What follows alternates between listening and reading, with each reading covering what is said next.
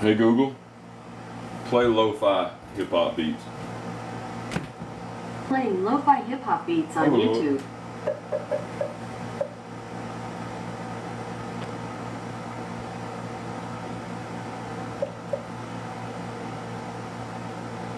Hey Google, play lo-fi grunge beats.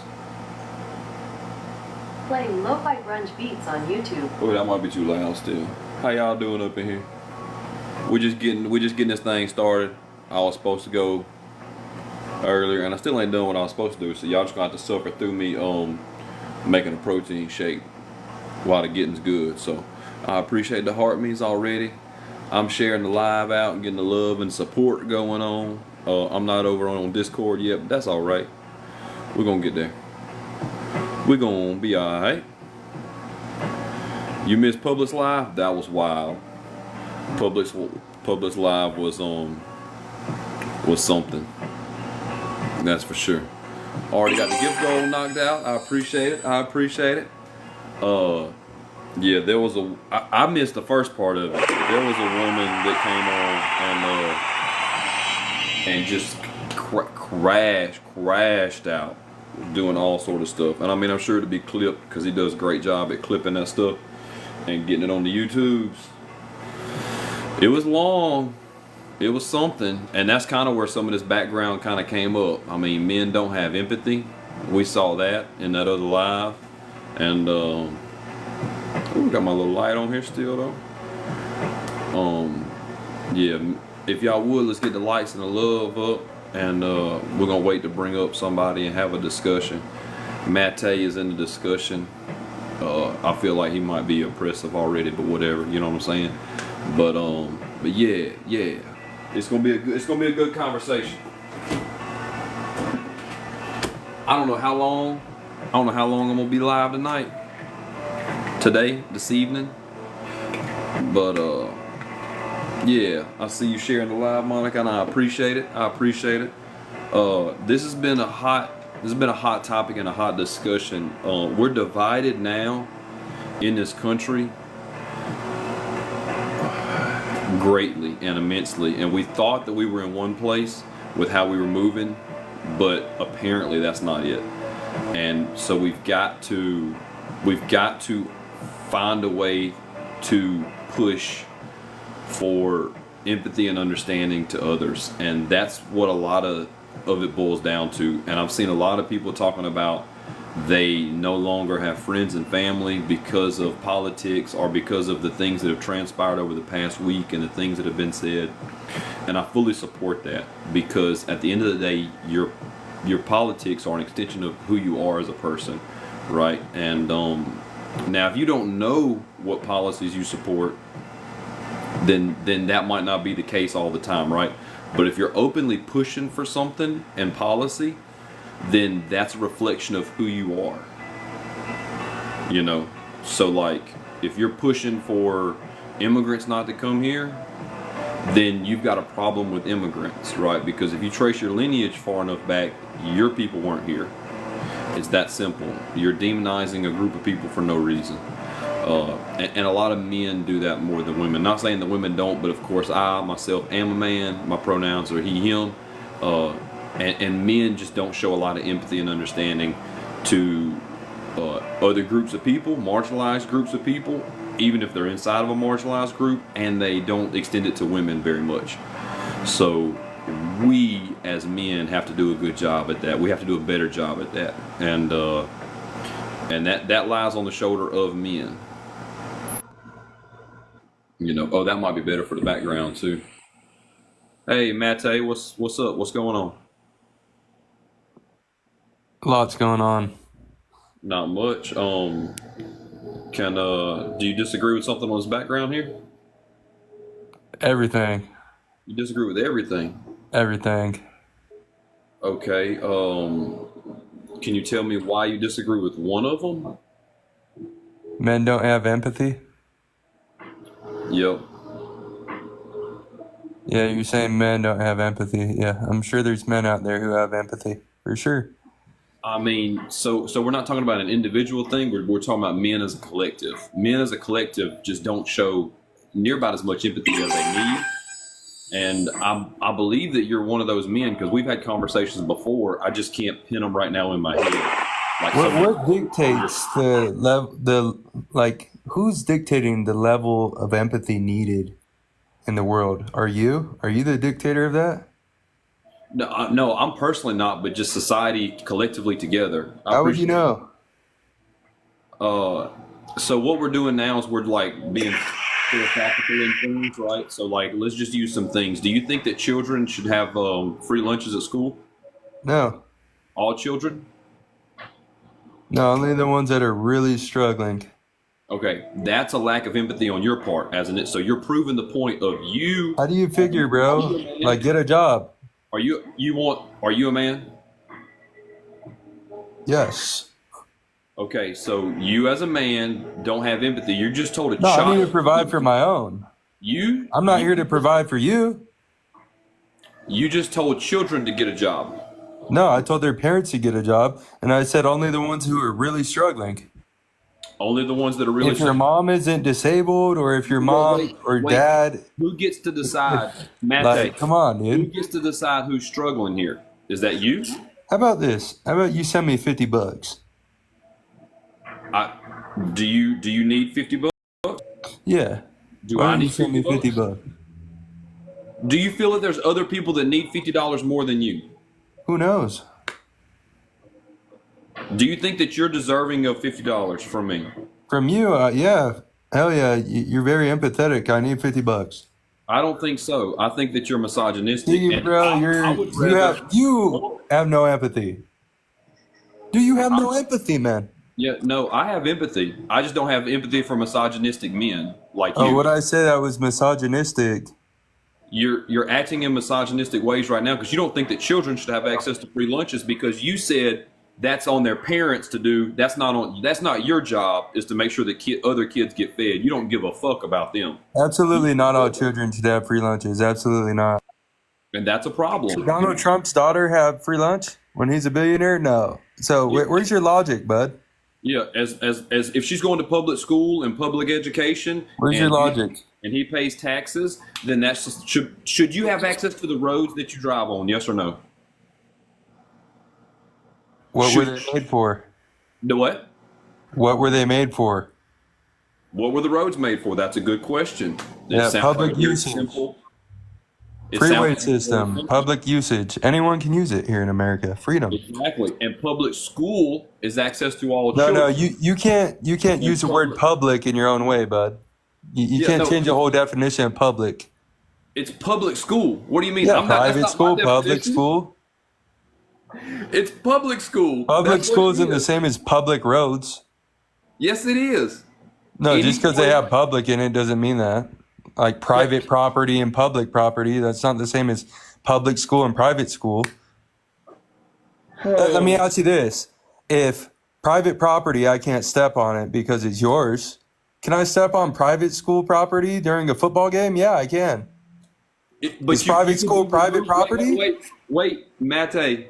You can be removed The fuck? for any reason because they have they have laws and they have ownership of said property. Now you can be removed from a public school football game because Yeah. you're breaking the law. But public school you have access to, everyone does, and that's the socialist mindset of the United States. The same way that you have access to the roads that we have outside. That's a public thing. That's what public means. You okay? just said you can get kicked off of both properties. I know, and for breaking the law, you're exactly right, and you can go to jail for breaking the law. And again, I know that you don't get this stuff. I understand. If there's Hey, anybody brother. Hey, brother. I know conversation, you don't get it. if there's anybody that actually wants to have a conversation about it, then we'll have it. But Not, Matt, you're not being logical, bud. That's all I gotta say. If you could have a logical conversation, we can talk. yeah, I'm very doubtful on that. But let's see what Rational has to say real quick. What's up, Rational? Hey, how's it going? Hey, doing all right? Do you disagree with anything on the background here? No, not particularly. I actually wanted to come up and say it is a skill issue to want there to be any degree of hardship in our population that can be avoided. to want that is a skill issue. You are setting yourself up to be. I didn't hear one word he said. Yeah, I think that he's breaking up just a little bit, but I think, and Rational, you can correct me if I'm wrong, but basically, if you're wanting anyone to have a hardship within inside of our current society, that is a you problem, and that's problematic with your behavior, and that's what you're asking. That's what you're saying. Thank you. Thank you. It sounds rational. Yeah, and all of the. What's that, Rational? You kind of losing out, but if there's, I should have put. Got real bad. Yeah, your service is kind of rough. But what's that, Rational? It's just stupid to want the environment you live in this case, our society, to be more harsh, less nurturing than possible. And it's completely stupid to leave something like the availability Why? of meals, people's ability to compete in a for survival market that is imposed through artificial scarcity. Exactly. You're communist, bro. You sound like you. Wait, define communism, Mate. Don't use terms that you don't know. Or I keep getting muted. You sound like you want handouts. That's what you sound like. Define communism. Yeah, communism, where everything's shared under government. Yeah, that's not the You definition. have no private property. Yeah, You want that's handouts. that's that in there. But do you know what socialism is or no? In my eyes, they're the same thing. Yeah, that you just don't know. Are you from Canada? Do you live in Canada? No. And I'm happy I'm not in Alabama right now. Tell you that. Alabama's happy you're not in Alabama too, okay? But whatever state that you are in, I'm sure is insufferable. To some- California. whoever's closest to you. It is California Democratic shithole. Yeah, I hear you, Hotshot. A, do you want to introduce yourself? Do you disagree with anything on his background? No, I just wanted to say that you have a really nice beard and it's nice coverage. Oh, well, I appreciate it. I grew this thing myself. No problem. That's all I wanted to say. Thank you. All right, have a good one. I'm gonna step you back down, but I appreciate you coming up. No problem. Bye-bye. I'll be performing my masculinity by cleaning my beard up sometimes. This dude Rational says he wants more nurture and less hard work. That's embarrassing. I want that too. Humans naturally do. Why would you want that? And the work we want to do doesn't need to be for everyday survival. We can provide that for ourselves as You a. need to get over yourselves and quit asking for handouts. You need to get up to where we are. I'm sorry. You're Yeah. the So, Galaxy drops. Anybody that's in the comments, I meant to put that on the background, I want handouts. but of course I didn't. So Mate, you're showing us in real time that men don't have empathy. Now we Yeah. appreciate you being the example in the case study Yeah. in this live right now, because you're definitely exerting very mannish behaviors of oppression in others, saying people are trying to get a handout and trying to say that you said you have empathy, and I'm going to be hard pressed to find it anywhere inside of your rhetoric. I can tell you that. I have empathy for Can the we people I talk love. about handouts and how Send me $50, bud. Kanye West got their PPP loans forgiven for $1 million? That was a handout of our tax money. Yeah. Excuse me, may you repeat that one more time? Tom Brady and Kanye West both got PPP loans for their company, $1 million each, and they You were know what a each PPP loan is? Yes, I'm in why finance, does a so I do know what billionaire that need a loan? is. Why does a billionaire need $1 million of our tax money? No, do you Why know what does a billionaire PPP need loan $1 million is? of our tax money? Why does All a right, so- billionaire need $1 million of our tax money? Okay, Why? a triple P Why? loan is a prepayment penalty. Talk about that handout. No, talk about that handout. Okay. Why does a billionaire need $1 million of middle class tax money? All right, so I'm gonna respond to you. So a PPP loan is a prepayment penalty loan. That means if you pay your loan back too fast, It was never you get a paid back. penalty It was on it forgiven. because the It bank was forgiven. didn't It want was to let never you pay paid your back. It interest. was forgiven. Yeah. It but was listen- never paid back. It was forgiven. Prepayment penalty. You don't That need means to you forgive paid a your loan. loan Wait, and wait, your wait, interest wait, before let's- what they wanted. It was So the never bank paid back. didn't make as much It on was interest. never paid back. There's no need to forgive a loan that's never you been serious? paid. That's been paid back. You're not making sense. Look, hey, let's be a little right. But at the end of the day, I mean, Mate, look, I don't know if you're in finance or not. I know that you're problematic. So, I mean, I would hate for a woman to be trying to do anything with inside of you as far as the job goes. That would suck. Inside of me. Huh? Yeah. That How's would that suck. work? Yeah, that's crazy. But I How's just that work? a more cheesy. What's up, man? Hey, what's going on? Do you disagree with anything on this background? Not really, but I think there's definitely like reasons for it. Okay, there's reason for For I guess like men not displaying empathy or men don't know what like manhood means. Prepayment penalty, dumb bitch. Jesus. So do you want to use derogatory language like the B word, Mate, to define? Yeah, freedom of speech. What are you gonna do? It sounds like someone is worried that their coping mechanism under capitalism is irrelevant. Yeah. What's Just up, go Al? move to China. Just go move to China. You go move to China. I saw this guy in another live, bro. Yeah. Yeah, he's not a friendly person. Why would I? Well, I know. And so look, I'm gonna exercise my freedom of speech right quick. He's been up here long enough. He always comes up here right at the beginning and gets the good argument started, and then we talk about like real things after that, right? Real things. Yeah. It's because it sounds like Marchese. It sounds like you want to have a real conversation, yeah. Yeah, I do. I was just it's funny because like I just watched like a couple of videos on TikTok and it kind of, I guess this one lady was like, why do these young men think that, you know, the right cares about like their feelings and stuff? And I guess that kind of just goes into like the manhood topic because you see these conservative values that the men try to uphold, and it's, you know, it's just like the family man, the hardworking man.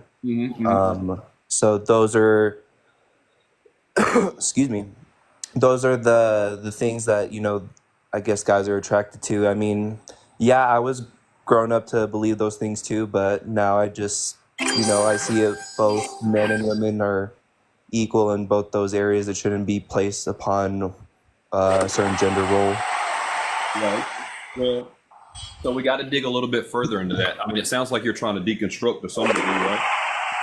Yeah, I guess so. Yeah, would be a good Yeah. explanation. So a little bit of that though is like we have to take one step further because on paperwork right now we have equality in between the sexes, but in actuality and how the world works, we don't. Yeah, no, I agree.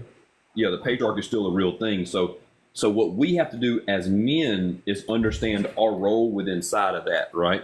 So like we have to call out bad behavior. We have to.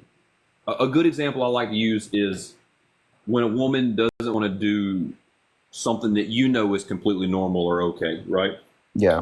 So like a good example is I was and it's easy to use examples of dating in this scenario because you are close to proximity to this person, but this should extend into all facets of life.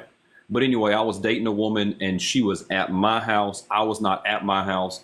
And the gas meter guy came by to check the gas meter, which was on the back porch. So there was a grown man on the back porch in the middle of the day, and she was at a house. You know, she had been there a couple times, yada yada. But like she felt very unsafe and unsecure in her surroundings. She called me and asked me. She was video FaceTiming me, and I was like, "Yeah, that's just the gas guy. It's no big deal, you know." But she was frantic about it, and in that moment, she called me for comfort, understanding, and I brushed it off as it was just the gas guy. Like, it's not that big of a deal. Don't worry about it. Yeah. You know, I was 26 or 27 at the time. And when I got home, she was in tears. She was concerned for her safety, which is a valid, like, we know this is a valid thing because we see the harmful things that happen inside the world. At that time, I didn't do a good job of understanding where she was and extending grace and comfort to her. that's my job specifically at the time, is to go that extra mile and that extra step and make sure that we are validating feelings. Yeah. We are extending the olive branch as men that are trying to deconstruct inside society, because if we don't do that, that's where we get off track in trying to break down and deconstruct the patriarchy. I never feel that way. So therefore, I don't know how it feels, but I can still have empathy for the person that feels that way. Yeah. Because I Yeah. mean, you can look at it like, well, I'm a dude and another dude is going to try to challenge me, but because, you know, I may look, you know, stronger in a sense that he probably won't actually do anything about it. Whereas like women, you know, they're always seen as like, you know, weaker or just not like intimidating.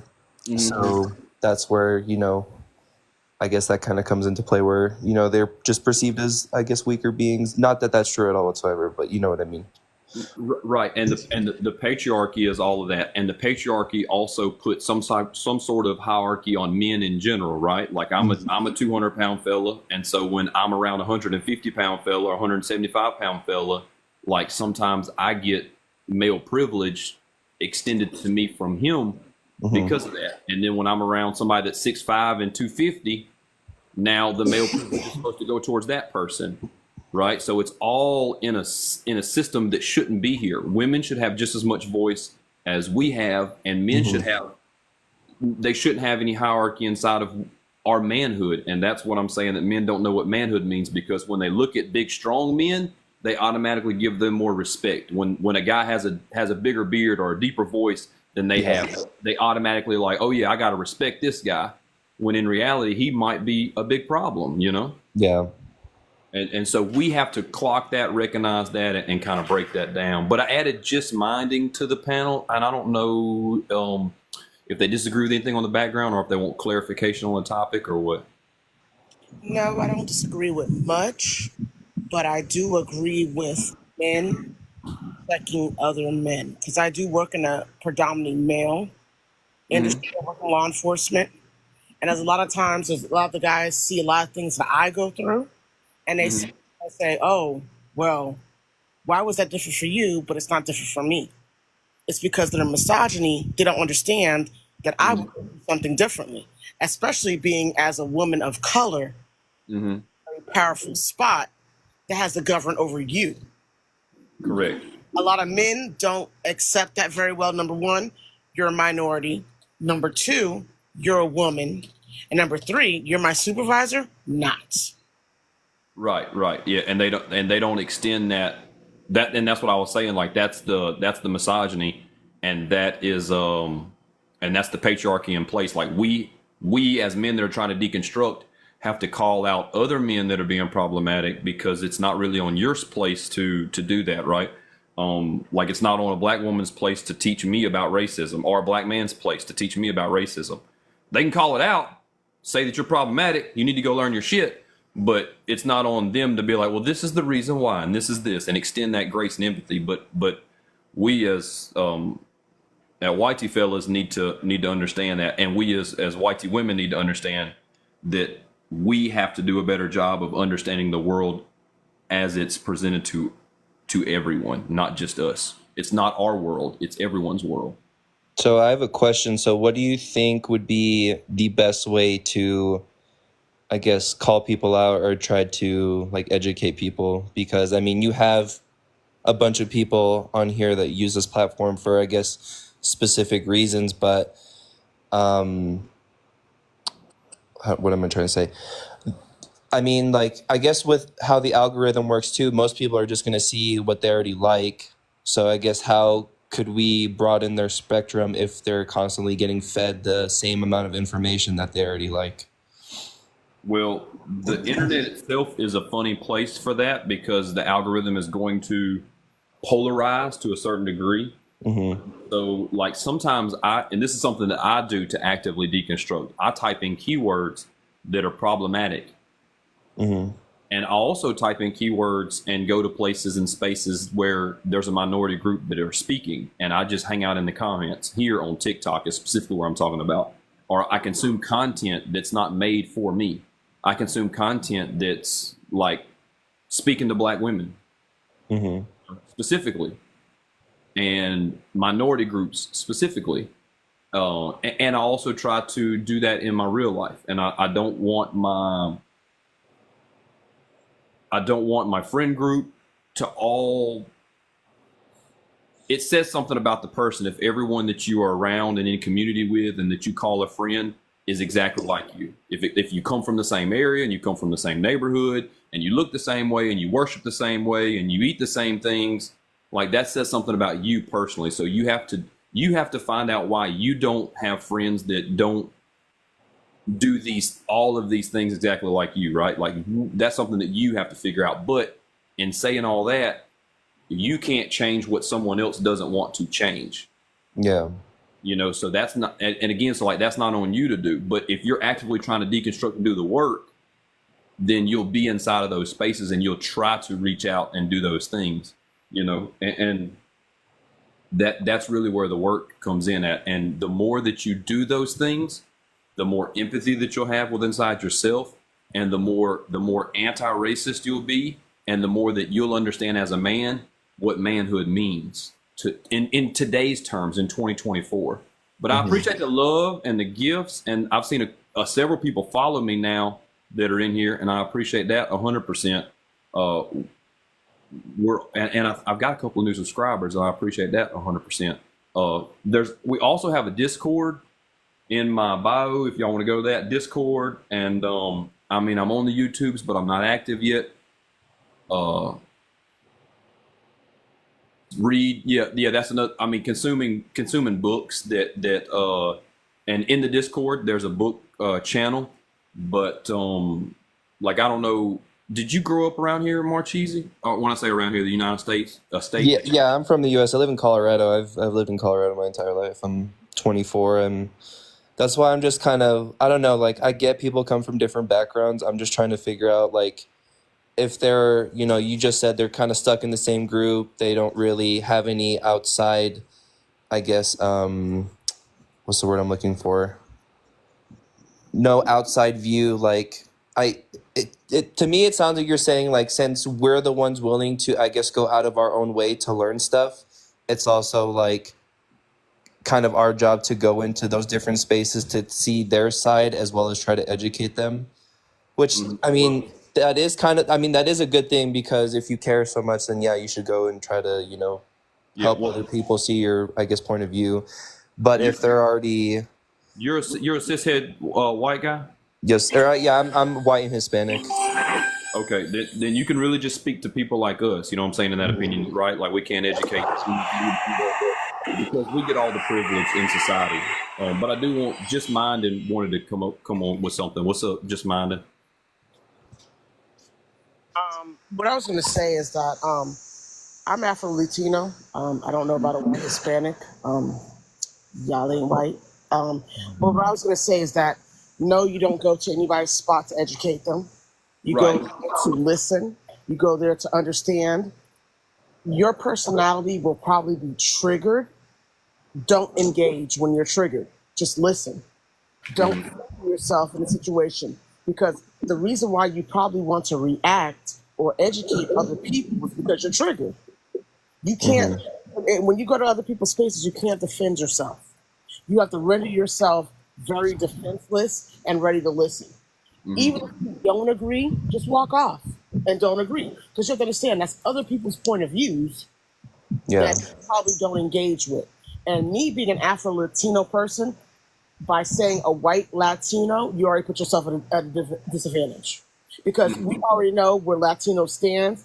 They're indigenous, they're Afro, and a lot of them don't like each other. So if you purposely say white Latino, you're doing that for a reason. So I can let you know, going into spaces, that's going to be looked at negative. So just fall back, stay in the comments. Listen. If you get triggered, write down why you're triggered, and you got to have to investigate that on your own. Because those people should not have to do the work for you. They should have to prove nothing to you. They should have to answer no questions to you, and they should have to educate you. And you can't bring nothing to them to educate them on. So once you understand that, that's called centering yourself. You'll be able to understand and absorb a conversation. Yep. So, and I don't know if you specifically meant Marchese to go into panels and stuff that were like being problematic out of spaces of whitey people, because like I do that, like I push back on the system in that manner. But I've never go into Go in there, baby. No. hold on, you ain't muted. But I would never go into like a black woman space and be like, actually, No. Yeah. I don't. No, I wouldn't do that. I just mean like, I guess for an example, with all like the like presidential debates and stuff, and everybody's trying to convince each other why their side is more right than the other, and just displaying their views and why each group's views are better than the other.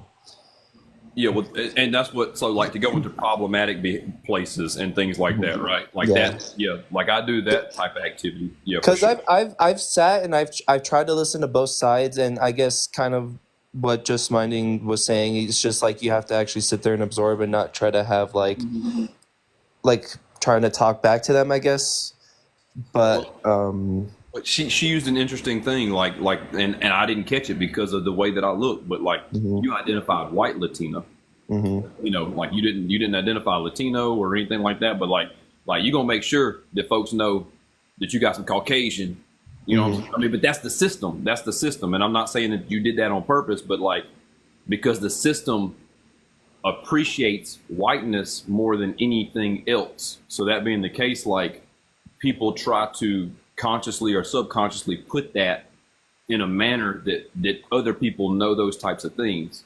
And that in itself is a problem, and we got to try to break that down because it shouldn't matter. It does matter right now, but we have to try to break that down because that's problematic. You know what I mean? Like we're from ethnic backgrounds and cultural backgrounds and all that type of stuff, and when the current system that we have tries to separate people and belittle them and other them and make some feel smaller than others.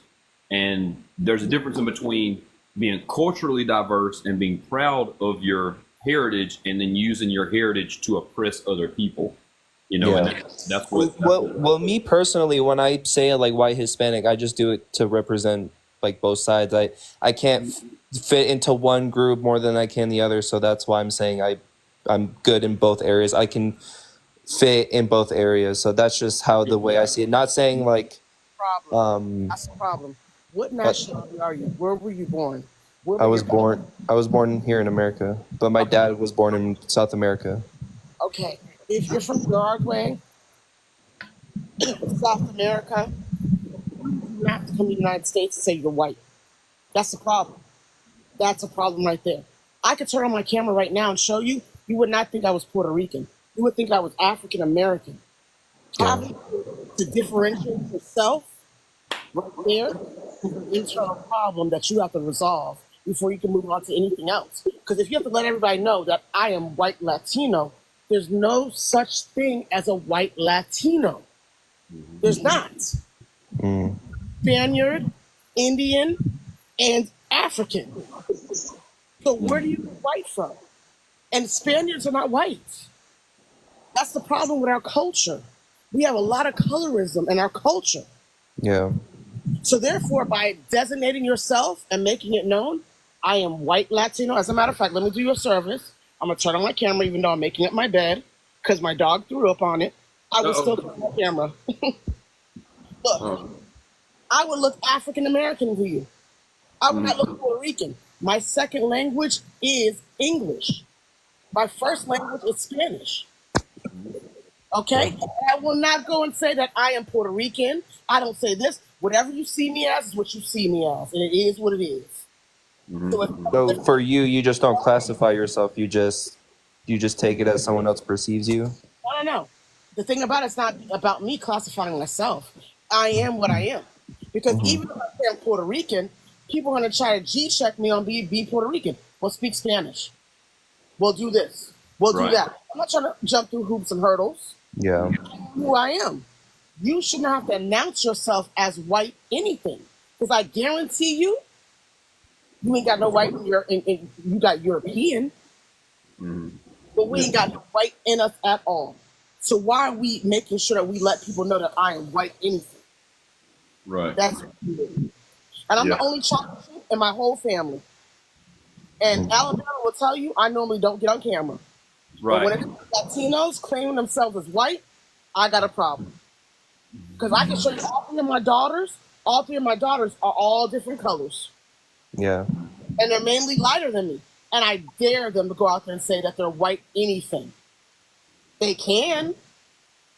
And they'll do that to go to gain privilege.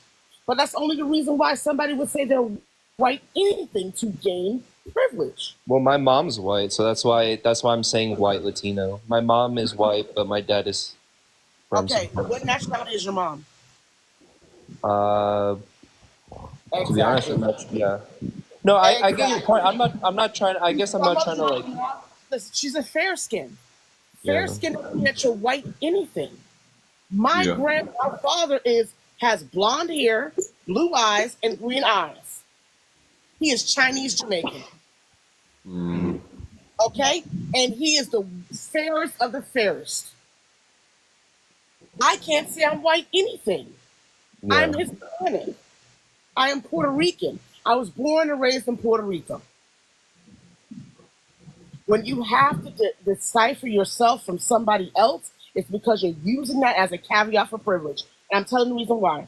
I was raised in Miami, Florida, around a whole lot of Cubans. And my grandmother used to say, Melissa, make sure you speak your Spanish so they know you're not African American. Mm-hmm. I have Right. colorist grandparents. I have colorist parents. So I'm used to that. So I went to a Catholic school where there was all Caucasian people. But guess what? When it's time to send us back, we're all Hispanic. Yeah. Yeah. When it's time to cross that border, we're all Hispanic. We're not white Hispanic. We're not black Hispanic. We're Hispanic. Goodbye. And he even talked badly about Puerto Ricans who are United States citizens. Yeah. So you should already feel some type of way when you want to claim something you're not. It's weird. Yeah. Yeah. I like I said. Now saying all that to say this, Marchese, there's a lot of context and words can be weaponized, and like I know I'm not the best at it because of the privilege that I've had going through life. You know what I mean? But you're taking all of this conversation like a champ and listening and understanding, and I actually want to invite you back to when we have like a men's only panel and just try to break down and deconstruct some stuff. You know what I'm saying? Because like at the end of the day, we as men need to do a lot more work than any group of people. Yeah. I mean, if you identify as a man and society deems you as a man, or you perform as a man, like we got a lot of work to do, and I like to hold space for men that want to do the work. You know what I'm saying? Yeah. I mean, the way I see it right now, especially with, I guess, like a topic right now is just like, women doing like the 4B movement. And like, I completely agree. Women should have like total autonomy over everything. They should be able to do whatever the fuck they want because we have no say in it as men. So I feel like me personally, I would just like to talk to other guys to see, I guess, what their perspective is on it. And if they are, I guess I would deem or call them like closed-minded individuals. Why do they have their belief system like that? Is it because of their background? Is it because of this X, Y, Z? Just so I can get a better understanding and to, I guess, like you said, have like conversations about it. Right, for sure. We got to break down a lot. At the end of the day, we just do. I do want to ask somebody else on the panel. Rational ain't spoken a while, but Jennifer's not spoke at all. Do you want to add to this topic, Jennifer? Yeah, I was just waiting my turn. So I didn't want to interrupt nobody. You're But good. I agree with your background 100%. Thank you. Like for the first one, all right, give you an idea, okay?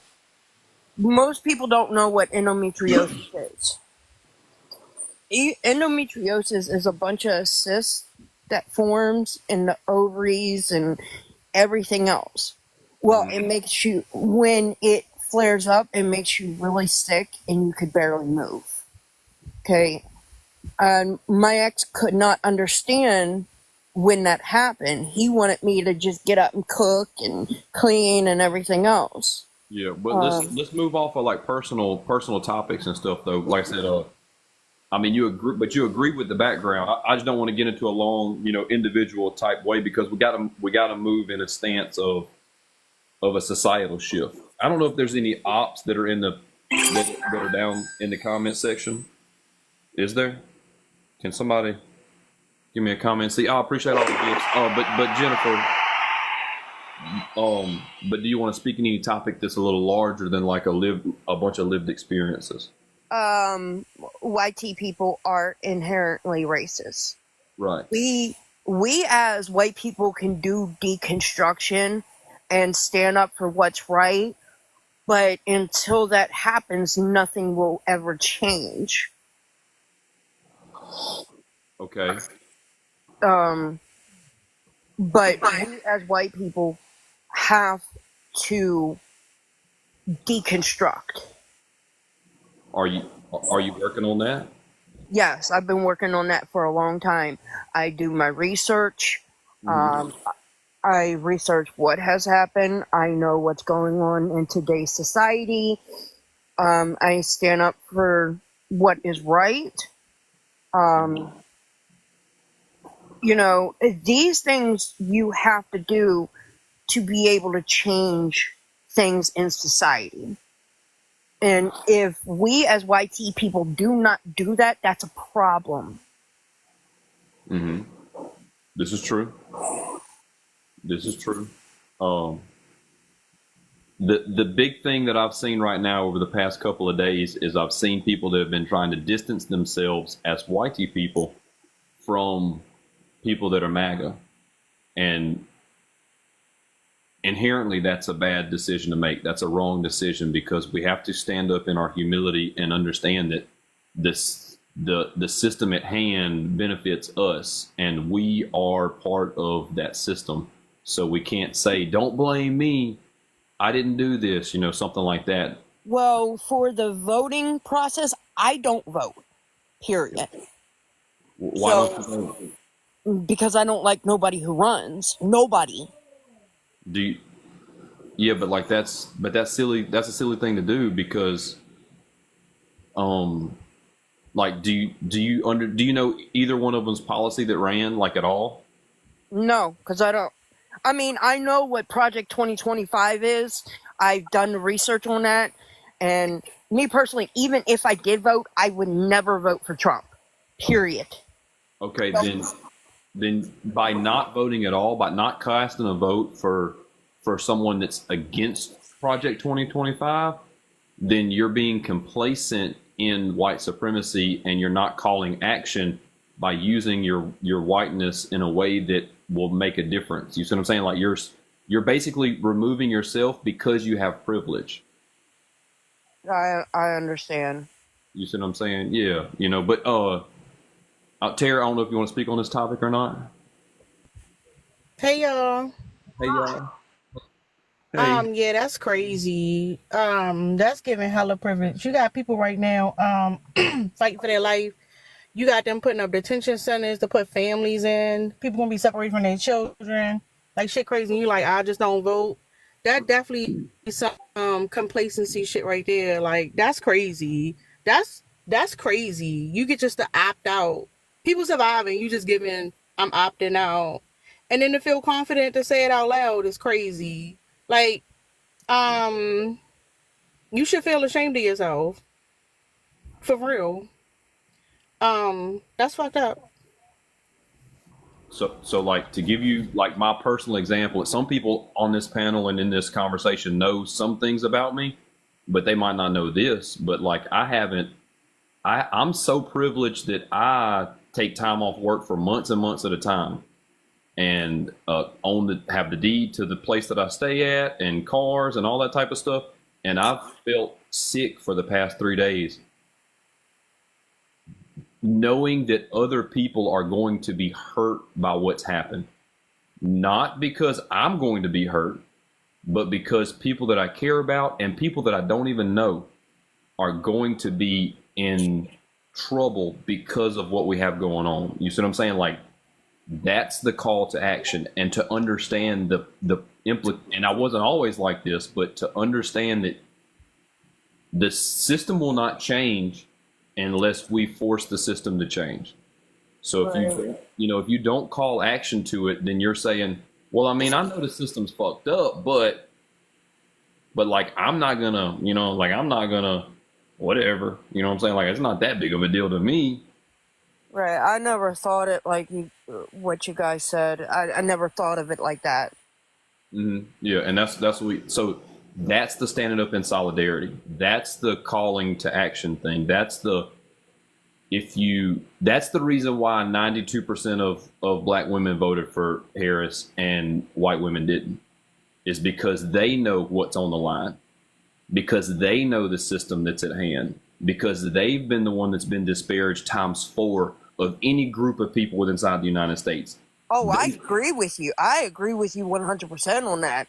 But you don't feel it because you didn't do anything, and you're not doing anything. And we're talking about just a vote, but in reality, it's not just a vote. It's an everyday call to action to make sure that you aren't being part of the problem. To make sure that you're not being an agent despairing other people as a white woman. Like, that's the thing. It's if you agree with it, you're not living like you agree with what I'm saying. You know what I'm saying? Right. And that's what we have to do a better job of as white people. Our privilege extends a lot further than we understand it to be. Yeah. And I mean, I'm not going to deny the fact that I still need to work on some things. I agree with that because the system in place. And I have been doing deconstruction. When it comes to politics, I just never thought of it like the way you guys were saying. So,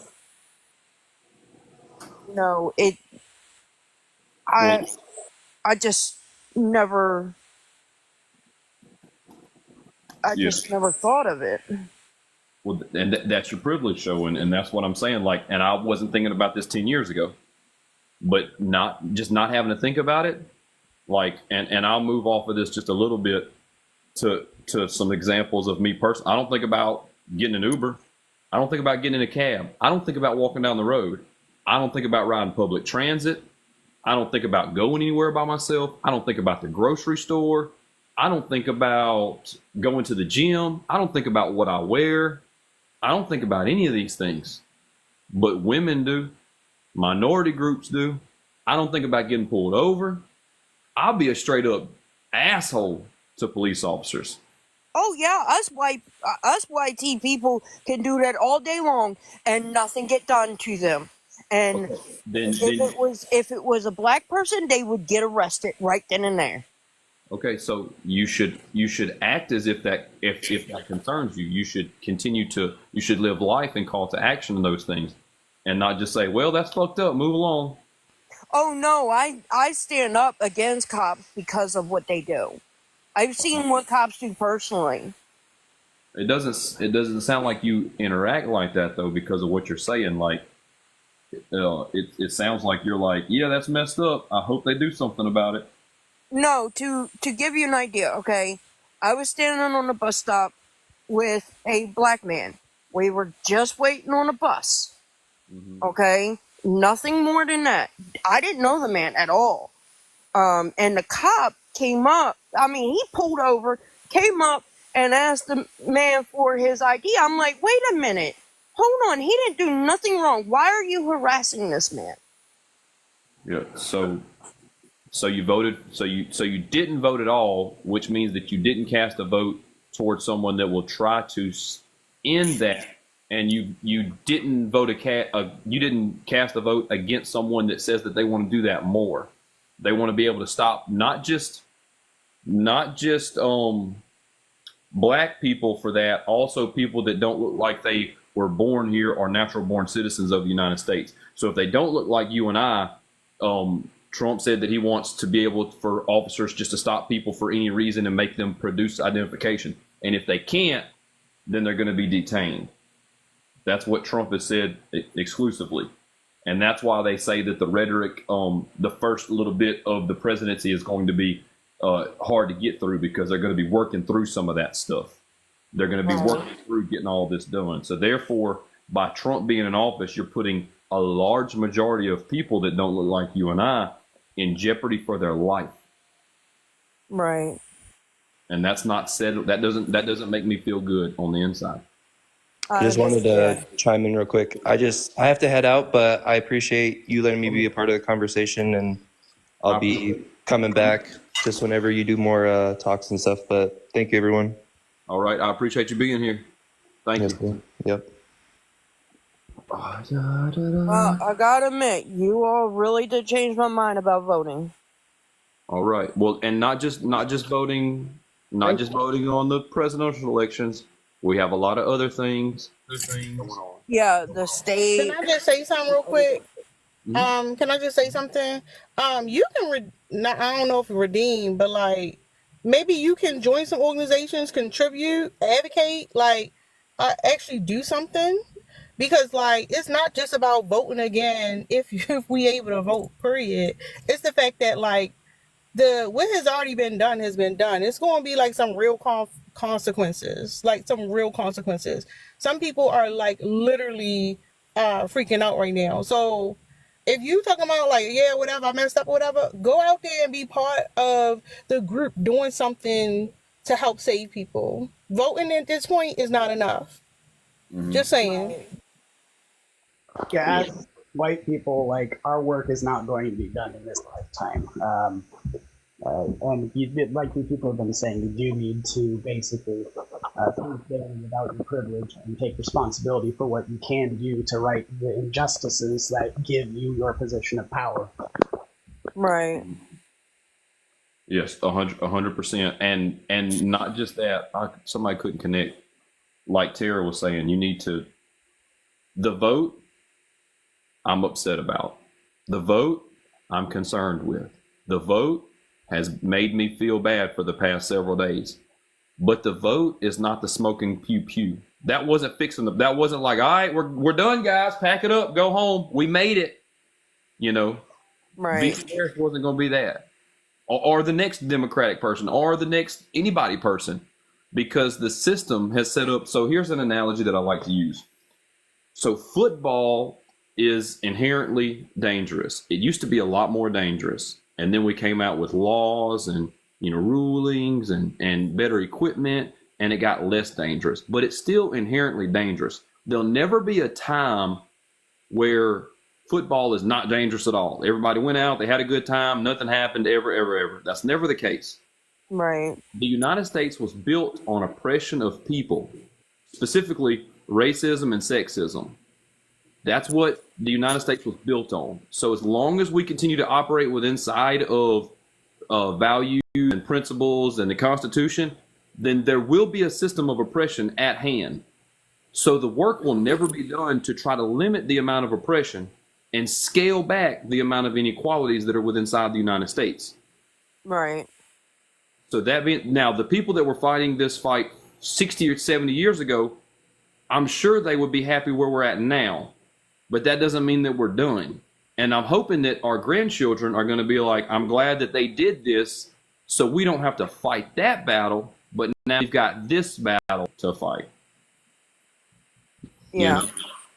I understand what you're saying. Gotcha. If there's any ops or anybody that's being problematic in the thing, we got 150 people in here, but I guess everybody just going to be friends. We just up here chilling, though. Let's put a chili pepper out there.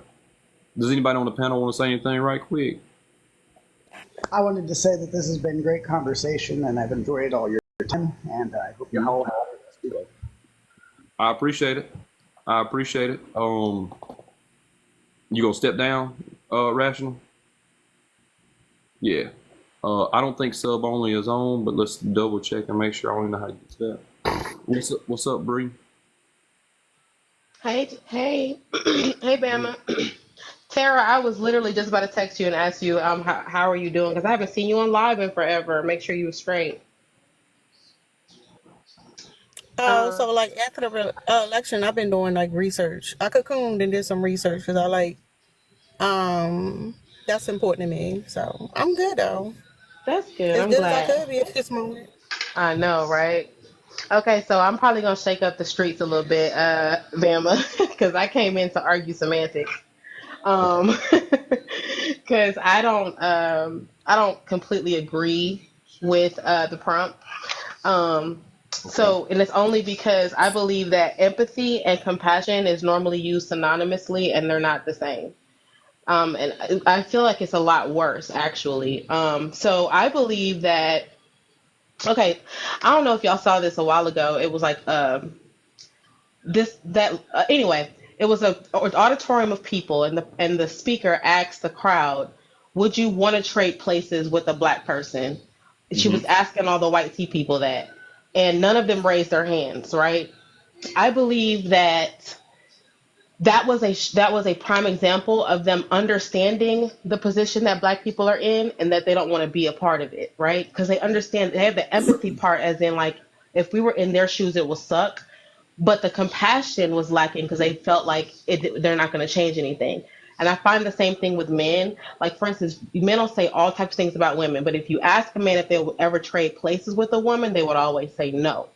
And the reason why is because they know that women are in bad positions and that it's hard to be a woman, but they don't show compassion toward it. Like, a lot of men, like, I really believe that they know that our periods are bad. They just don't want to do the work to actually help with it. Do you get what I'm saying? So the reason why I'm coming up to say that is because it's even worse when you think of it that way, because it's like, like I think a lot of these men are not dumb. They know what it is. And I think that, I'm saying all this to say there are a lot of men who will say, I am empathetic because I do understand a person's plight. But we're not actually speaking to empathy, we're speaking to compassion, and there is a difference. Hmm. So that's why I came up here to say, because I feel like what we should be asking is why not compassion? Because again, like, they know that this shit is fucked up. I think that in fact, it's the cruelty is the point. When we saw Roe v. Wade overturned, when we saw all of these things happen, like, men were like, "Shoot, that's messed up, but it ain't my problem." That's lack of compassion, not empathy. Do you get what I'm saying, Jeff? Yeah. I see what you're saying, and basically, so to sum that up, your empathy versus compassion is empathy is feeling, and compassion is action. Yes, because Yeah, this is the so thing. Go ahead, Tara. I was gonna say, the thing about empathy is being able to see something from somebody else's perspective, to be in their own shoes. And I do think that's a misconception we have, to think that empathy is always like this, oh, I can see like the horrible thing you're going through or whatever. But sometimes empathy can be more sinister than that. It just means you can take on another person's perspective. Only thing I would say is, men do have a hard time seeing women outside of themselves. They like, I don't think it's necessarily that they see us as somebody who like they understand our plight. I think it's more that they know that they use us. They know like the position that we play. But for us seeing us as people, seeing us as our experiences outside of themselves, I do think they're lacking and they don't have that ability. Yeah, I mean, I totally agree. I had a thought. Yeah, I lost it. Come back to me. But yeah, no, I totally agree, Sarah. Um, okay, Jennifer, I appreciate you coming up. What's up as we ride? What's good, Alabama? Ain't much to it. Do you disagree with this background? I'm just confused by it, to be honest with you. I can elaborate if you care for me to. Yeah, elaborate if you can. Right. So, personally, I don't think anyone really knows what manhood is, neither men nor girls. Every time I hear someone give their own definition, even if it's the dictionary one, it's their own. You know what I mean? So it's based on their own experiences. It's based on something. Did you say men or girls? No, men or girls. Yeah, men or girls. Who is that? Oh, what do you mean? Who's girls? Men or girls. Like, I don't think anybody, not just men, but anybody knows what manhood really is. And to be honest, I don't know why we care so much. I don't think he catch it. I don't think he realized what he's saying. No, he's not. I just want him to keep Men, repeating it until he men and understands. girls, sir. Men and Well, girls, I was sir. just, What I are was men and girls responding. doing together? Oh, I'm sorry? What What are are men men and and girls girls? doing? Well, I was referring to men don't know what manhood means. What? No, no, What? no. You missing it. What Yeah. are So men and girls? So if I see a man and a girl, what dynamic are you talking about? Like a father and daughter? Like men and girls? I'm describing people who, I guess know Yeah, what you talking about manhood an means. adult and a child. What are we talking about? We talking about an adult man and a child? What's happening right now? So are you referring to the dynamics between a guy and a girl talking about manhood? I'm confused. You're No. referring no. Oh my god. Yeah, We're no, talking they're about the referring to the dynamic. fact that you're infantilizing women. So Yeah. that's Okay. basically what it is. He's not going to be able to get that either, though. But like as we write, we're talking about you using the terminology "girl" to refer to a collective of women together. Okay. Did I spoke? Yeah, because girls are children. Okay. So woman. Yeah, but do you understand that? Like, do you understand like that language is like that language doesn't have empathy in it as a man? Because you denounce like there's grown women on the panel here, and you basically refer to them as girls. Well, I didn't mean it as in like I guess a patronizing or a, lessening way. I just But it said was girls as in. subconscious. Like you just meant it. Like you meant it because you believe deep down in your heart, like you've been socially conditioned through the patriarchy to know that grown women you can just refer to them as girls, as in less than men. Men and girls. Well, that's not what I meant by it. But if you want to categorize it like that, then by all means. But that's how it was received. You see what I'm saying? Like it's almost like when people say racist comments, like I didn't mean it racist, but it was still racist. You know what I mean? It was still racist, still problematic. Like when a man says to a black woman, "You're pretty," for a black woman, that's racist as fuck. Do you think that or not? Yeah. Okay. So when you tell that same grown woman like, "Hey girl, what's up?" That's disrespectful as fuck, right? Okay. Does that make sense? Yeah, I mean if you see it that way. No, not if I see it that way. That's the way that it is. We got to get Well, past so that. That's the way okay. it is. When I use words, mind you, I don't know you, you don't know me, right? So I understand how it's perceived, but knowing me, I don't mean anything towards it. I just like, for instance, if I were to refer to men as men, I can also refer to them as boys. I also don't mean anything by that either. But you Well, chose here's not the to. thing. As we ride, here's the thing. Okay, what we're trying to get you to understand is a systematic thing, right? You're not the first person to say that. It's just tending to say, "Oh, men and females, men and girls," instead of men and women. Right there in your language is saying that you have internalized some biases. It's just not. Don't you have to go and say, "I'm not that guy. I'm one of the good ones." Like this effect of their damn. Like the way I talk is even in it. Like and that's the part. It's not a defensive thing. It's just stating what the facts are. The fact that it's so casually, you could say men and girls, and then even after we give you the correction, you couldn't wrap your mind around it. Like just take the constructive Okay, so criticism. I get what you guys are saying, but are we going to focus on these semantics, or did you want to focus on the prompts? That's the point. Is it's not semantics. It's not like, oh, okay, tomatoes, potatoes, French fries. It's like your wording is harmful to society because you're using it to uphold the patriarchy. And you, as a man, lack the empathy to understand that you're part of the problem. And if you knew what manhood means, you would be able to take this constructive criticism from black women that have been oppressed systemically for hundreds of years within inside the society and be like, you are right. I need to sit with this. I need to understand. I need to get better at the way that I use my words so I'm not part of the problem. And you're like, it's not that big of a deal, people. Can we move past this shit? So I can think of a million. You mumbled up. Okay. I can think of a million different things that are a bigger problem than saying the word girl versus woman, regardless of how you perceive it. You know, Okay, if you want to okay, so let's say that you're right. If it's a million other things that are more serious than actually calling women women and not girls, then why are we having a conversation about it? If it's so small, just be like, "Oh, okay, thanks for that," and then continue your sentence. But the I fact that kind you're of trying did. to defend, no, you're not. The reality of it is, if you're saying that it's not a big deal, then it should just be easy for you to take the criticism and move on. But if Uh, you're defending it, that means that you want to hold true to it because it's big to you. So don't gaslight us into believing that you don't believe that it's a big deal because you're defending it. Don't defend it if it's not a big deal.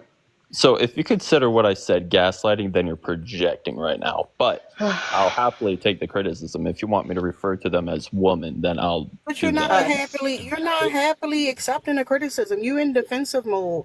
You and then you Yes. start talking about you as a person, like I'm not that guy if you know me. Like that's the same thing about somebody saying, oh, I'm not racist, I got black friends. Like we don't need to know you. We just saying from your language, you definitely have some patriarchal thinking. And it's instead of you saying like, damn, I didn't realize that. Now you want to go in defensive mode because your ego is bruised, which is wild because it's like you're talking about people's actual experiences compared to somebody's ego, and that's fucking crazy that that's the world we live in because it makes no fucking sense. Just take the criticism and shut up with all the back and forth. It don't make sense. You fucked up. You shouldn't have said it. Now you realize, damn, that's some fucked up shit to say. Just stop saying it. Why are we going back and forth? I know bigger issues. You don't get to tell people what's a bigger issue to them. Like if we were talking about your topic and we talking about something you were referring to, then yeah, you could be like, all right, that wasn't that big of an issue. But you can't tell that to another person. Like, get out your fucking, like, sir, you are not perfection. You are a flawed human being. Like, you're Never going to said make I was mistakes. What the fuck is it? No, hold up, pause real quick. Because I don't understand this infatuation, like, oh, no, I can never say that. I'm not that guy. You're capable of doing some fucked up shit. You are capable of doing some fucked up shit. Yeah. Yeah. No, I never said I was a good person either. You're trying to say that you are though, like the like, and again, you're not accepting the criticism. You're saying that you are, and then you're like, okay, if y'all think that, then okay, let's move So on. the problem with your criticism is you're using it to exude power over an argument that isn't there. I'm focusing on the prompt. You're focusing on semantics. I'm focusing on proving the They're prompt to focusing on you. semantics that you try and downplay as something else when in reality it's just, you know, a misspoke, which I've already clarified. You know what's That's already funny, taken Jeff? accountability. You want to know what's hilarious is that as soon as we get over this conversation and he gets back to his original point, he's going to argue semantics on your topic. How much you want to bet? That so I don't understand why you feel like us having this conversation is like me is menial when I know that when we get past it, you're going to argue semantics on your end as well because you just came up and said I don't understand it, which means most likely it's a word in here that you don't agree with, and we're going to end up arguing semantics anyways. This is the thing. It's not just about the language, it's the comparison. You said men and girls. You adultified males and you infantilized females in that sentence, and that's what we're trying to talk to you about. And so instead of you just taking it for what it is and moving on to your other point, which again I know is going to be semantics, you want to hold true and then make it seem like it's a power struggle when it isn't. Just move on and get to your what you came up I've here already for. moved on at least 5 minutes ago. You haven't accepted what we've said though. You just want to move on, and that's It's perfectly within my right to, just as your criticism is, right? You're exactly. I mean, we're both right. men You're here. We perfectly can within your right to take that as a continue ground to- of fact. You're perfectly within your right to keep exercising your misogynistic and problematic behavior. You're exactly right. Now I feel like you do. Oh, it's a galaxy to drop. I forgot to put that on the background. I don't know who muted you, but yeah, it's your right to stay or go or whatever else, right? But I'm gonna call problematic behavior out. That's what I'm gonna do. I was not, and then I was like, nah, we should go ahead and see it because that's something that I do on my live all the time. I do that all the time. This ain't my first rodeo calling out problematic behavior like that. But as you're muted, curiosity, I added you to the conversation. Do you disagree with this anything on this background? Yes, I disagree with men not having empathy. Okay, why is that? Are you a man? That white people are inherently racist. Could I ask you what your ethnic background is? What your race is? I'm sorry. African American. Are you a man or a woman? Man. Cool. So which one do you want to discuss? Do you want to discuss men not having empathy, or I don't agree with that. but you do agree with people are inherently racist?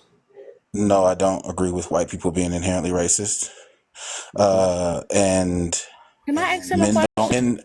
men don't know what manhood means. Well, let's don't even get to that. I don't completely agree with that. Yeah, but So, can I ask Curiosity a question? Mhm. Curiosity, I believe you, sir. You definitely sound like you got empathy.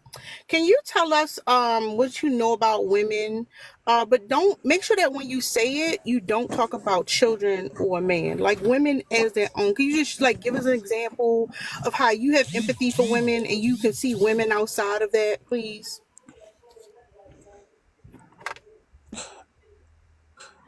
Me having say that again. Sorry, ask that again. I want you to tell us So what you know about women, but make sure when you tell us, you don't talk about anything that's attached to children or man. We're listening. Show us, prove the host wrong. Because I know you got empathy, sir. Go ahead. I guess women are their own people. They exist. I don't know. I can't make any claims to women because women kind of get to determine that for themselves. I can't really determine what a woman is or isn't. I just know of women, but I can't really tell them what they can and can't be. No, we not. And I wasn't saying what women. I said what you know about. We're losing you, Tara.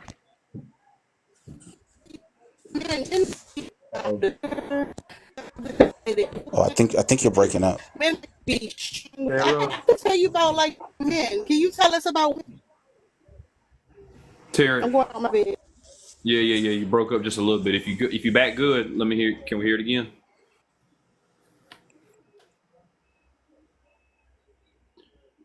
Yeah, that was a very. I'm in my car. Can you hear me? That's a little better. It's a little more better.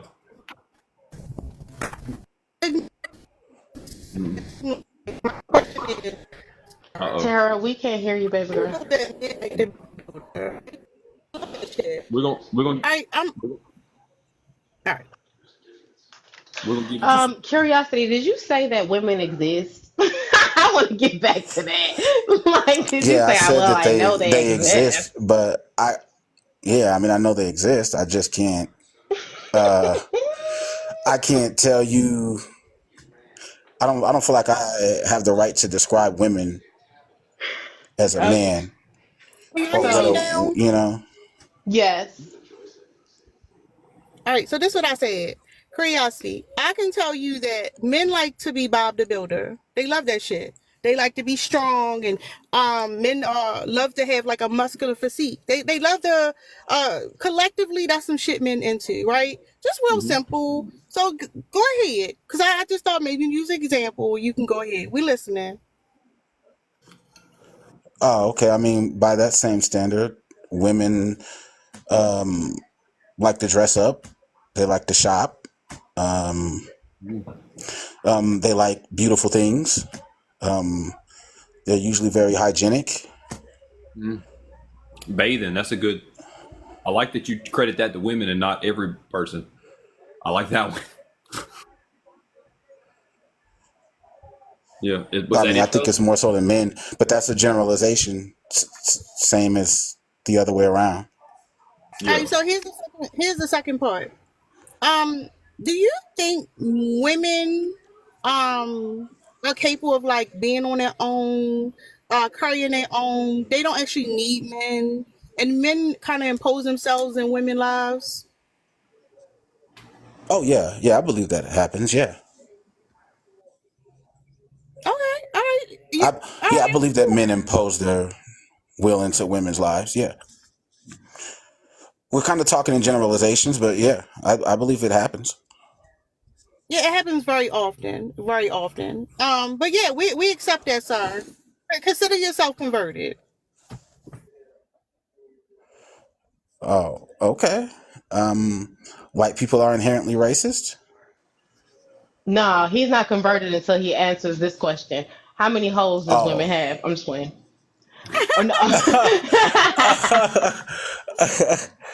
Oh, no. So yeah, why do you feel like white people are not inherently racist, sir? Yeah, I don't think that and we're talking about it specifically towards black people, right? No. Yeah. Just against everyone outside their group. Yeah, I don't believe that. I don't believe that every white person comes into this world wanting to be racist or are just racist. Like a baby doesn't just grow up in a vacuum like, oh, I just hate people that are not my color or people that are not my race. Like you kind of have to know the concept. If you never grew up around other races, who are you going to be racist against? Do you think that a majority of white people are racist or no? That's real tough. I could kind of agree with that. I think that white people support racist institutions unknowingly. I think they support Is that in itself racist? If they support racist institutions, if it's ignorance, no. Okay, are they socialized to understand? Jeff, I think we need his definition of racism first. Maybe that's there we go. Yeah. I also think that he racist. needs, wait a second. I also think that you need to redefine people because if I were to say people drink milk from out of a bottle, with a nipple on it, people are going to be like, "What? That's not normal." But if I said babies drink milk from out of a bottle, everybody like that makes sense. I think people, when you say people and you bringing up the fact that children are not inherently racist, you're not using it in a proper context. We're talking about general public, conscious making of decisions, things like that. We're not talking about children. We're talking about adults. We're talking about you get what I'm saying? People with cognitive understanding. So that too, unpack that part too. I mean, yeah, I don't believe that all white adults are inherently racist. I believe that they participate in a society that was built to be racist, and they haven't dismantled those pieces that are racist. And so I guess you could say that they're inherently racist because they're supporting it. But you can kind of say that, but inherently means as soon as you exist, you're racist. You're inherently that. So you're arguing the semantics of the word inherent instead of because I don't know if you're literally meaning that. I don't give a fuck what word you want to put in there. Okay, so it is white people perform racism on a daily basis. How about that? White people are complacent with inside a racist system. I can definitely agree with that. White people are socialized to be racist and accepted. Whatever little bit of semantics you want to put on that word. No, your sentence is correct, Jeff. I think that what I said before is that he's not properly defining the word people. That's the issue that you need to unpack. It's not inherent because inherently people can be something, within people. The word people, right, doesn't mean all humans. It literally means somebody Google it because I know what I'm. It means humans, right? So it means both men and women, right? And babies are infants or toddlers, whatever. But the reality of it, when we're talking about people, we're talking about a certain level of cognitive development. You get what I'm saying, or a cognitive expression. We're talking about adults. So an adult can be inherently something that they may not have started off being. That's the whole point. So what you're saying is a mute. It's mute. Mm-hmm. You get what I'm saying? You're kind of painting the picture of all white people by this sentence. But it is okay. So when you break it down to when you break that, first of all, let's get past the people part. Right, got it. We're talking about adults. If they're raised in a system that literally places them in a place of privilege, whether or not they are cognizant of their privilege, they still have it and they exude it regardless. So all white tea people have to deconstruct racism because it is something that is embedded into our system. They have been educated under the system. They have been employed and all of the things under the system. So yes, they have to unpack it because inherently they are produced to be racist because of the system that they were a part of. Do you get what I'm saying? So it is Yeah, all. yes, yeah. I get what you're saying. You're kind of saying if you're a part of that system, inherently being a part of that system and benefiting from it means you're an oppressor. If the system is oppressive, in order to participate in that system. So I agree with that. I believe that but I thought you meant inherently like born that way. So I guess it was a misunderstanding. Okay, here's something. Here you go. Are people smart? Yeah, some of them are. Yeah. So when you say the word, when I say the sentence, people are smart. Do you agree with that? No, not completely. That's a generalized People statement. are smart. I said some people are. That's people, right? They're a part of people. Okay, so there you go. Problem. So Yeah. are babies that just born on day one, are they smart? They're people, right? They're people, right? Are they smart? Right. I don't think they're smart. Okay, now we've got now you understand. And now you got it. you see what I'm saying? You can play these games. You can play generalization games. I'm glad you got here. And to be honest with you, the way that you've been arguing this thing is that's like that in itself is kind of like upholding white supremacy. You know what I'm saying? Because like you're like, oh yeah, white people really ain't racist. Like that. No, the system itself is racist. The system is racist, and white people uphold that system. And black people do too, and other races uphold the system of white supremacy also. And so we have to talk about it, and we have to deconstruct, and we have to break it down, because it's something that's inherently like Eurocentric features are deemed more valuable. It's the same reason why some women can't wear their natural hair. It's the same reason why some music is not accepted, some culture isn't accepted, some cars aren't accepted. Like all of that, that's the system. So cars aren't racist, right? But people can see a car and be like, "That's fuck. That they shouldn't be over here. They shouldn't be doing this because of the car." No, that means that white people are inherently racist. They're perpetuating a system of racism onto society that we don't need. Oh well, yeah. Well, yeah.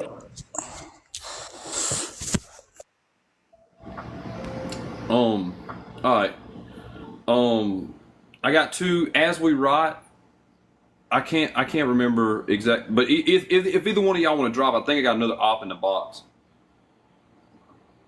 But I want to stay, Jeff. I never stay on your panel. I know I don't want you to go right now, but as we got in curiosity, I don't know if either one of those want to go. But if they don't, then we'll stick here a little bit longer. Oh, I didn't know if you had any more questions. I think it was a good conversation. Yeah. So thanks. I'll drop. No problem. You were arguing the semantics of what empathy of men and empathy, right? Oh, me? Yeah. No, I guess I was arguing the semantics of my word usage. I should have included the word guy and not just girl and man because it came out. Yeah. We couldn't even get to the topic. Okay, so all right, so yeah, I'm gonna send you off with a little bit of. Are you a whitey fella? Well, you're a fella, right? You're a man, yeah. Yeah. Okay, I see that you follow me. I'm going to step you down, but I invite you to unpack you calling grown ass women girls, and then come back and let's have another conversation. Okay? Yeah, for sure. Anytime, fella. All right. We like that. Did somebody say fella sounds disrespectful? Oh, that's cute. Um, let's see. Yeah, yeah. I'm not disrespectful. I do call attention to issues that we have. What's up, Ultra Rare?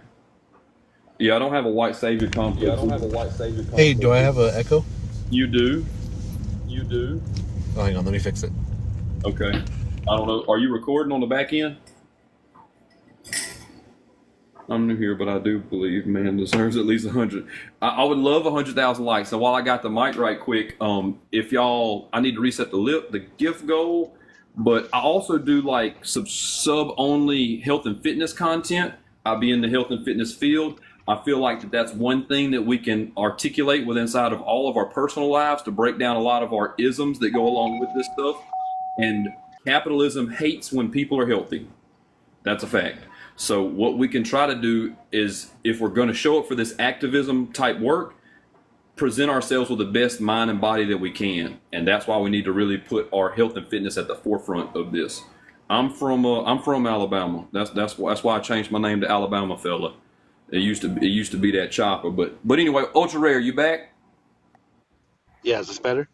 Yeah, there you go. Do you disagree with this background? No, I don't. Okay. I just wanted to reinforce on your point that you were bringing about the systemic racism. Okay. We're in 2024. We would think that that's behind us, right? There's no instances of it. But if you look at the USDA and the Farm Service Agency, it is going on, and it's been going on for decades. If you look at where it's happening in predominantly Republican states. And I'm not here to like say, haha, got you, or fling people are racist. I'm just saying, the fact of the matter is it's going on today. And you think that we'd be more civilized and educated, right? But, something needs to be done against it. And seeing your live here and what you were saying, thank you.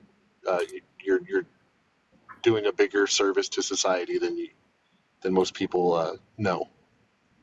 Well, so I implore people to look up what's been going on to the Farm Service Agency, the USDA, concerning minority farmers and how much they've been discriminated against and denied loans compared to white farmers.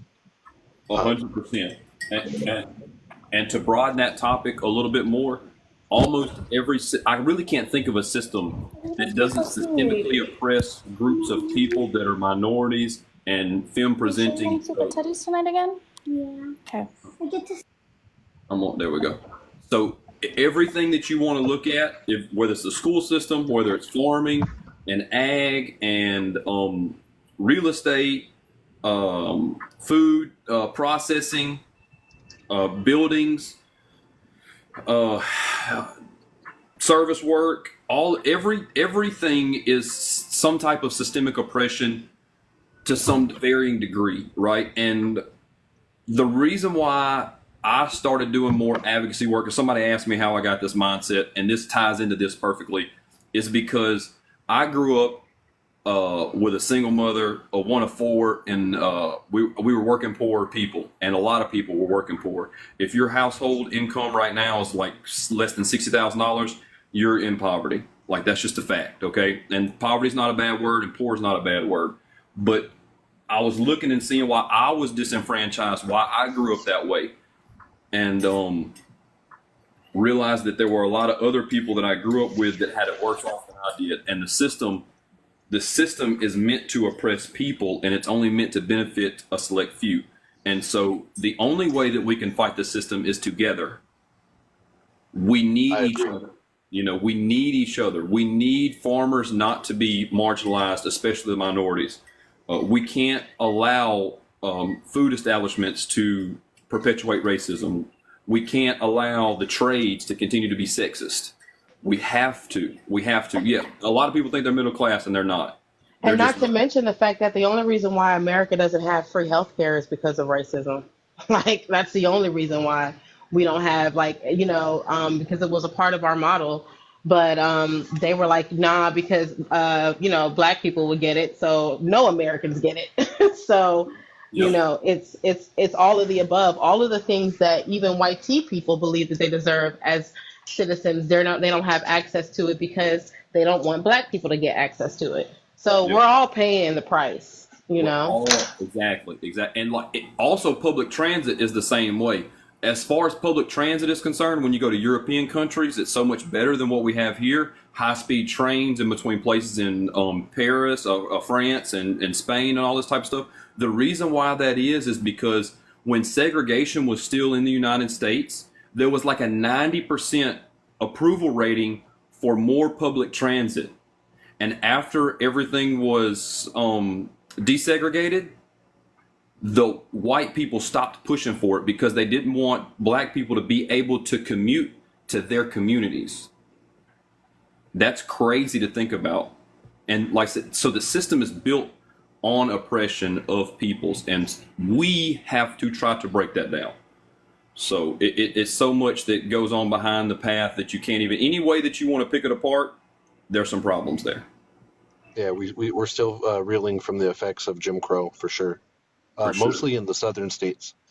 Well, just all over. Like, I mean, we don't want to separate one from the other because it's all 100%. But Ultra Rare, I do appreciate you coming up and voicing. I think I've got an op in the thing, so I'm gonna drop you down. Keep fighting the good fight, man. And I just have one thing I wanted to say to Republicans is I know a lot of you guys were brought up right with morals and respect.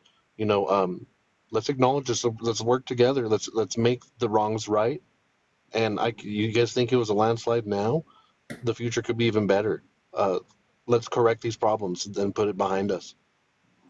So thank you. With that being said, thank you guys for hearing me out, and have a good night, everybody. Appreciate it. I'm gonna step you down to the comments if you want to keep listening. Yeah, we need free markets. Oh, I'm gonna bring Brodus up. I love that name, Brodus. How y'all doing? Hey, Brodus, could I get your age and your pronouns? I'm 28. I'm a man, and I'm from South Carolina. Cool. Man is a noun, not a pronoun. I know that. I'm aware. Did you go to public school? I did, but I also went to. I have some private school, and I'm aware of what a pronoun and a noun is. But I don't know. I don't like playing these games. So is it okay, Brutus, if we just default to she, her? Because when people want to be, you can call me whatever you want, baby. Okay, perfect, girly pop. Okay, perfect, girly pop. She, her. Go ahead, go off. So basically, yeah. So I'm I don't know. Y'all don't be muting him right off the bat, or her. My bad. Y'all don't mute her right off the bat. Come on, Brodus. Get it off.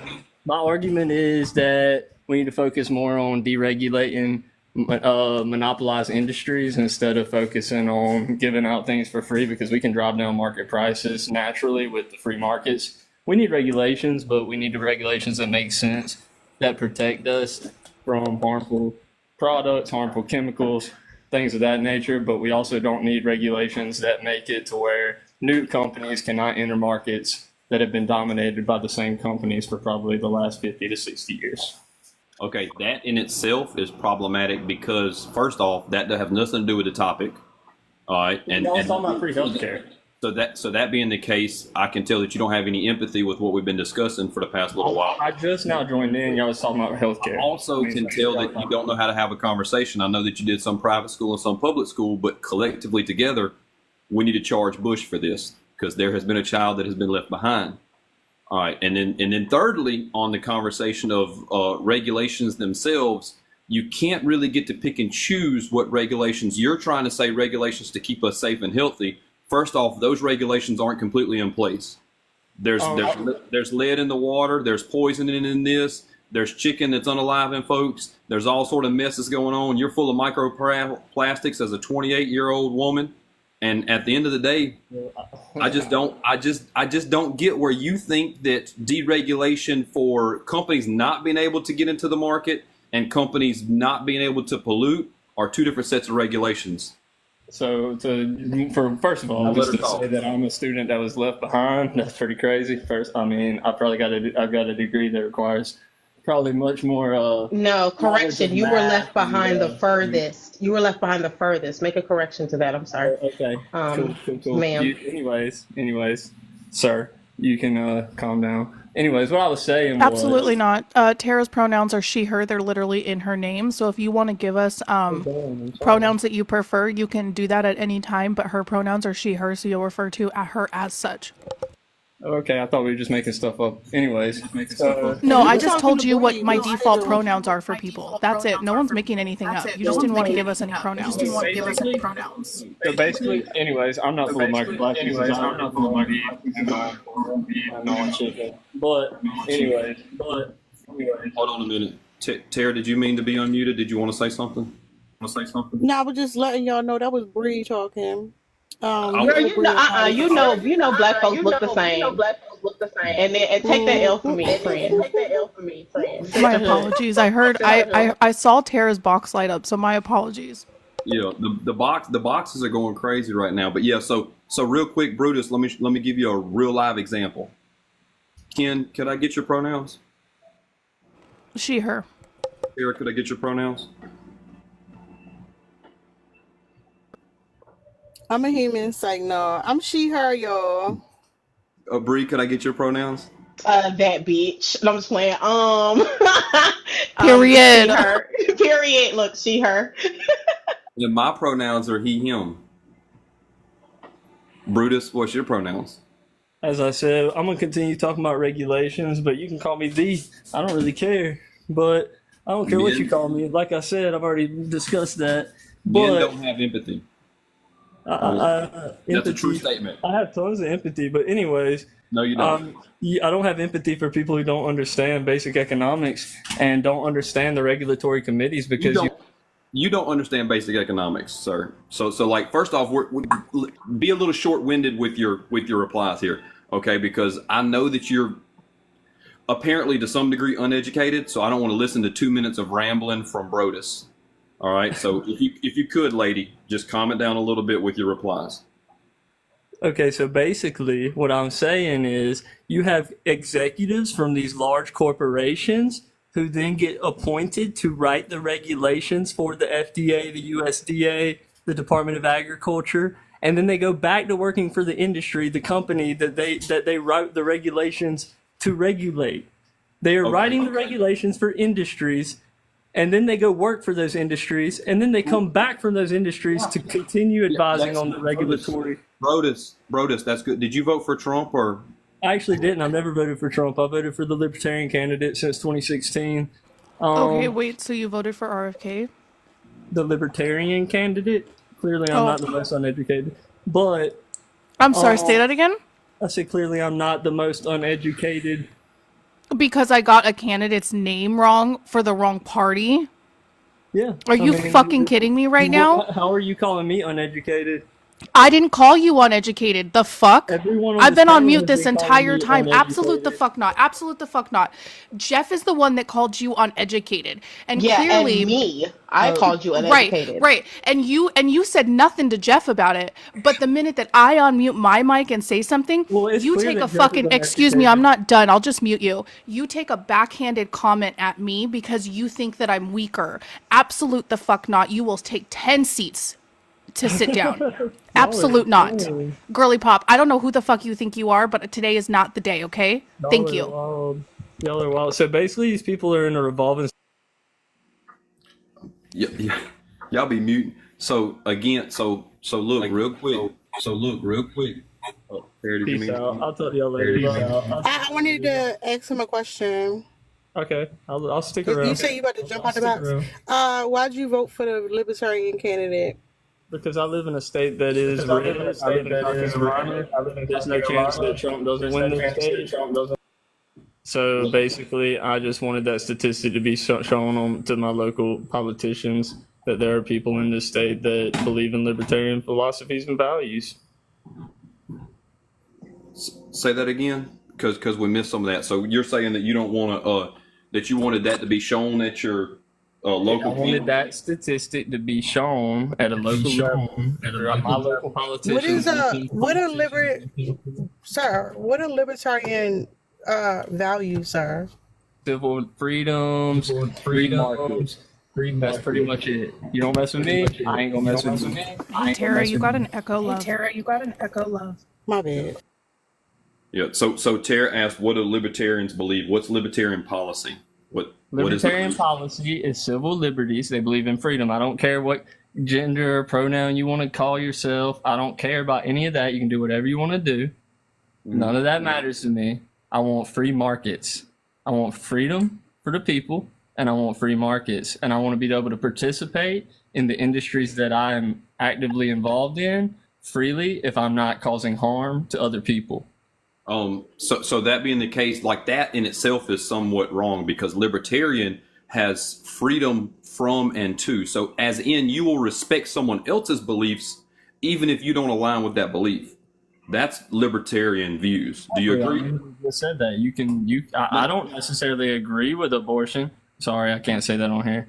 I don't necessarily agree with these things, but you're more than welcome to go do it, because that is up to you. That's your moral dilemma. That's your problem. That's your issue that you deal with. Whatever. That's not for me to care about. I got you. And you're real long-winded. You gotta. I bet your boyfriend likes that.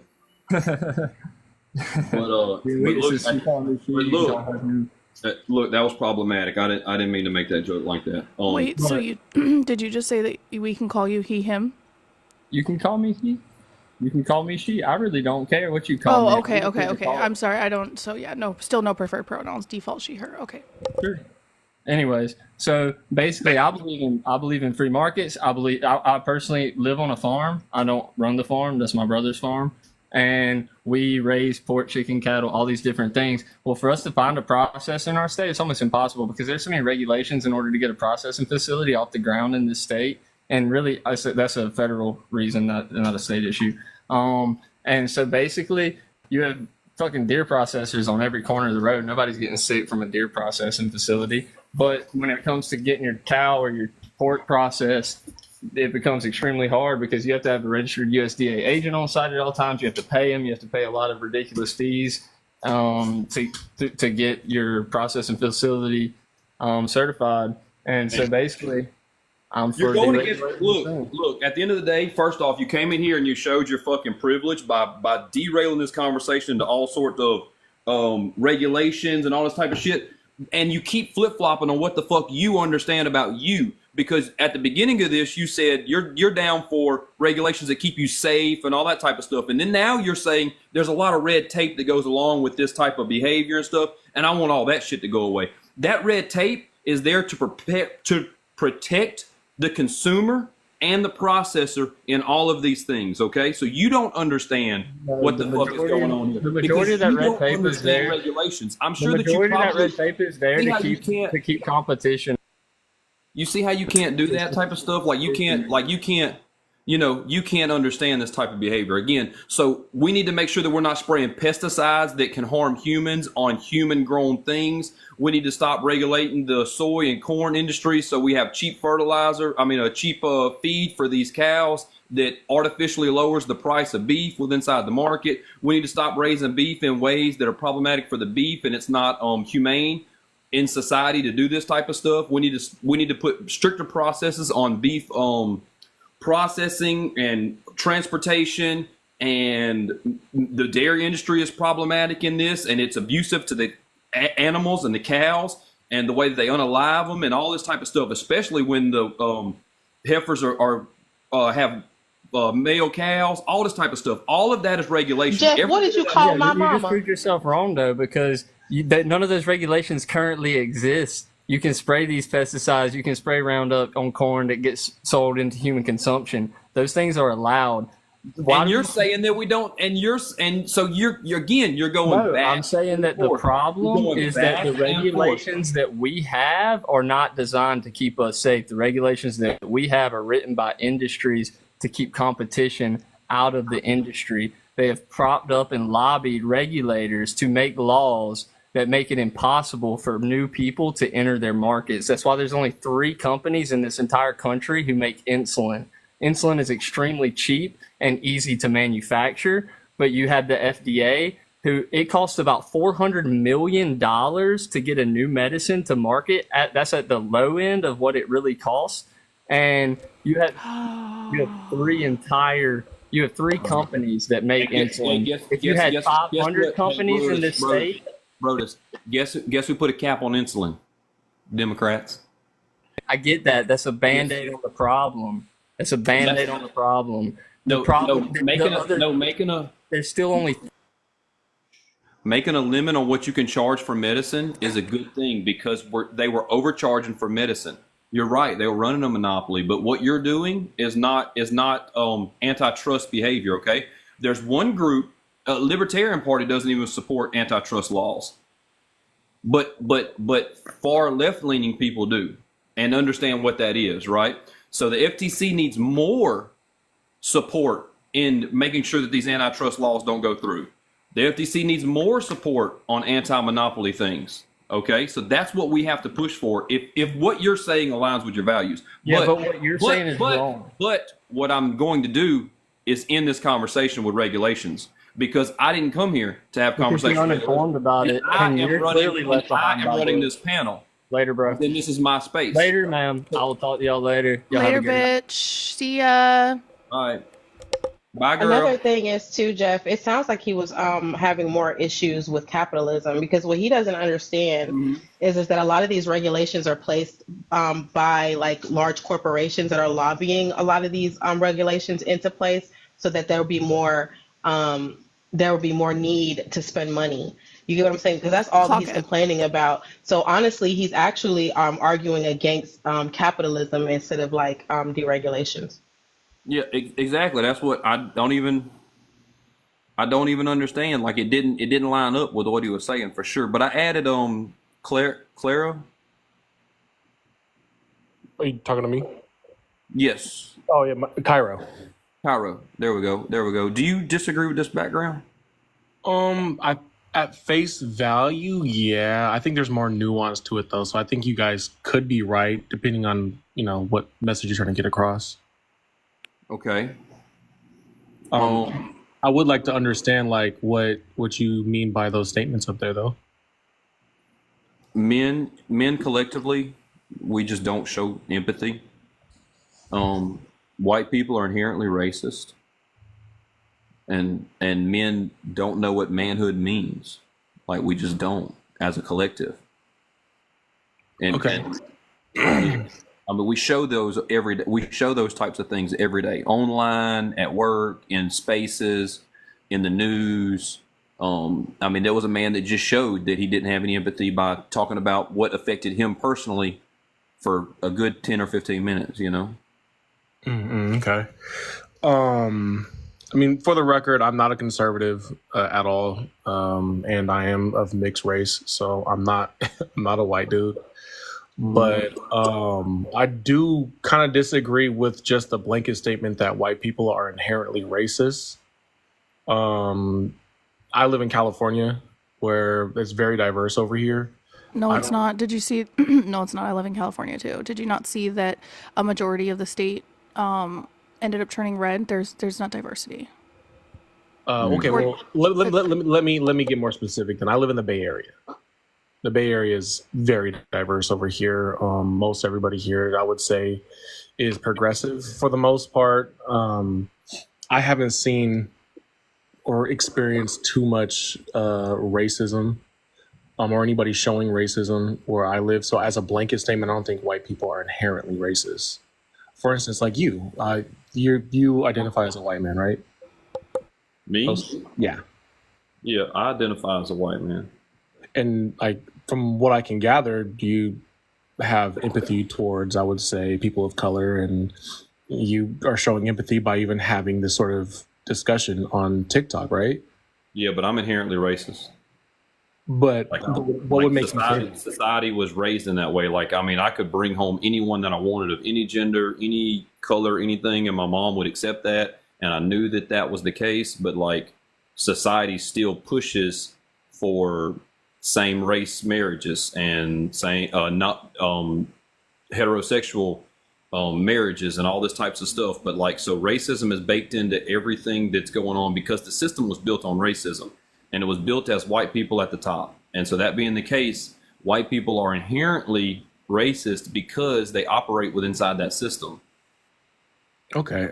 I hear what you're saying. I think you have a very valid point. I think what you're saying is true.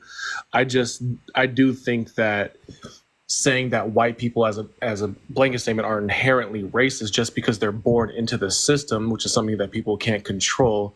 I don't think that's really fair. I mean, because racism, it's not fair. I It's a think fact. people get these definitions confused on what racism and prejudice and bigotry means because white people are born in a system that benefits them. So even if they're not a prejudiced person, doesn't mean they're not inherently racist because they benefit from a system they are born into that puts them at an advantage. So just because like you are not prejudiced towards black people or you have black children or stuff like that does not mean you don't benefit from the system. So okay, so if you're just simply benefiting off the system, that means you're racist? yes, I because don't they think would that's never what give their racism means, privilege though. up to, like, even if they love you and care for you, they wouldn't give that privilege up to have your same experience. So unless they're actually trying to break down the system, which one white person cannot do by themselves, it's unless you're trying to break the whole system, like the Judas show, I can't pronounce it right, the education, housing, banking, unless they break down all these systems across the entire world, because the Europeans, conquer most of the world. Yes, they benefit from racism and they're inherently racist because they're white and they cannot change that. You get what I'm saying? But now a white person might not be prejudiced, they might not be a bigot, but that doesn't mean they don't benefit from racism and they're not inherently. That's something you inherit. That's what you're born into. Mm-hmm. I hear that definition of racism a lot is that That's the definition. I don't It's think not it is, because racism and discrimination, or not, sorry, not discrimination, prejudice, they're pretty much interchangeable if you think about it, because all racism is a prejudice against other races. Yeah, And the Right, belief that your but race the is thing- superior than others. That's But- the definition of racism. Yeah, Okay, so that's not the definition of racism. Racism is the system that oppresses other people, and the people who's in charge of the system are white and European people. So yes, they are inherently racist, but a white person might not be prejudiced or they might be a bigot, but that doesn't mean that they're not inherently racist. You get what I'm saying? I think sometimes it's a little difficult when you are mixed race because you kind of see it differently because you're in both cultures. You're in a white culture and a black culture. You get what I'm saying? So it's kind of difficult to see your family members as people who are inherently racist because these are the ones who are in your family. You get what I'm saying? Just for clarification, I am mixed race, but I've only ever been around my black family. My father, who I do get my white and my Native American side from, I was not really around him ever. So I'm engulfed into the black community. But I respectfully, you are wrong about the definition of racism because it doesn't have anything to do with the system. Racism is a mindset. It's not a system in place. Now there's systemic racism, which is the system, the system could be racist, but I don't think white people are inherently racist because But they're the racism- ones who run the system. So I- it's nobody I else is agree with running you. it. I You get what I'm agree with you. saying? I do agree with you. I think there are a lot of white people who are racist. I think there are Okay, some. so there's some- white people who do racist acts because they have that privilege to, invoke racism to you by doing things by like a white cop pulling you over and, being racist towards you, because they have that position of power. But since white people as a whole, as a race is in power, it's no other way because it's not I don't know how to explain it, but the definition is the definition. You get what I'm saying? In the world is the world. If it was in a different universe and black people was running the world and they were colonizing different countries and then making schools and erasing history and stuff like that and killing nations of people, then that would be different. Yeah, I think for the most part, I think we're all kind of having the same thought process. I think we're using different words to describe the same thing. Well, let's move around. So you're in the Bay Area, so you're progressive on this type of stuff. But let's move to heteronormal things within inside society. Mm-hmm. Do you know what the term coming out means? I think I do. Okay, what does it mean to you? Coming out is like, I guess would be the best way I could describe it would be like admitting a belief that you've been keeping secret or a feeling that you've been keeping secret for a long time that you might get ostracized for. Well, I mean, coming out from the like LGBTQIA plus community. Okay, yeah, I wasn't sure because people use coming out for like, you know, spiritual things. Like I came out to my family as like being not Christian and spiritual, you know what I mean? So, but yeah, coming out I guess would be like, you know, coming out of the closet and telling your friends and family that you are not heterosexual like they may have thought you were. Yeah. Okay, so that being the case, do we live in a heteronormal society? I'm sorry, I'm not that smart. What does that mean exactly? Okay, so heterosexual is liking the opposite sex and stuff, right? Homosexual would be the same sex. So heteronormative means that like society is set up to be normal for heterosexual activity. Right. Okay. Yeah, I would say we do.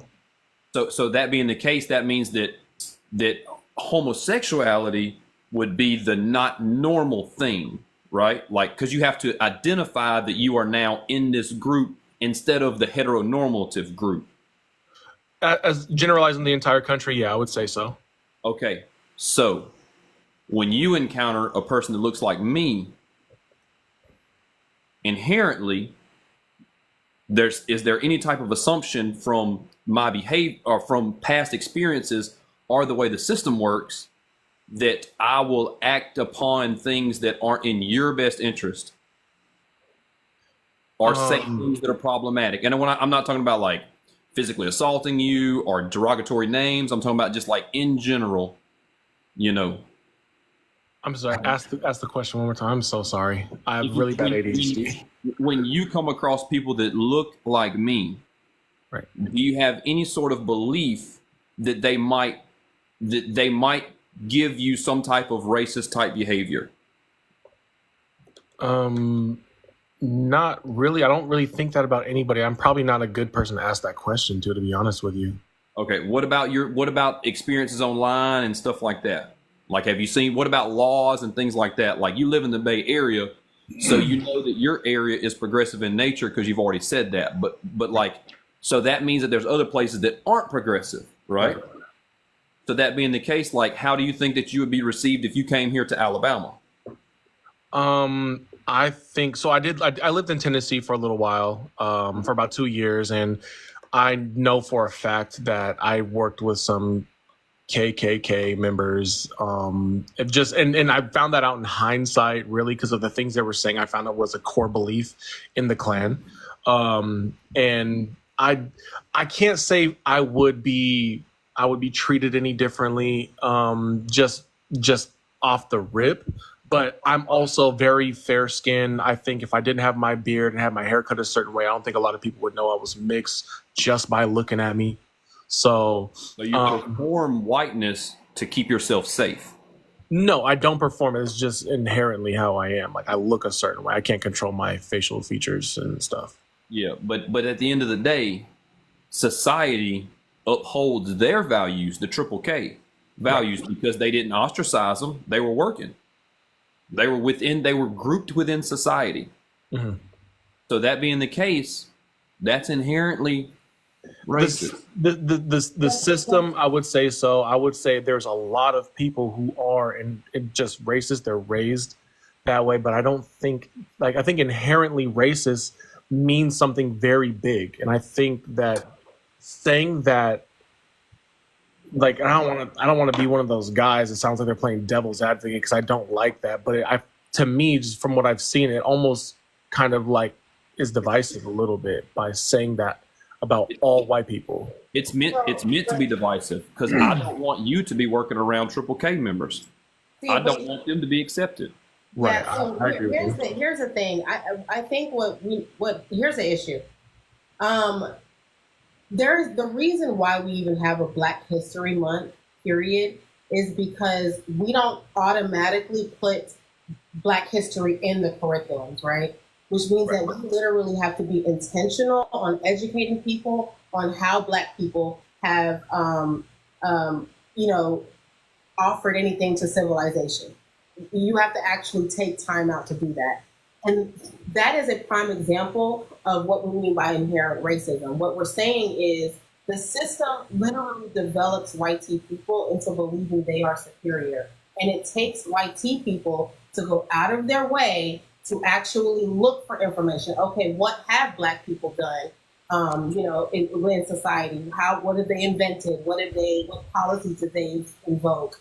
All of these things. And so what I understand what you're saying, because it sounds harsh to say that they're inherently racist, but the good news is that inherently doesn't mean that they stay that way. It just means that they actually have to do the work to come out of racism. And that's all that we're saying.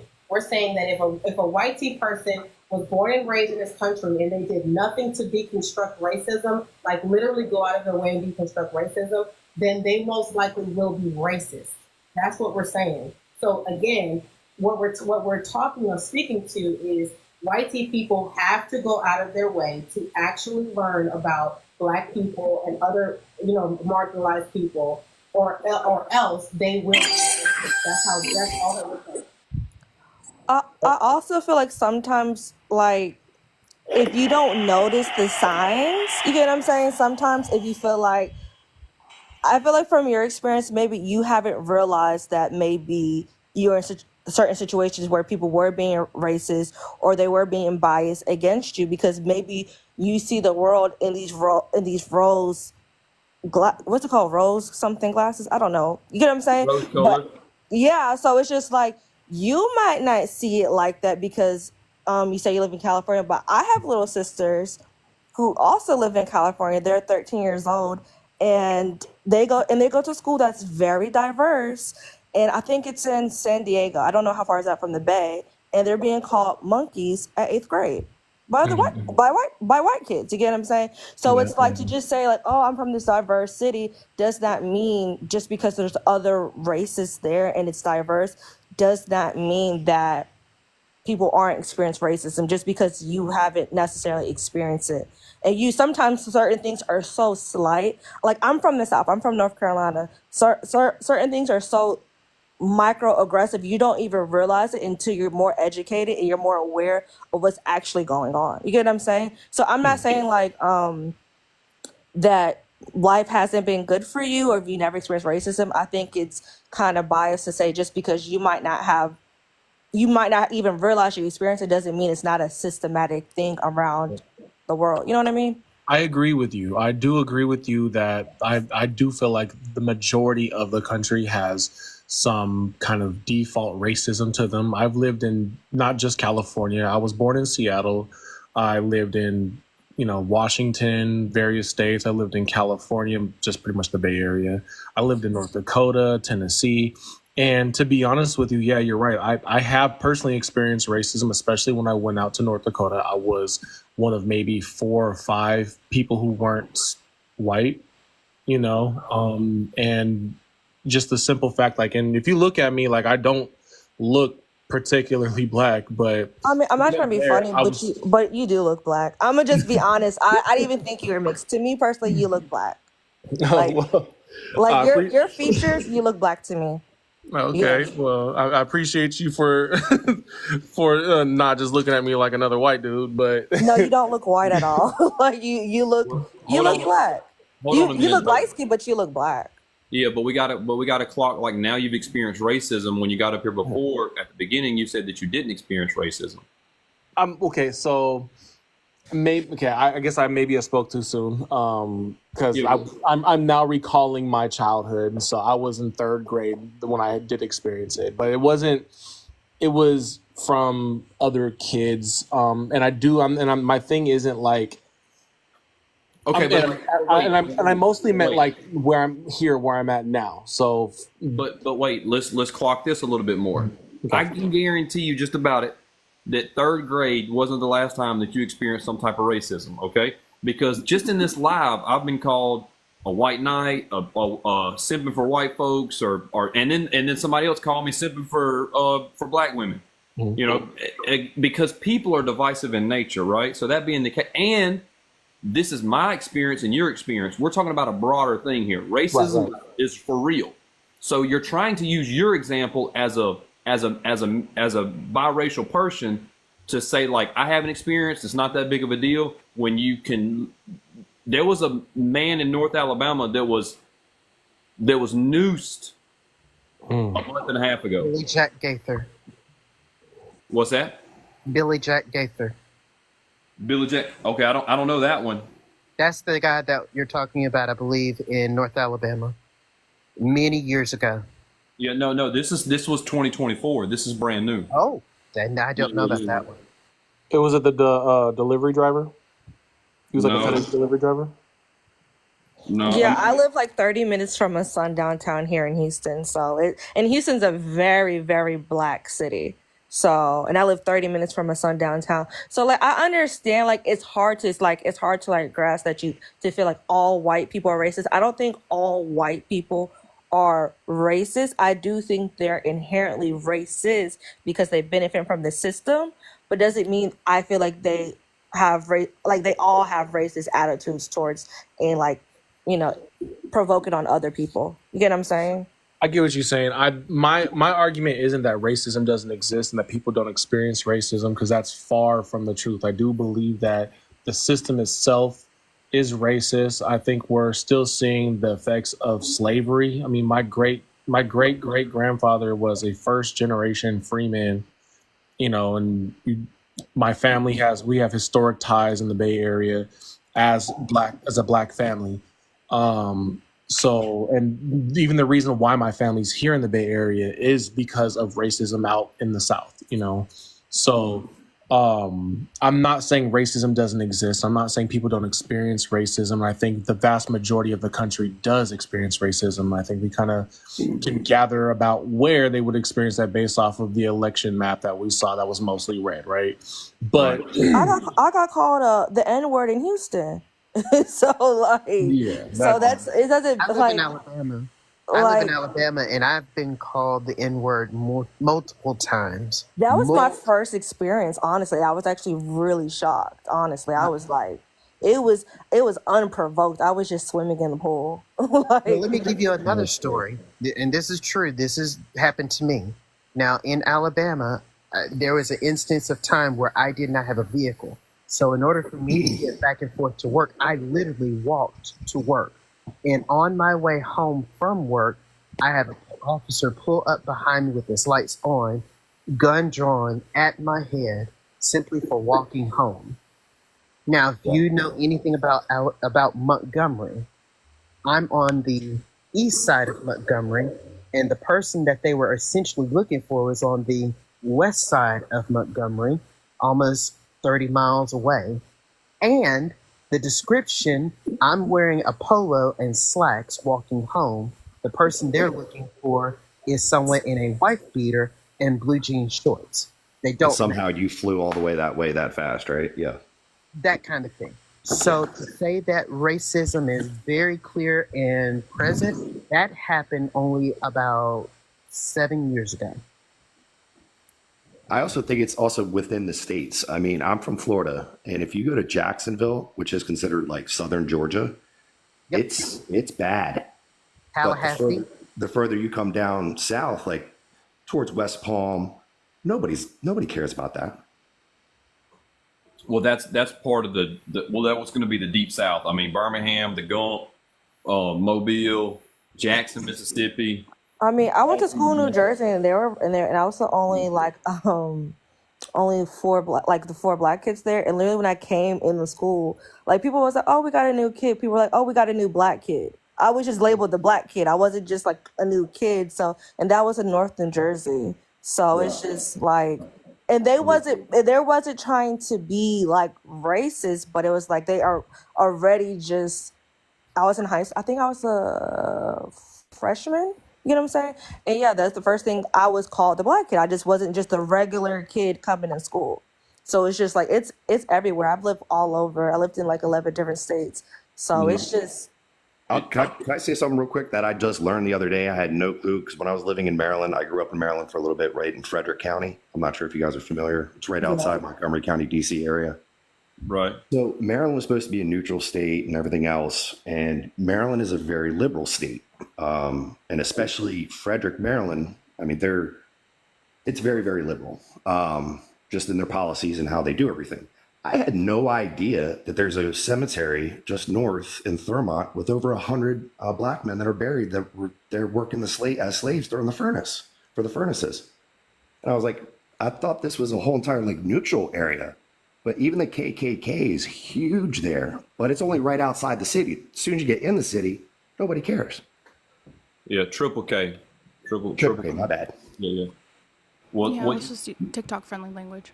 yeah, I mean, there's a couple of different, I mean, it can be more problematic than other areas. You know, that's what we're talking about in these particular instances, but it's problematic nationwide to some degree. There's varying, and that's the system that we're talking about, right? Right. So, you know, we can talk about, so the man that was in North Alabama, his name was Denorius Richardson.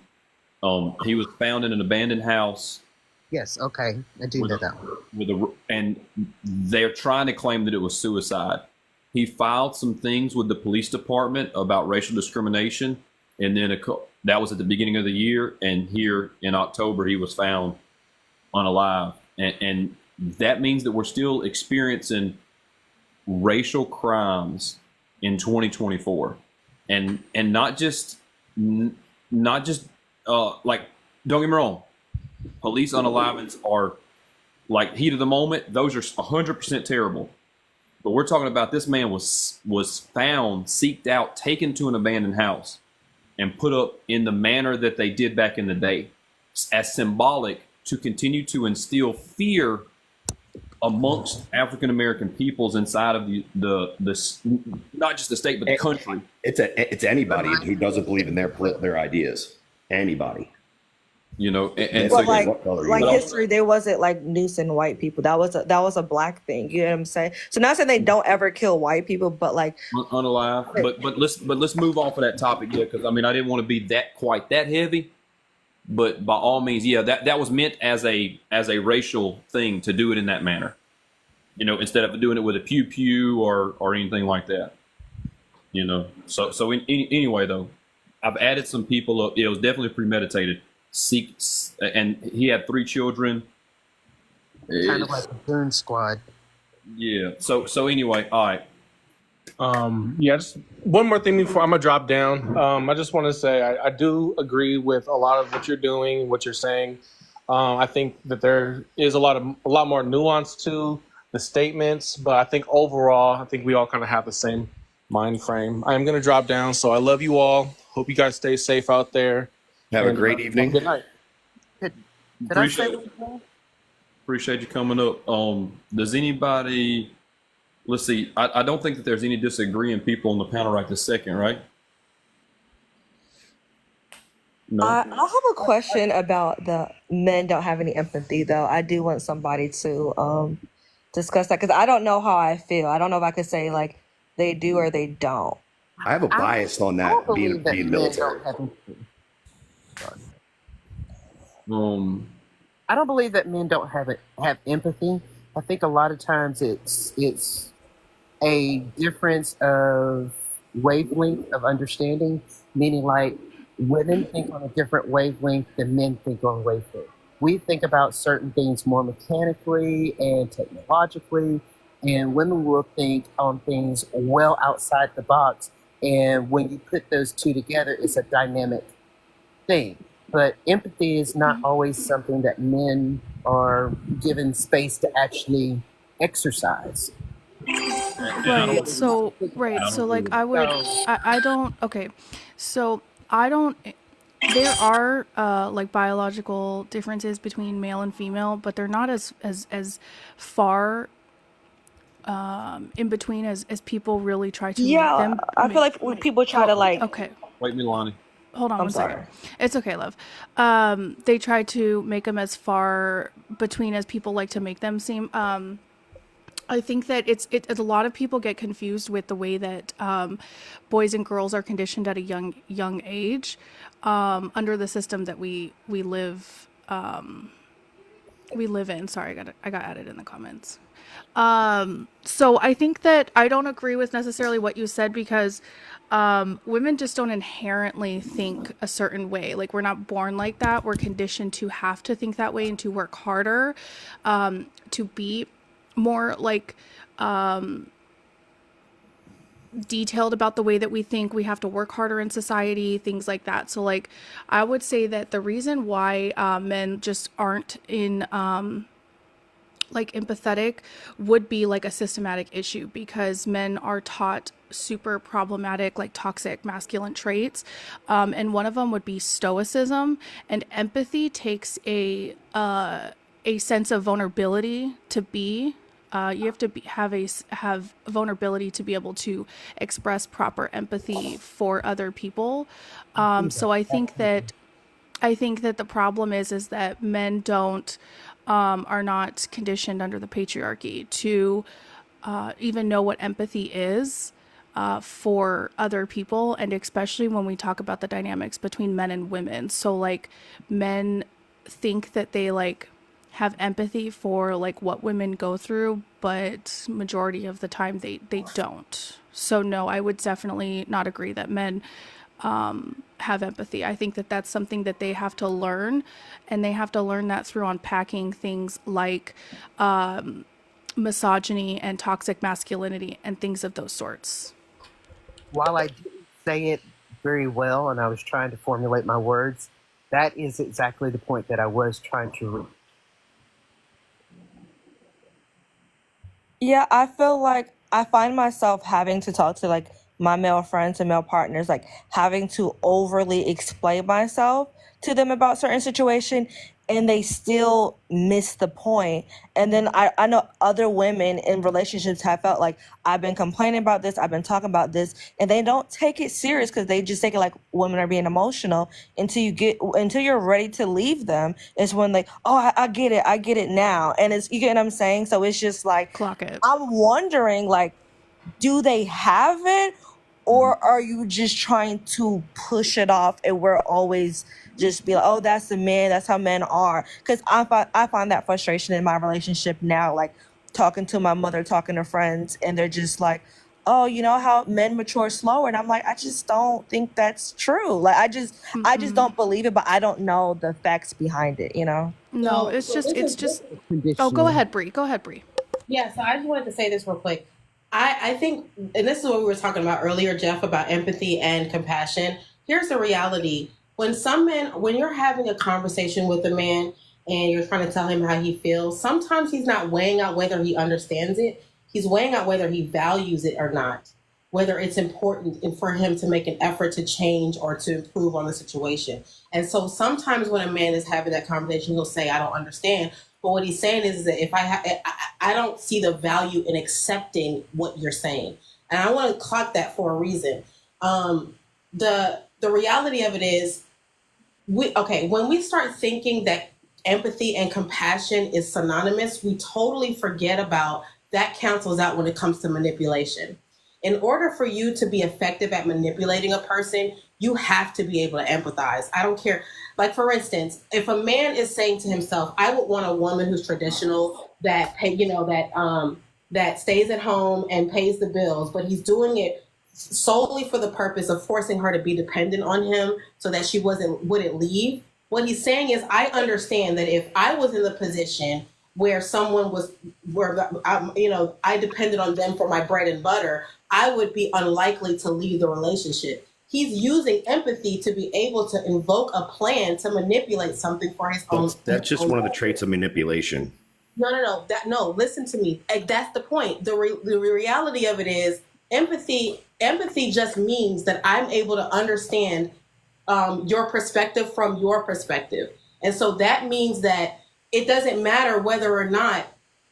So again, when we say things like he's gaslighting me, or he lied to me, made me believe that in order to be effective at doing that, there has to be a level of empathy that's used in that. So again, like when you're saying that men are not empathetic, I believe that they are. They're just not compassionate. They get what we're saying. When we say our periods hurt, they know what we're saying. They just don't give a damn. That's the whole crux of what I'm saying. They don't care. I don't think it's that we don't care, but what can we actually do about it? Oh no, I get it. no, Like, because I can't because help because you. men. I can Hold on. empathize that you're going through that. No, you can't. No. So men don't That's care. it's the Men don't being care. aware So of. men don't Part of care. So empathy is men being don't aware care. of. So men don't care. Men That's want not it true. easy. Listen, if you will let me tell you, I will tell you why. Men don't care because they want everything handed to them, because they live in a system where they benefit off the patriarchy. Things come a lot easier to them, right?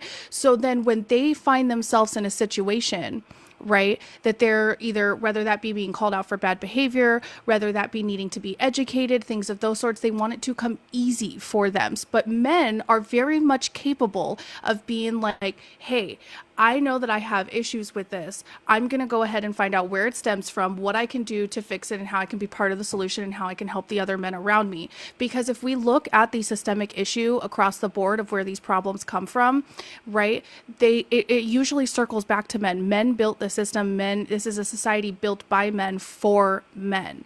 So when the problem is that, just like you said, what can we do about it? Like, whatever. What you can do about it is you can educate yourself.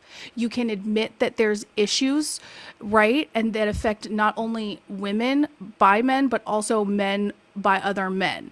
And you can deconstruct, educate yourself, make a conscious decision to do better, and then hold other men around you accountable. But like, that doesn't even cross your mind, because it's like, well, what am I supposed to do? Hopefully someone will tell me what to do, and then maybe I can do it. It's like, no, you're very much capable. Men are very much capable to think for themselves. I'm still speaking. I'm still speaking. So it's weird how the Noticeable. two men at the bottom are interrupting me as I'm speaking.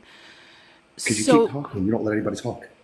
I'm making a statement. I'm making a statement. You asked a really, really silly, foolish question. I was And so responding to I'm Bree. making a statement. So I'm making a statement because your foolish statement was / question was, well, I don't think it's that we don't care. It's just like, what are we supposed to do about it? So I'm answering your question, and I will No, my purposely question yap was towards even Bree. longer. I'll purposely yap even longer. The longer that, the more you interrupt me, I'll just continue yapping, just for the displeasure of making you wait until I'm done. Now you may speak. Go ahead. So I was responding to Bree, but okay.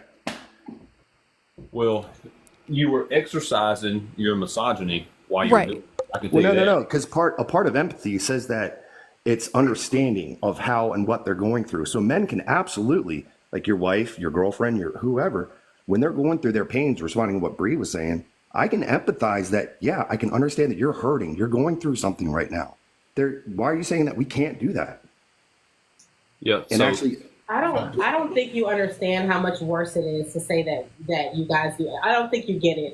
Like, it's actually way worse. Not at all. You're able to empathize, and that in the face of you understanding what another person is going through, you still it's clear that men don't care. I think it's way worse, and I feel like you should address that, because here's the reality: a man may not understand a woman's cramps, but if a woman asks him, would you be okay with the cramps, or can I put a simulator on you, and he'll be like, no, that makes sense, because he understands that cramps suck. The reality of it is he doesn't care that it's happening to you. That's what we're talking about. So you need to address that part, because if you're saying that men are empathetic, then you then have to grapple with the fact that men aren't capable of compassion, and then it gets really ugly. I just thought you were talking about like if it was your boyfriend who's sitting there next to you, not like trying to say men in general. No, But I will I'll also go say get that you whatever you need. If my men girl's hurting, will I'll get you have whatever you need. empathy for the women in their life, but not for women as a whole in general as well. That Yeah. I Clock it, disagree. Milani. I disagree because wait, wait. I want to say something, because I was cut off earlier, okay? And I know you probably didn't mean to cut me off, but you... Oh, just like that. That's a perfect example of Yeah. what I'm talking about. Yeah, because you're going to cry about how you're being cut off instead of just speaking when no one's speaking. Yeah, and Excuse me? I'll also Wait a minute. No. Let's roll back for just a moment, okay? Because the point that I was going to make is, first off, I am not your typical guy. Do not lump me in with all other guys. Oh no, if you're a man, oh no, no, no, no, I'm gonna mute your ass. I'm gonna mute your ass for that. If you are a man, you are part of all men. You are part of all men. You are not an exception because you don't feel that you are the typical man. If you are a man, you're still part of all men. The entire time that I was speaking, regardless, because you weren't speaking when I cut in. I cut in on Kev, right? You weren't speaking. So, but the entire time you still felt the need to interrupt me. And then you cry about you being interrupted, and then you have the audacity to come up here and say that you are somehow separate from all men. Like, absolutely preposterous. So I muted you for that because I'm not going to allow you to continue to spew that. Bree, I think you unmuted and then I cut you Can I off. say Did you want to something? say something? No, you cannot. Bree, did you want to say something? Yeah, no, I mean, first of all, I love your energy, Ken. I love it.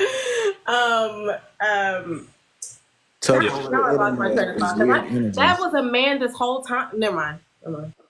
Well, real quick, while I was bringing Ruth up, but I wanted to do a little mod duty since I'm just being the mod here. But I appreciate the likes and the love and the support and the gifts and all that type of stuff. If y'all like this type of content, you should follow me, and I've got a lot of followers from this, and I appreciate it. And if you like women calling out men on problematic behavior, you should follow Ken because she be calling out men on problematic behavior. This is a space that is meant to deconstruct and work with, and I think that we've come across to a lot of different people about that. I think that we've successfully rattled some cages on the system, because if we don't do that, then the system will continue to perpetuate that. And we started earlier with that woman that didn't vote but said that racism was real. So we got there, and that's great, and I appreciate it. So, but that being the case, and friendlies take precedence over anybody else. So Ruth, I would like for you to say something, and then we go to you, Suave. Okay. Wait, I'm next, right? I heard correctly. Mm-hmm. Okay. Hey, Boo, how you doing? Hey, everybody. Hey. So I came up here because I just didn't like how the men at the bottom were talking to Ken. And it's like, if you're going to be rude and be disrespectful, at least stand on business about it. Don't gaslight us when we can all hear you. And this is fucking recorded. Like, you didn't even have the common decency to stay on mute. Your microphone was off the entire time, or on the entire time, because you were listening to respond. You couldn't wait to cut her off. And then the whole thing about I'm not like other men is an extreme red flag. You are. It's terrifying, actually. So I just wanted to do that little part. That's all I had to say. I appreciate it. I have a question. I have a quick question for I'm gonna ask it to Bree or Milani or Ruth down at the bottom if you guys feel like answering. Someone in the comments said that Clock It is AAVE. Is that correct? Yeah. I don't know if it was from the LGBT or the Black community. I really don't know. It's the Black community. I've been hearing that from my aunties since the early 90s. The gays. I'm gonna be honest. That's what I thought. Gay people. I guess that I just want to make sure that I'm not appropriating any AAVE because I'm not Black, so I just want to make sure. So I'll refrain it's from. just called TikTok language, baby. It's not even Okay, I just want to make sure. I think You look Black sometimes to me. people try to. No, take I'm things a indigenous, little- but thanks. I think sometimes people try to take things a little bit too far just to discredit like what you were saying. You get what I'm saying? Yeah, Like, I just want to don't make. think I always any want to of us make were sure offended. and try to like educate myself. I appreciate you guys giving me that education. Appreciate it. I think that, and to use that a little bit further, a lot of people try to weaponize the way that I speak, just not being from the South. Like people that just haven't been to the South, they try to say that I'm using, like I'm trying to speak and be Black by doing that, and that you just ain't been here. You don't know. You know what I'm saying? And I think that's some of that too. Like they just haven't been around people. You know what I'm saying? Like they just don't know people like me exist, for lack of a better way of putting it. But anyway, what's up, Suave? What's up, man? How you doing? We're doing all right. You've been in in the comments about. Yeah, but do you disagree with anything back here? I 100% disagree. And before I say this, I want to say that I hope y'all can be a little patient because I do come with some unpopular opinions about some of these things, especially the one that says men don't have empathy, right? And what I want a lot of women that's on this panel to understand is, especially like for the situation where the guy who was up here, Kev, right? The way that Kim was speaking to Kev and him allowing himself to be as patient as he was and being empathetic by allowing you to speak to him in that way without like trying to overcome you, that was showing so much empathy that you don't even understand. Wait. I almost didn't hear you through all the fucking mansplaining that you just tried to do to me. Unpopular opinion. I told you, go ahead. No, because you came up here to say, let me explain something to the women on this panel. And the first thing I heard was yada, yada, yada, let me mansplain to you. So all I'm going to say is that I do not give grace to men or mask presenting people. I will say that one more time. Okay. I do not give grace to men or mask presenting people. If you are going to perpetuate problematic behavior, I'm going to call you out on it. If you don't like it, fine. If you don't like my tone, fine. I don't care if I'm palatable. I am not here to make friends. I'm here to advocate for women and femmes. I'm here to hold men accountable. Yep. Right? I don't care if I'm here to advocate. I'm here to advocate. My target audience is women and femmes, not men. Okay. Men just flock because they need to be held accountable. And a lot of women make excuses for men. So I'm here to show that we no longer need to center men and make excuses for them. Do not come up here and mistake my assertiveness and my dominance for something that it's not. Okay, women can also be assertive and dominant. Let me explain why I said that he was being empathetic. And this is, like I said, it's unpopular opinion. Hold on, one second. Also, you guys in the chat and everybody, I want to bet that what he's going to say is going to be popular opinion. And if I'm right, I want a perfume. Okay, thank you. Okay, so what I'm going to say is definitely unpopular opinion. But anyways, right? The reason why I say a lot of times the males that are on this panel are being super empathetic is because, contrary to popular belief, what equates power is not diplomacy. So a lot of people believe because they have an opinion that is well articulated or some type of degree or whatever the case, they see it as power. But in the real world, power is physical force. Most countries have their power because of their military, not because of their diplomacy. Wait. Give me my perfume. I want my perfume right now. Absolutely not. You are not going to come up here and say that that is such a misogynistic that is real man. power. No, that is Military a misogynistic men thing to say, because how dare you come up here in a world where women are being unalived, they're being raped, they're having their bodily autonomy stripped from them. Boys are running around school telling the girls in their classes, your body, my choice, right? How dare you come up here? How dare you come up here and say that power is physical force? Do you know how harmful that is? Absolutely not. Absolutely not. You will take 10 seats down with that. I never said anything about what you just spoke on. You're not understanding that when you say power is physical force, you are literally advocating for the harm of other people. And the people that care most about physical power are men, especially over women. Yes, Ruth. Respectfully, I'm gonna say something without saying it because I don't want to get in trouble. There's an average of a 4th grade reading level in this country. And what you are doing is above certain people's pay grade. And so because they don't fully understand, they're biting at the chomps of the words and the phrases that they do. And so listening to some of these rebuttals, it's like trying to explain chemistry to a kindergartner. It's like, it's maddening. Like, a part of me wanted to just get the fuck out of this live, because it's one thing, like, I enjoy having conversations with people of different religions, even certain Trump supporters. I'm not gonna hold you. I've been in red lives before. but I've been in some red lives where they're actually pretty educated and they stand 10 toes down in how they feel about their racism or whatever. And you're not being gaslit, you're not being called stupid, whatever. You know what I'm saying? And so, but in this conversation right now with some of these people in here, Jesus Christ. It's like, shut the Based. fuck up and go read a goddamn book, It goes bro. Literally. back into the same thing. It doesn't So equate. look, let me move around right quick. Let me Suave. Yes. I don't expect these women to give you an ounce of grace. I don't. And I don't want the grace, but see, this is the thing. What I'm trying to do, I'm trying to get. Go But ahead. you need it. But you need it because you're a man and you got a lot of man privilege. And so, like, what I'm going to do is I'm just going to have a series of questions to ask you individually. Okay. Yep. Go ahead. Are you a black man? I am. I'm mixed, but I'm black, basically. Yeah.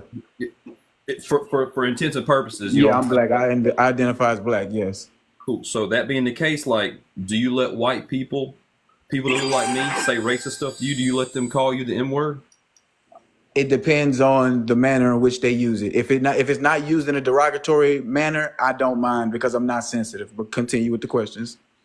You let them just say all. Well, first off, that's problematic. What? That's If it's not used in a It derogatory depends. manner, yeah. because it depends on how it's used. If they're just using it in like the same way that I use the word, now if they're calling me that specifically and I can tell it's being used in a derogatory manner, then I look at that word as the same way as other curse words. So it's about how you use it, if you mean to be disrespectful or not. So you use the B word for women too, right? No, I mean, put it like this: if she's being disrespectful and I'm meaningly trying to be disrespectful, then yes, but not like on a normal basis. If Why someone not? disrespects me, I disrespect them. That's different. That's an interesting take. Why don't you use it in a playful way?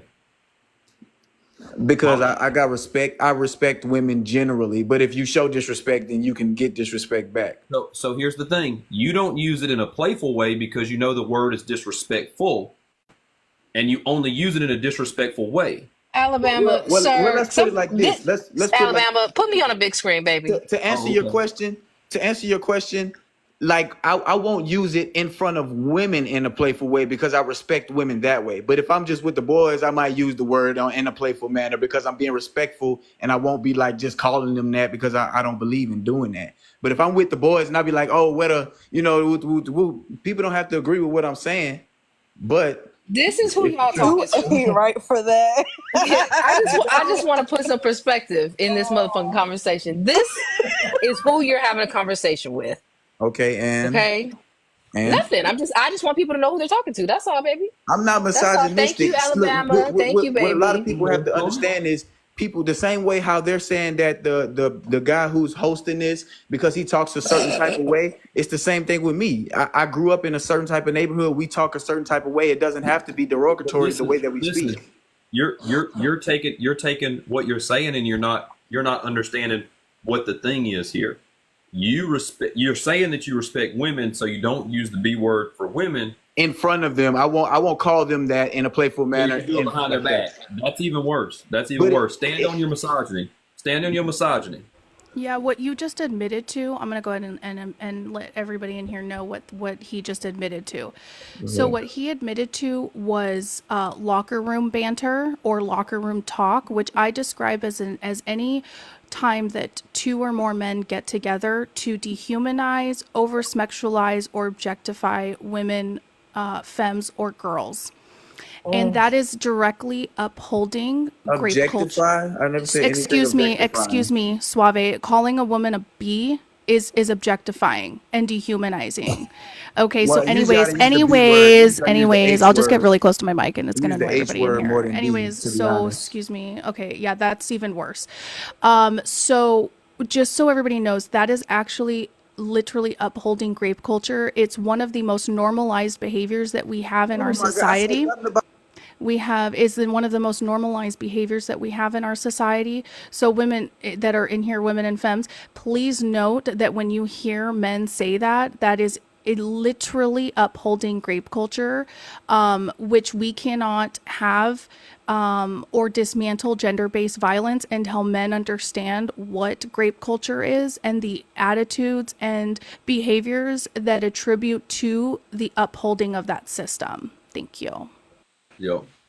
it's just, but let me say this: there's things just like medical diagnosis that have the same types of behaviors, but can be totally separate. Just because someone may joke around with their boys, like barbershop talk, the same way women talk in the salon, they use certain terminology. The way that they call themselves, You're just the digging B your hole word, deeper. You're just the digging way your that hole women deeper. call themselves the B word. Whenever you're just having playful terminology and there's no 3 feet under. derogatory intent. There's no 4 feet under. derogatory intent. That doesn't mean that this type of person lives 5 that feet type under. of lifestyle that they would want to do those types of things to Can I women. say something? Because I Can respect women Suave? in general. You do not but respect women. Go ahead, Milani. Okay, so Suave, I dated somebody who was a barber, and I heard barbershop talk, and it made me completely look at men differently. It was so disgusting and so dehumanizing, and the amount of men that talk about cheating on their spouses and girlfriends and just brag about it, and no one ever says like, hey, like,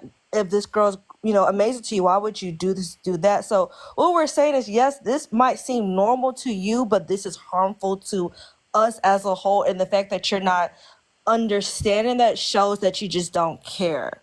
You get what I'm saying? but this is the thing, I do care. But the thing is, But like, you're doing it. Like, you're not telling people, like, you're not sitting out of let's say it. if You you get what go I'm saying? to a comedic show, right? They say the most racist, off the wall stuff, but you laugh at it because it's not in a derogatory manner. So it's about how sensitive is a person. Are you gonna take everything that's said and take it to heart and be like, oh my God, I can't believe? Or are you gonna just let it be like, oh, it was a joke? It didn't really mean it like that. They just used the word. I mean, but but it you know what wasn't they meant say to about be a joke, when derogatory someone with keeps intent. saying it, it's some truth to it. You get what I'm saying? So we're not saying that people don't joke or we don't understand comedy or whatever, but they're making comedy off of trauma and history of things that's going on, because these things are issues, but we do make jokes of it, but that doesn't mean that these are not issues that we can't target it and work against. All I'm Like, saying is it's delivered differently because you understand there isn't any derogatory intent involved while Yeah. speaking it. So But that's wait, what I'm saying. Suave. Let me try to gain this conversation. First off, I do want to say while I got if anybody wants to drop down, I got somebody else that I want to bring back up. If anybody wants to cruise out, but Suave, I personally still have a B word in my language at times. It's hard to deconstruct that. When I say it, or when I'm around men that aren't trying to break anything down, sometimes I correct it, sometimes I don't. Definitely when I'm within inside of spaces that I know people will, I'm trying to work on this. They'll correct me. I'll correct myself. I'll say it out loud. I'm getting better at practicing not performing my misogyny. And you are the perfect example of an empathetic man. Yeah, this is not what I'm saying, though. What I'm saying is you're saying I use it, but I don't use it in a bad way, so it's not really that bad. When words themselves weaponize stuff, just like back in the 90s when we used to say no homo all the time. And now it's no Diddy, and both of those are problematic, and you laughed at it. So you uphold homophobic behavior. I stopped saying those things because I don't want to perpetuate homophobic behavior within inside of society. We have to continue to work and break this stuff down. And when your white friends call you the N-word as playing, that is problematic. Because can I say this? And I don't mean to interrupt you. They don't call it to me in general. Like they'll even call like another white T person that. You know what I'm saying? They use it in a generalized way. They know I've been nothing around like white people. I know what they be doing, and it's problematic. That's not any better. I understand what you say. I'm not saying that it's right, but what I'm saying is some people could be a little less sensitive to certain things and not let everything be like a frontal attack. Like we've been attacked, like we need to defend. Like everything shouldn't be so. People need to stop being so sensitive a little bit, just a little. I have a question. What I'm not about saying it's instead of right, stop being but why stop is being it so sensitive? Why don't we insulting? just kind of try to correct behavior? No, You know what I well, mean? here's the thing. Here's the We thing. can with work the on it. sensitivity. Hold on. Here's the thing with the sensitivity. That's the same thing that they used to tell black people 100 years ago when they would get whooped, when they would get unalived, when they would get when they couldn't walk down the street in safety. That's the same thing they said. Just stop being so sensitive. You know your place in society. Deal with it. That's the same thing they said. That's the same thing they said. And it's the same thing that they're telling now people that are trying to immigrate into this country. Just deal with the system. It's the same system. It's the same problem. and you're saying you're upholding the system by doing that. I put it. Look, if you came into this country illegally, then you got to face what come with it. If you came illegally, Wait, I'm you gonna good. stop you But if because you came illegally, I don't, because I don't want to get in this conversation, and what you're spewing is just not correct. So we're just not going because to you go there. don't So agree please move doesn't on. mean It's it's So so please incorrect. move on. dangerous. Just It's because Yeah, you so don't it's agree dangerous. so My doesn't mean dangerous it's God. because incorrect. it's so dangerous because you can't actually come into this country illegally if you're claiming asylum. But again, we're not going to have this conversation because that's a whole different conversation that I'm sure Jeff doesn't want to bring derail his life to go to. So Right. please, respectfully or disrespectfully, I don't care, move on. Yeah. Okay, well, I don't believe that white people are inherently racist neither. I don't believe that either. Because just because you benefit from a Sir, can I say what I was about to say or no? hold on one second, sir. I don't think you're qualified to have this conversation anymore. You let white people call you the N-word. I just said they don't call me it. They One use out. the word, but not call me Fine. it. I didn't say they call me it. I said they use the word. That's neither here nor there, sir. You're letting people call you the N-word. I You're just not said they allowed to don't have a call conversation on me this. it, but they You're not use the qualified. word. Yeah. I said they don't call me Can it, I but ask they him a use the question? word. Do you mind, Alabama?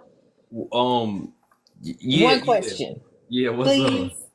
Yes. Okay. If I was your girl, you had a girl, whatever, can I call you a bitch? Playfully? Well, look, I tell my any female that I've dealt with, sometimes they let it slip because they used to Skirt. We're gonna do a hard stop. We're gonna do a But hard stop. I Hard do tell skirt. them. See, this Hello, is the hello. thing Can you with hear me? me. Can everybody See, hear me? Hi, hello, am I not Suave. allowed to speak now?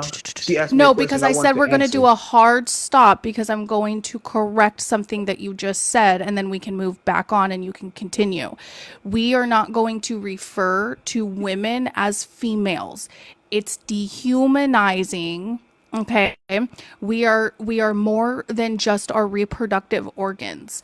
When you call women females, it is dehumanizing, and it is breaking us down to just our reproductive organs. We are women. And So I'm please, man enough to apologize about thank that. you. But Thank not you. now with that point that you're making, let's say this. A lot of people, instead of trying to internalize what I meant whenever I spoke, you use the specific terminology to make me seem as if I'm a bad person whenever it was just a natural statement because that's how I'm used to Wait, I'm speaking correcting you, and without any I'm derogatory correcting intent. you, and then you agreed, and now you're defending it. That doesn't make I'm no not I'm sense. no, That doesn't make no you didn't sense. get what I just said. No, because it made no sense. You're So doing it right again, now, exactly what I just said. again, do not refer to women as females. Okay, Say and I will okay work and on move that. I will on. work Great, on move on. that. Let's go. Let's But move on. instead Keep of going. understanding my point, you attack the specific word. You see how? I'm muting. Yeah. Go ahead, Jeff. No, it's fine. Yeah, no, Suave, you cool for a minute. You chill out for a minute because the thing is it's problematic behavior, and it just shows the point of you don't have any empathy, and you don't know what manhood means because manhood is not openly being oppressive to other people. That's it. I created the prompt. I appreciate it. Sometimes I don't do great with the prompts, but today apparently is smoking. I also want to talk to the background itself. This is somewhere in Alaska. I don't know, Canada. I think this is Canada. I think this is BC. Anyway, I went on a cruise and I'll be using my cruise. I use my vacation pictures because sometimes people don't say I go nowhere, but I be going places. I be doing some stuff. My cousin was in here earlier asking, and I put this thing on Facebook. I guess he didn't see it, but that ain't the point. The point is, Best 24/7 got up here. It might be Victoria. It might be Victoria. She ain't the one that needs to chill. Women don't need to be humble. Women need to take up more space. And if I can facilitate women taking up more space, I love it. I love it. I am not a passport, bro. I'll be going to the expensive places. The shit be high. So you don't be clocking me for no passport, fella. All right. Y'all obviously don't remember when Jeff just spent like, what was it, 2, 4, 6, 12 weeks up in Spain or something like that. was Those are only nice 20. places. My name Jeff too, by the way. I know that don't matter, but Yeah, that's good. That's good. That's a colonizer name. I don't know why you got that shit. because I told you my dad is French. Oh, It okay. don't look like it. It don't look like it. I'm darker, but I'm mixed too. I'm mixed, but I got you. I got you. Yeah, somebody invited somebody 24/7 was up here. They left. What's up? Where'd you go?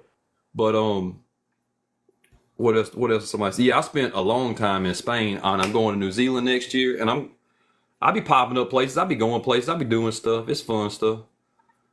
Everybody should get out and travel a lot more. I think we should put money on Jeff's head for bragging about doing stuff I wish I could do. Come on now, everybody can do it now. Come on now, everybody can. Yeah, where's Brandon? Can I say this too though? Just about the with the on the prompt, it says how white people are inherently racist. The reason why I don't believe that is because I believe that just because you benefit from a system, it doesn't mean that you helped put the system in place. It's the same thing as like pretty privilege. You know what I mean? And that's a real thing. Like you can't help whether you're born more attractive than other people, but sometimes in life you do get an advantage because of that, and it comes with pretty privilege is not a privilege. With like job availability, it comes with the way people treat you socially, but you didn't have anything to do with the way the system was. That's just sociology and how pretty the world privilege is harmful. Now, I'm not saying that, but I'm saying the person who's pretty didn't put that system in place just because they benefit from it. Men did. No, Okay, even men benefit you're from basically pretty saying privilege. that. Even Go men ahead. benefit from pretty privilege. More attractive men get treated differently socially than Suave, unattractive men. But Suave, from your logic, you're basically saying that they can't help that they benefit being attractive. You get what I'm saying? But they can't. But that's how they were born, and like how someone is born white. If I walk in a room and system people that treat me benefits them. differently because they think I'm attractive, I can't do nothing about that. Yeah, but no, what you can do is you can try not to weaponize it, use it to your advantage, all this type of stuff. And that being the case, that's a privilege that you get to either exercise or you get to condemn, right? Like I get the privilege of being racist, right? I get the privilege of that's what white privilege is. That's the opportunity to exercise racism and benefit from the system that's caused. And pretty privilege is the same type of thing. Now it's on a lot lesser of a thing because people don't get unalive for that type of stuff, especially in the 400 odd years of systemic oppression from racism that we've encountered in this country. So again, like you're using pretty privilege to justify white supremacy is like that's a landslide away from, you know what I mean? Just because I have hair doesn't mean that the white supremacy system, it's crazy to make a comparison. And let me say this. I believe that somebody can be supremacist and not racist. What? Supremacist to what? Look. Supremacy. What the fuck is happening? Let me explain. I just think, I'm gonna be honest. I think you're saying a lot of words and you really don't know what it means. No, listen. Well, hear me out. That's what this panel is for, so you can understand opposing opinions. Hear me out before you decide to. It's not opposing opinion if it's not the actual correct definition. Well, let me explain before you combat what I'm saying. Let me explain why I think the way I think. Let's be intellectual individuals here, right? Because you need to get educated. You're being combative before I get to explain my point. Okay. Show your education level by learning how to effectively communicate, and that means listening to listening to understand before you respond. Okay. Okay, so basically, let me explain what I mean by that when I say I believe someone can be supremacist and not racist, right? And don't get me wrong, can you be supremacist and racist at the same time? Yes, it can be a thing. A lot of times racist stems from supremacy, right? I'm not saying that it can't be, but what I am saying is that it can be separated. You got 40 seconds, go. Okay, it can be separated. So the thing is about supremacy is believing a belief to being better, which can be seen as a form of confidence. If I believe that I'm more effective at something than someone, I can be seen as more confident at this specific task. I believe I'm better than you at this task. I believe I'm more supreme than you in this specific thing. That doesn't mean I have to treat you differently because of it, which is what racism is. Just because I believe I'm better than you in a sense doesn't mean that I'm going to come at you in derogatory manners and such because of that belief. So I believe you can be a supremacist. A lot of sports athletes are supremacists of themselves. It's not used in the way that you're used to using it, but it is the same. All right. I'm just completely confused. Yeah, this is the issue. Like, I don't think he understands that if a person is believing that they're I didn't. superior to you because of your race, that means you're racist. Now, I could think that I'm superior to somebody who's 5'6" and I'm 5'7". That's basically being heightist or something. I don't know. But what Yeah, I'm saying, like if a white person is like, I think I'm better than you, smarter than you, cleaner than you, because you're black, based of your race, that means I don't know, I'm a racist. Like I'm just, I don't and not know. him saying that the only reason why we don't agree is because we're being combative. Like, are you being for real? Like, And that's what Ken was saying about like his misogynistic behavior, is because you're using words like female, and like the first thing he came to say on here was that like the guy was being empathetic by letting Ken talk, allowing Ken to talk to him that way, as if women have to bow down when they talk to men. You know what I mean? Like it was just very all over the place. yeah, it was all over. It was confused. I was just hoping he would just like, oh, you have an aha moment. Really fast, Jeff, I just want to point out the fact that you gave him 40 seconds and he spoke so fast. I don't think he breathed or inhaled once. I love doing that sometimes. They like, oh, I gotta let me get it out right quick. Let me get it. They wide open when I give them that 40 seconds. And to be honest with you, sometimes that in itself is like that's some type of racism type behavior. Like they're upholding white supremacy by that because I'm white. You know what I'm saying? Like the way I was on Public's panel earlier, and there was a dude that was up there. Every time Public started talking, he would interrupt, and then as soon as I started talking, he would just sit there and just wait for me to finish. And it's like, you're upholding the system by thinking that the words I'm saying are more important than the host's words. You know? But anyway, all right. So we're gonna move off of that. I don't know if he dropped or if somebody disconnected him. I'm not really sure. But that was grateful. We are grateful either way. Yeah, that was a long time. That was a lot of work. I should have put Galaxy to drop on the background. I'm hoping more people understand that. But anyway, I added Bones and Best 24/7. I know 24/7 is disagreeing with this background. Bones, I don't know. I kind of wanted to add food for thought.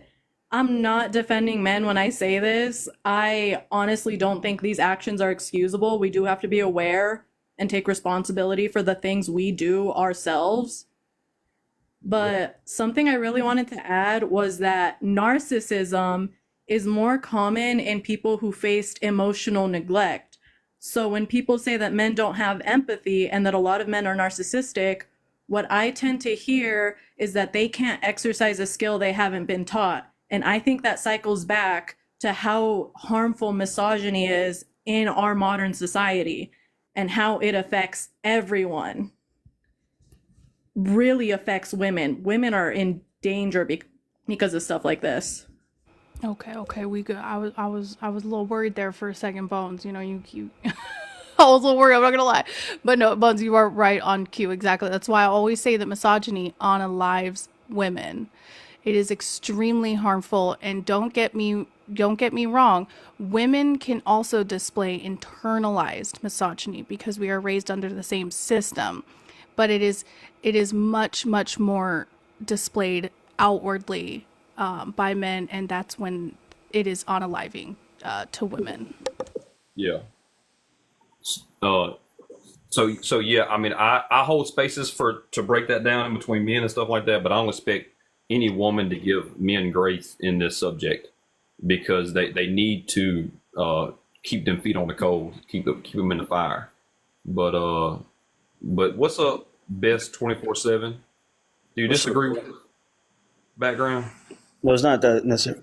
I disagree. I came up just to ask a clarifying question.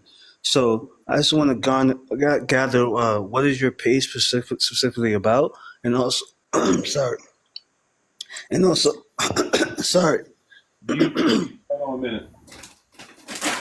I got this bag of cough drops. If you need one, do you need one? Right on cue. Right on cue. Now it was something. It was something I drank. It was lemonade. It was like sour. But thank you for the offer. I appreciate you. So my question was like, as far as the prompt, right? What is the purpose of the prompt? Like, what are you looking to disseminate to the TikTok viewers. I just want to gather whether I can receive value from your page. Well, I mean, my page in itself is built to break down the systems of oppression within inside society, and each one of these isms work with each other to work systemically against us collectively together as the group, right? So the intersectionality of life in itself, everyone is affected in some type of way of this type of thing, and I even include the richest people in that because they're affected because they're no longer a part of society, and we should be social creatures to that. So even the richest of people don't get that, right? But the racism, misogyny, sexism, homophobia, all these types of things have problems with inside of our society, and we have to break them down, right? And the way that men are conditioned within inside the patriarchy not to have empathy is problematic. For men, that's why we have a lonely man epidemic. White people are inherently racist, and that shows up all the time in everything. Men don't know what manhood means. Men like to provide a roof and a ride for women and think that they're doing all they need to do. And that's just simply problematic behavior. So when men teach other men that, because women aren't asking for that anymore, that's a problem. Do you understand that? Yes, I understand everything you said clearly. So I can tell I'm going to receive a lot of value from this page. I just wanted to ask a clarifying question because sometimes I don't like to jump to conclusions in any situation. I like to, actually ask the person clarifying questions just to understand the perspective. Yeah. And I got it. Thank you. Cool. Ain't no problem. I'm gonna step you down. But I appreciate you coming up. And yeah, so each one of these things are problematic. As in, I mean, we need to work towards different goals within inside of life. And that is on facts. So we need to work on goals like equal pay, not just equal pay, better pay for everyone. We need a $22 an hour minimum wage within inside this country right now. We need women to stop being unalived by men and perpetual harm by men. We need that to happen yesterday, right? We need white people to stop acting or stop performing racism, however you want to do it, physically, whatever the case might be. We need them to stop doing that. We need people to have more empathy and understanding on other people, right? So we just got to do that. And each video that I do has a little piece of that, has a little section of that. Sometimes I'm calling out problematic behavior. Sometimes I'm just putting data together. But yeah. So anyway, yes, reading about the oppression and of. Okay, so here's the thing. Here's something. Who said that? Vanessa, you look like a white presenting person. You say every man needs to read about the history and oppression of women, and then every white person needs to read about the history and oppression of BIPOC community peoples, indigenous peoples, right? So like that's also problematic, is because like we yes, and then you just said that same thing. So yeah, because the privilege is that we don't have to learn about that. We don't have Big Stag, why don't you come up here and have a conversation?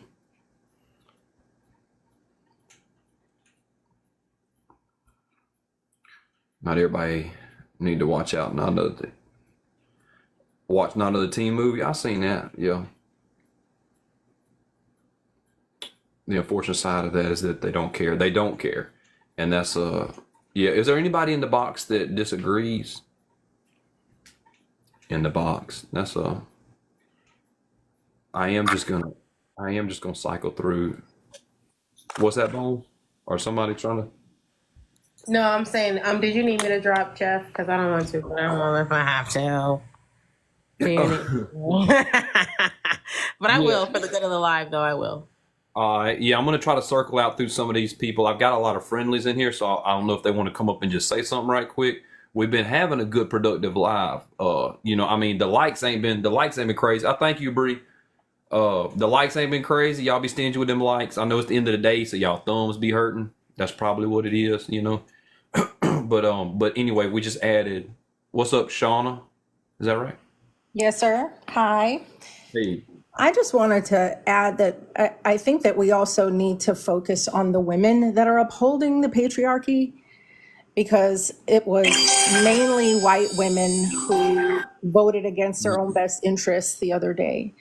You know, we talk a lot about The Handmaid's Tale, but one of the biggest lessons in that book is that the commanders' wives were instrumental in writing the policies that eventually removed their own rights, right? They think that because they have a longer leash, you know, they'll do all of this to have a longer leash, but that still means that they have a master and they're still a dog. So what are we doing to help these women who are still so embedded in the patriarchy? They think they need to Well, continue.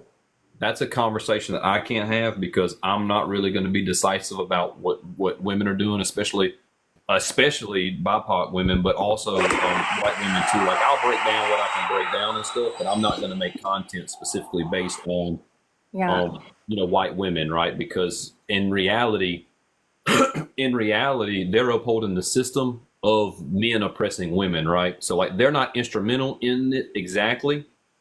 They're an agent in it, but they're not the ones that built the system of oppression to go against it, right? There's a lot of women that's like, I can almost guarantee that every woman that voted in that way got the ideas from a man.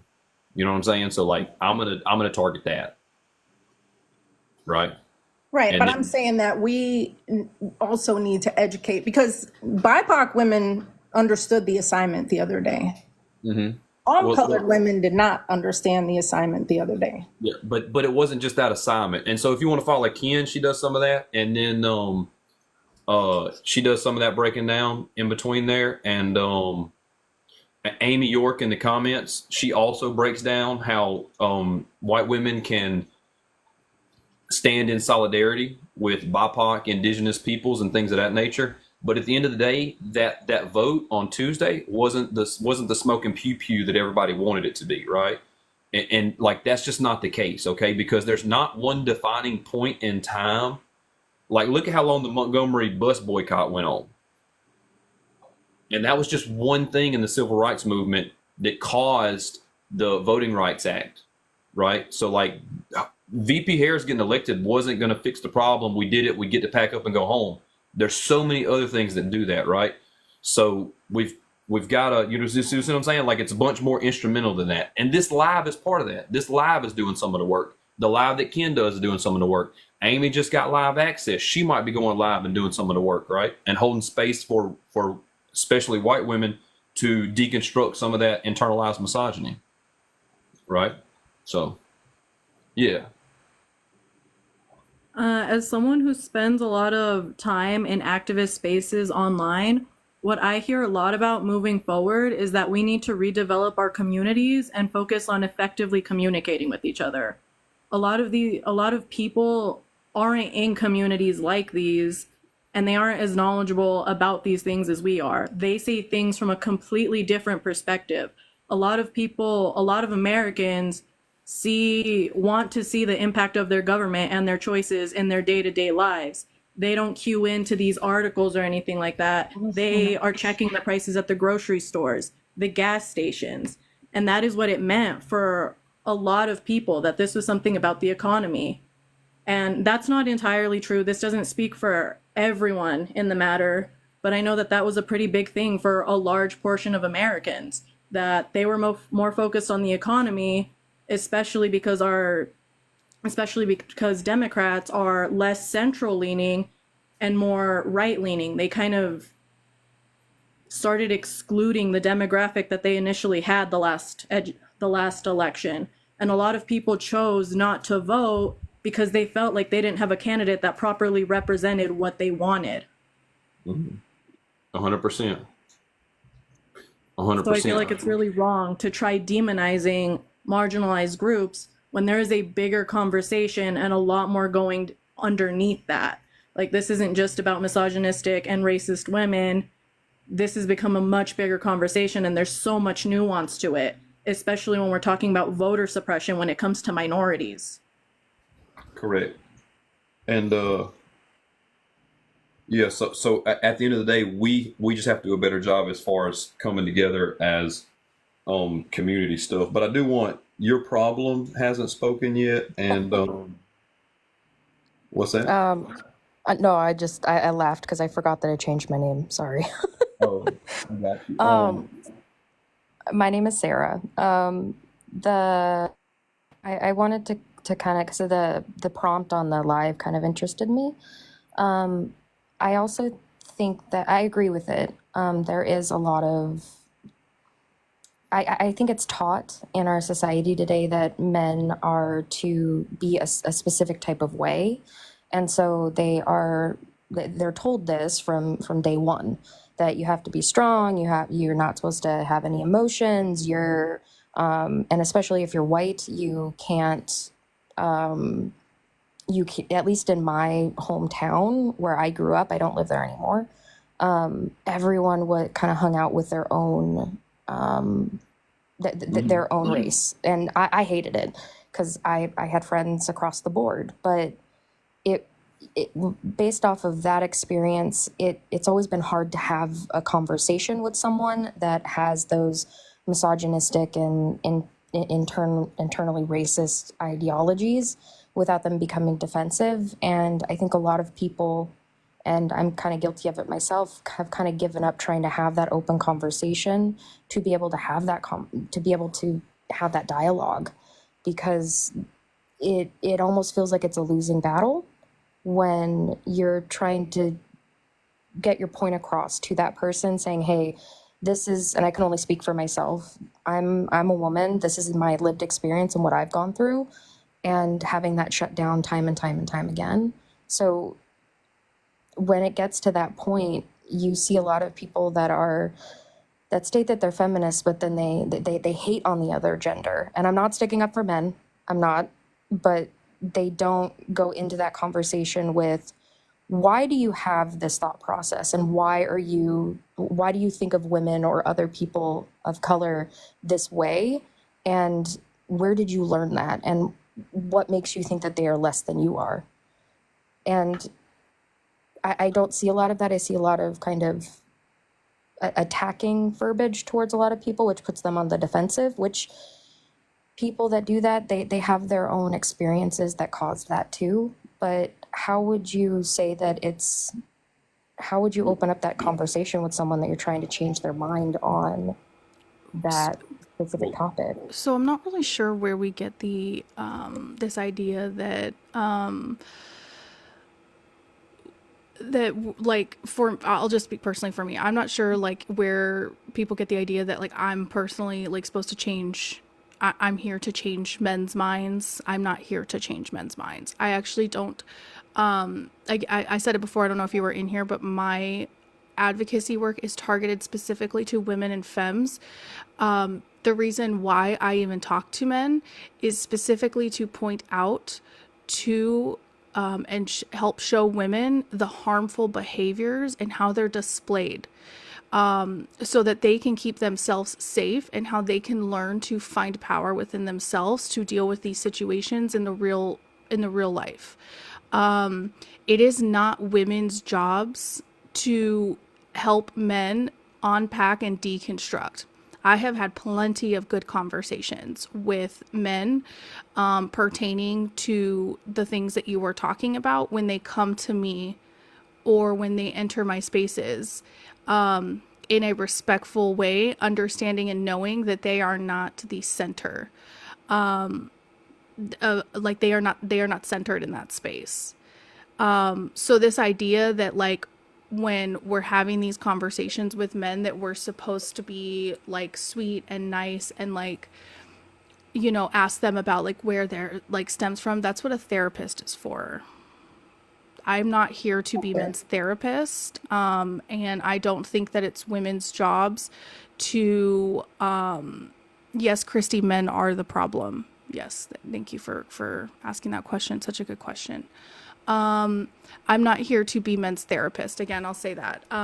So the statement in and of itself is actually pretty harmful, to think that like to place that upon women in these conversations, and say that like they're getting attacked. And even though you came up here and said that you weren't trying to like defend men, that is essentially what you're doing, and everything that you said was internalized misogyny. Because if you don't understand where women are coming from in these conversations, then that's something that you need to unpack if you cannot see that. That's not at all what I was trying to get across. What I was trying to say is that I've had these conversations where I've been frustrated with the person that I'm speaking with, and I'm not getting anywhere with that person when it comes to talking about women's rights, or in a couple of lives where I sit there and I'm like, okay, so why do you think that women are less than you are, based on what belief, what thought process has you thinking that way? I don't get anywhere with that conversation, and I don't know how else to advocate for it without getting frustrated. I'm not. Why Are do you you feel talking like you're not allowed to get frustrated? Because I end up getting yelled at, and personally, I don't like getting yelled at. But Are you talking about when you talk to men? Yes. Okay, Just men that's specifically. yeah. Well, that's what Ken's saying. It's not your job to correct men and to try to work men and hold their hand and get them to a place of like non-misogynistic behavior. It's literally like, if you would follow Ken and watch some of her lives, and there's a woman on here named Miss Andrea, and she does lives like this, and called out the problems. It's not your job to fix the men. It's now I hold space and I give grace to men and problematic behavior and things. Not all of it, you know what I'm saying? Like, I don't allow men to call women females, and I don't allow, things of that nature, and I don't allow homophobic jokes and stuff like that. But your job is to not accept problematic behavior. Like, that's like, you don't accept men, in my opinion, and this is me as a man. Like, and that's why I like what Ken does and some of the other people on this app, because they don't allow men to be problems. They don't allow men to exercise their misogyny in a normal, like, it's okay to do. It's not Right. okay to call women babe. It's not okay. Right, like to use patronizing language, and I think that we need to be really intentional with the way that men are speaking to us, because I can see through it really quickly. Benevolent sexism is a very, very, very prevalent thing in society that also harms women, that women don't even know men are doing, and most of the time men don't know that they're doing it. I hold a lot of grace. Again, my platform is specifically for women and femmes and people socialized as women. I hold a lot of grace for women and femmes that are displaying pick me energy. And my space is always open to those women. But I think that the idea that women are, at a very young age when they're girls, are conditioned to be quiet and sweet and nice. So I think that that's why when you see a woman that has very strong energy, or displays her dominance in a world that is built for men, right, by men, I think that it throws people off, and that's when we get the things like, oh, we're aggressive, or we're mean, or we're hateful, or sensitive, or triggered. All those all those words that are used towards women whenever we display strong, assertive energy is just misogyny. And I think that we don't owe it to men to be nice when men can't even take accountability. When I'm telling a man that their language is problematic, or I'm correcting them on something and they just choose to defend it and stand 10 toes down in it, I don't owe them anything at that point. If Jeff was to come on my panel and was to say something problematic and I called him out on it, he would be like, oh yeah, okay, no problem. And then we would move on, right? Because so I give him grace because he takes the criticism or constructive criticism at that. But I don't owe that to him just because he's a man. And I think men expect that. So when they don't get that, they feel they're confused, like utterly confused, like what is happening, and they feel like they're the victim and they're not. Okay. That's the kind of the experience that I've had, especially the last couple of days, because I don't normally, before this, I didn't usually go on lives or really participate in things. I just kind of watched, but I've been in a few lives where I've been very vocal, which is kind of how I am normally. Same with you. If I hear something that's not right, I'm going to call you out on it. But then I immediately become the target. And it's just one pissy answer after another. And it's always these low digs. And it's the same, just how you had said, how they say, oh, you're so triggered, you're this or that. And it's like, when do you give up on that conversation then at that point? Because they're not going to change. Do you just move on and let them be how they are at that point? Yeah. So yeah. Just let them be. Let them be. Let them. yeah. Let them be 5B. I don't know if you know what that is or not, but just let it go off in the distance. It is what it is. Yeah, I guess for me, I probably let conversations either go on when I just start getting to the point where I'm just getting like, men just annoy me in general. So I don't go off of like annoyance. I go off of like anger. If you're starting to actually enrage me and I'm getting angry, that's where I end the conversation. But anything before that, I allow it to continue for the simple fact that my conversation with a man could be they could say something that another woman or femme is experiencing in real life, and then they are learning something, and then they are going to pick up and see that behavior, and they're going to learn to find strength within that by seeing other women not tolerating it, even though it's hard on an app. It's much harder in person, but please believe that I do still hold the same energy in my own community when it comes to these things. So I know that that's a tough line, but that's a line that you have to realize, like, when am I gonna like end the conversation? You're welcome to follow me. I go live almost every day. And you can always, my DMs are always open. You can always feel free to request on the panel as well if you want to help with the conversations and things of those sorts. But my space is always open to you. Yeah. Okay, thank you. You're welcome. You're welcome. I do want to shrink the panel a little bit. I added some new people. I know that Ann was in the request box, but Troy, I invited them up there, or one of the mods did.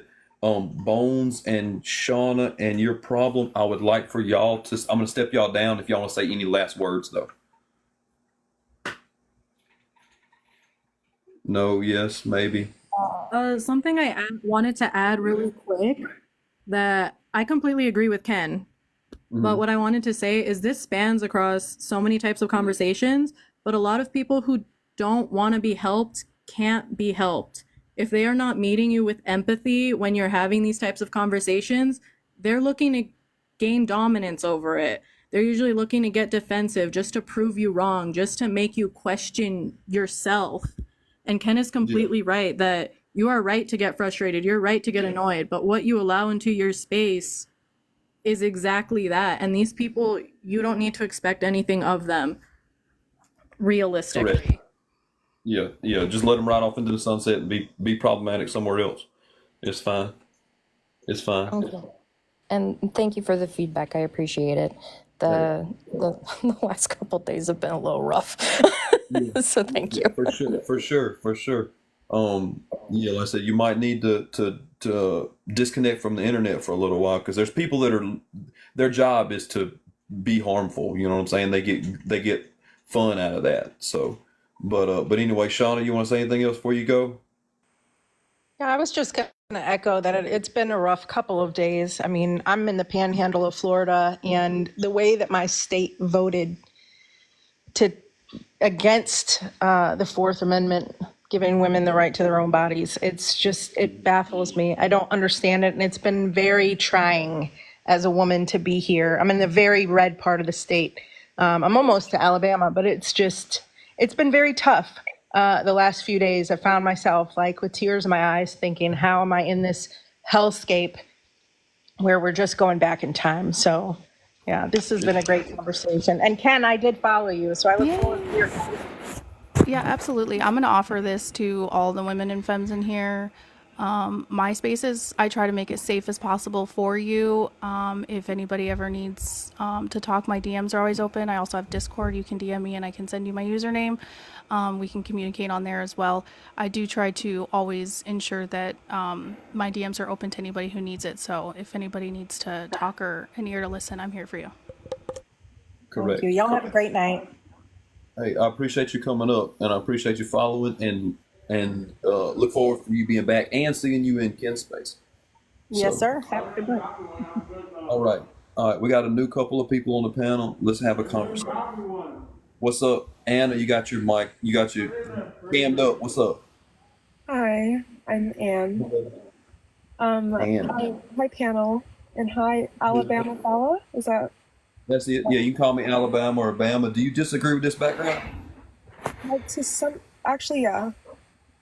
Okay, To, what? I'd say like I don't think white people are inherently racist. Men don't have empathy. I don't know if that's true. I mean, given the conversation, I could see how like men can get defensive, but I don't know if that's necessarily them not experiencing empathy as much as it's just them protecting their ego. And men don't know what manhood means. I think that's absolutely like false.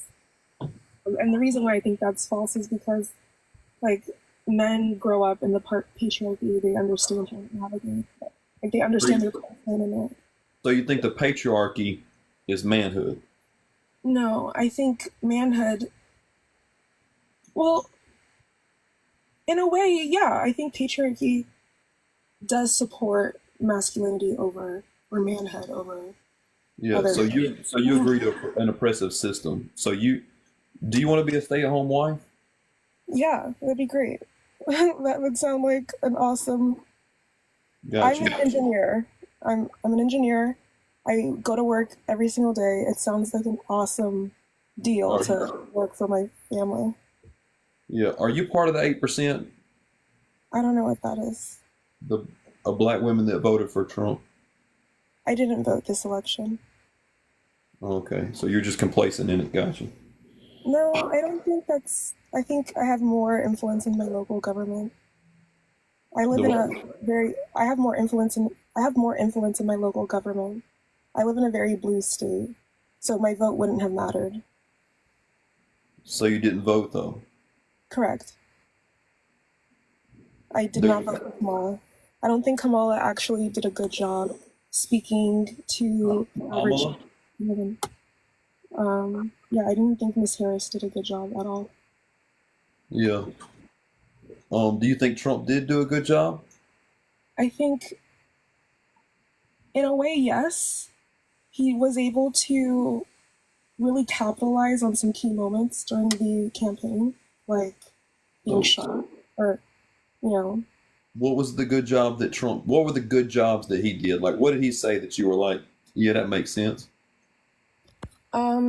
The fact that he was giving the AB abortion rights to the states. So you live in a very blue place. I live in a very red place, Alabama. Do you think that the states should have decisions about all things like they do about AB? Like, do you think that's a good idea? Do I think AB should be a state right issue? Or Yeah, you said yeah, right? You said that that's true. Like, you already agreed to that. He gave it to the states, and you agree to that. Yeah.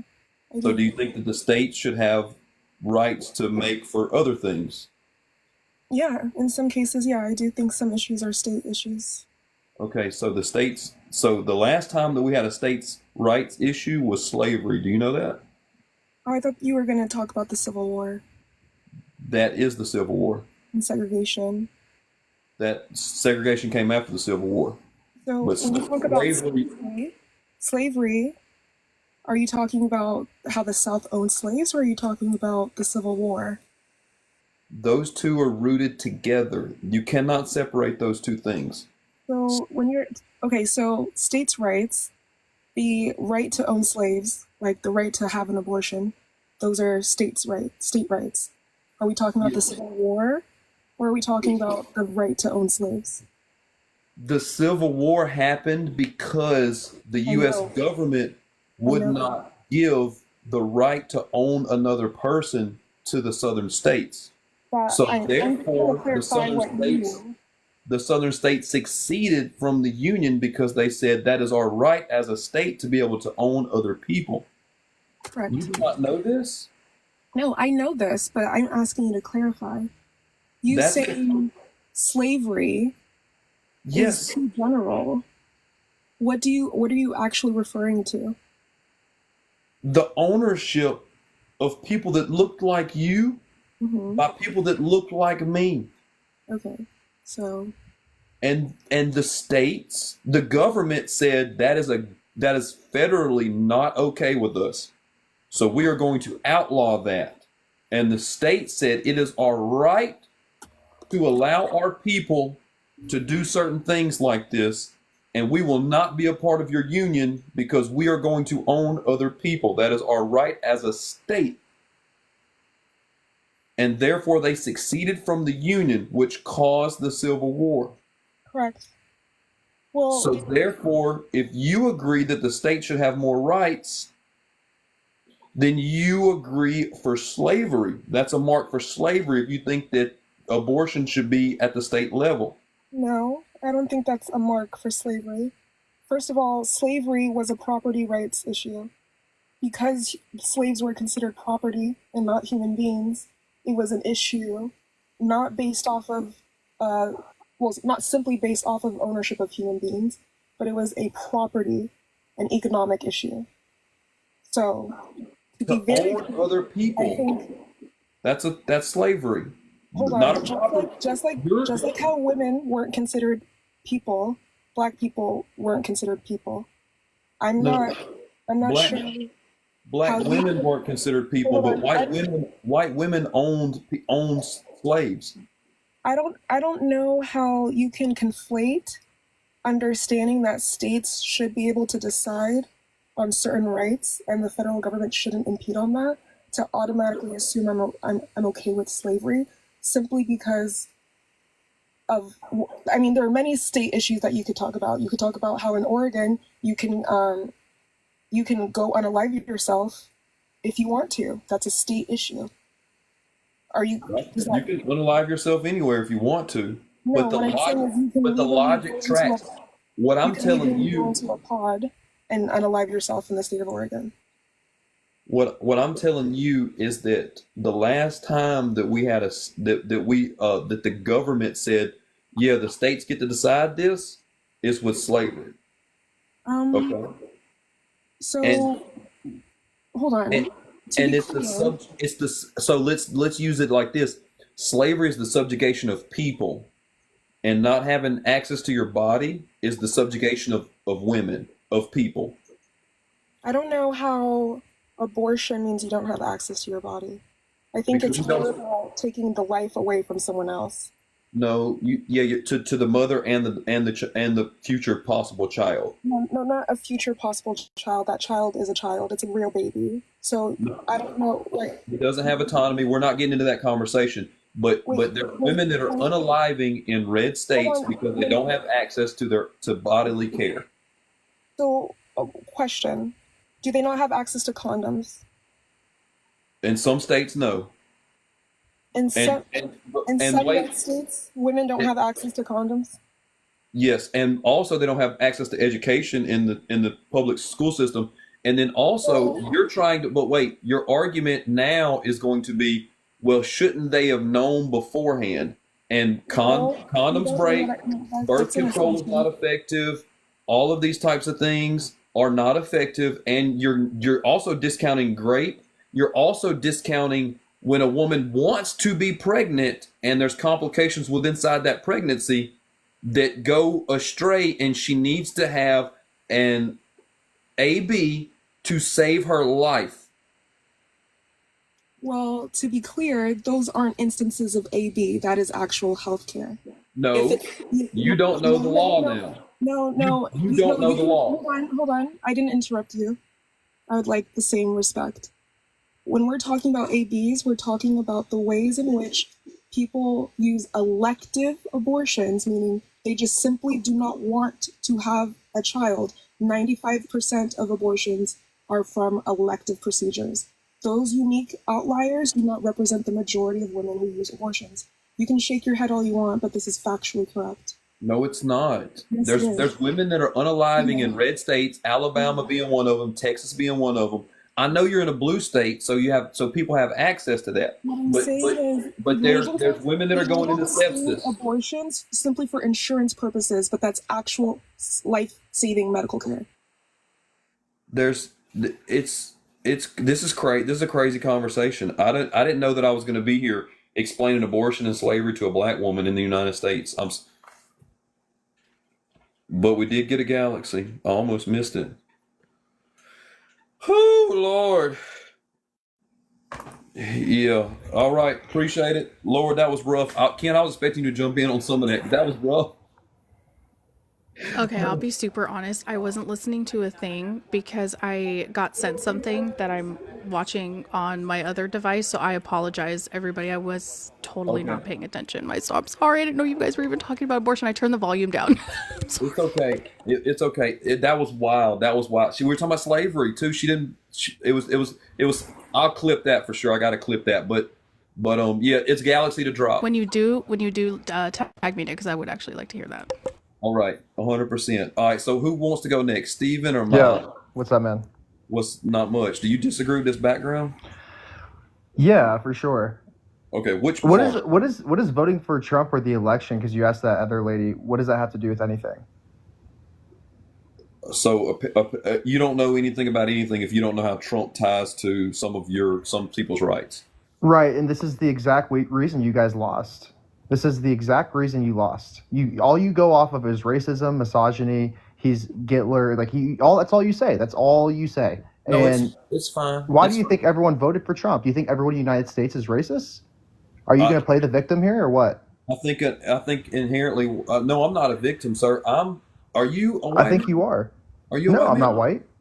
What are you?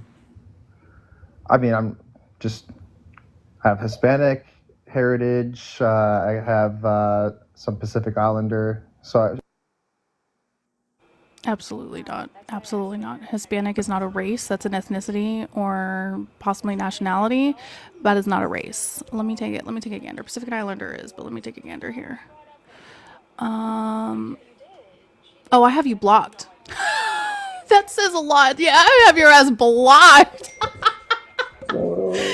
Oh no. I know. You look white from your picture. You look All white. right. So I look white. I look white. So Okay. first off, let's have a little understanding. The background here says men don't have empathy, white people are inherently racist, and men don't know what manhood means. That's the background. It doesn't say Yeah.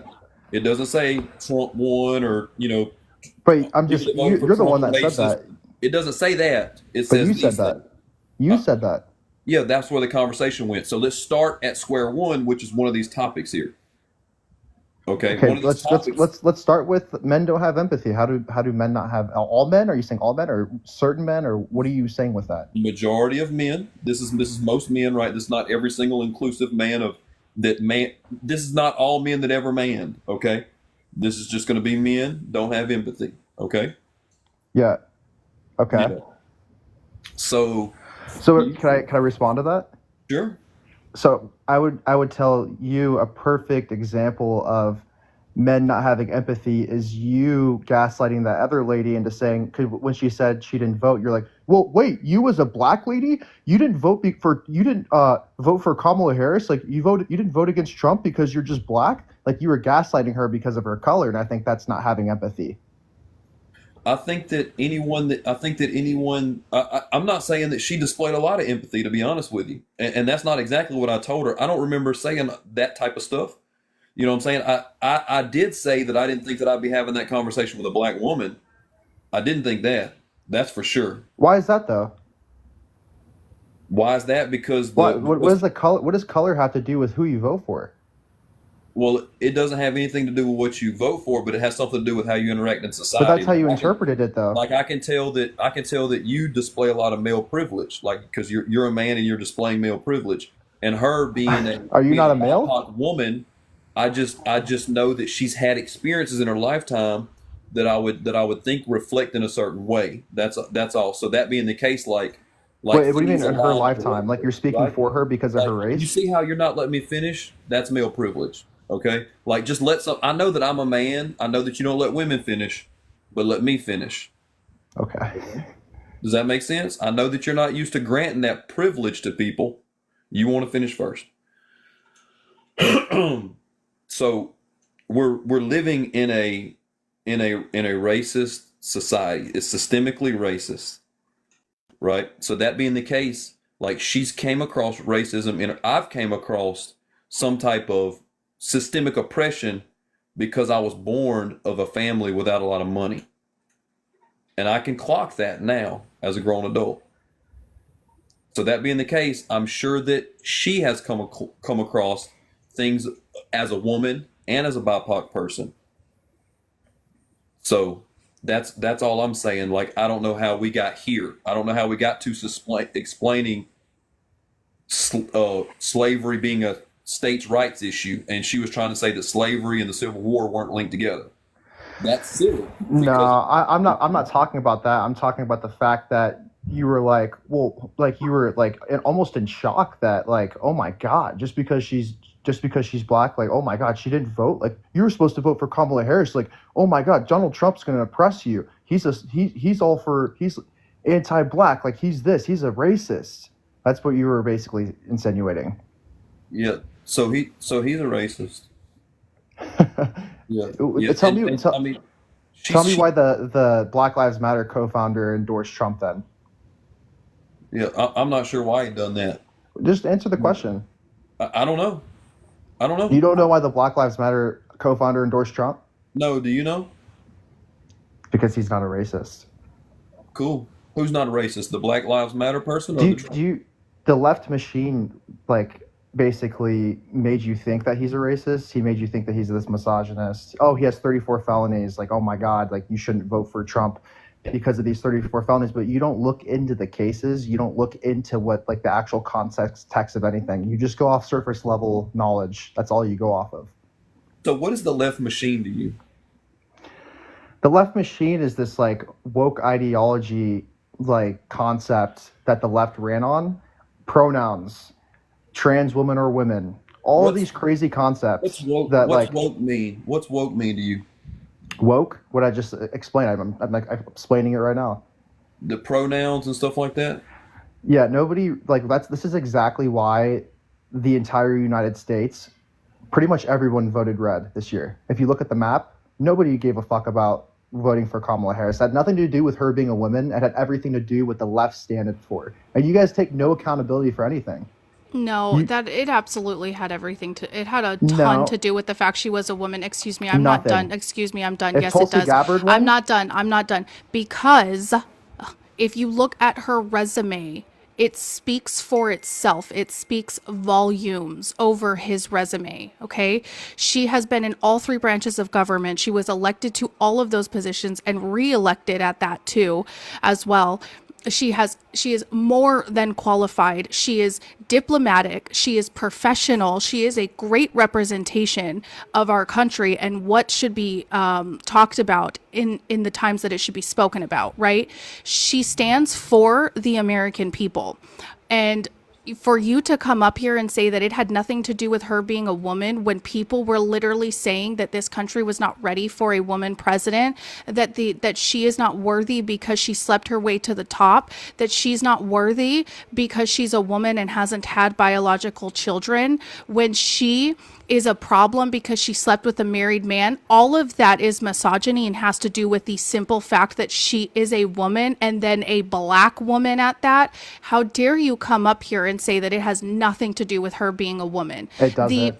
And no, the majority, the votes were very close. Trump, of current numbers, won popular vote. However, you cannot sit here and say that everybody, the whole United States turned red. It absolutely did not. That's not accurate. Most did. That's a misrepresentation. You guys lost by a landslide. No, we did not. That's a Yes, you did. misrepresentation. You are being disingenuous and you No, are I'm being not. Yes, you are, and you're being misogynistic up here. How dare you come up here and diminish the fact that people didn't vote for her for the fact that she was a woman, the fact that it wasn't a deal breaker, that he was a rapist, a fraudster, a misogynist, a racist, a child CSAer. All of those things was not a deal breaker for anybody who voted for him. But the fact that she was a woman was a deal breaker says it all. Thank you for the gifts, you guys. That So let me says ask you it a all. question. If Tulsi Gabbard was running for president, would you vote for her? Wait. I don't know who that is. You don't I know don't who know who that Tulsi is. Gabbard is? Wait, Steph. I just fucking said I didn't, so I don't know why you're questioning me. Sorry. She's Jeff. she's on the Stephen, I don't give two fucks about who she is because she didn't run and we're not Right. changing the conversation. What we are doing is telling you that you are just wrong because the popular vote was within like a couple million or so. And the whole country, I know you saw that map, that whole country, like the entire map being red and there being like these couple little blue spots. I hate to break your heart, but those blue spots are like the economic hubs of the country, and almost half the population lives there. So that being the case, like that also just speaks volume, because there's a lot of people that say these cities are so bad and the homeless and all this type of stuff, but those cities are almost half the population, and people can move out of the city just like they can move to the city. And I can almost guarantee you that there's a lot more people that live in the cities that weren't born there compared to the ones that were born in the city and moved to the country. Like I was born in a town of 3,800 people and I moved to a city of 185,000 people because I'm tired of the rhetoric from the rural folks. Like I said, 4 million-ish. Now, if you want to look at a landslide, go look at Obama's numbers. But we ain't had that since Obama. And I know that you probably don't know that, but because of my male privilege, right? Just like the left always, like they're always victims like, of everything. Like the left is always victims of everything. That's what the left is. The left always is like, oh, you have male privilege. Oh my God, you voted for Trump. You're such a racist. Wow. Like this is all. How old are you, Stefan? I'm 27. Yeah, to goodness. Yeah. At the end of the day, though, what you're doing right now is very grade A. Men don't have empathy because I don't think you have empathy.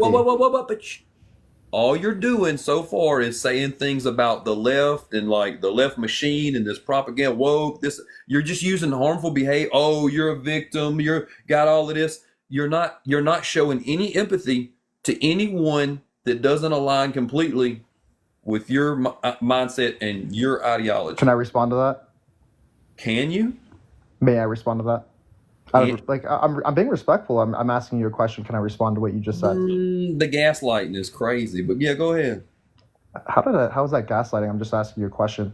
When you have people who literally demonize you just for the person that you vote for, wouldn't you say that those people are the ones who don't have empathy? Wouldn't you say that the left, doesn't have empathy? Anytime anyone says they're voting for Trump, oh my God, the left destroys them. The left says that they're automatic racists. Any woman who votes for Trump, oh my God, you're anti-women. You're like it's like this complete demonization of anyone voting for Trump. Wouldn't you say that those people don't have empathy? Wait. Have I demonized you for supporting Trump? You demonized that lady that just dropped. You demonized her for being African American.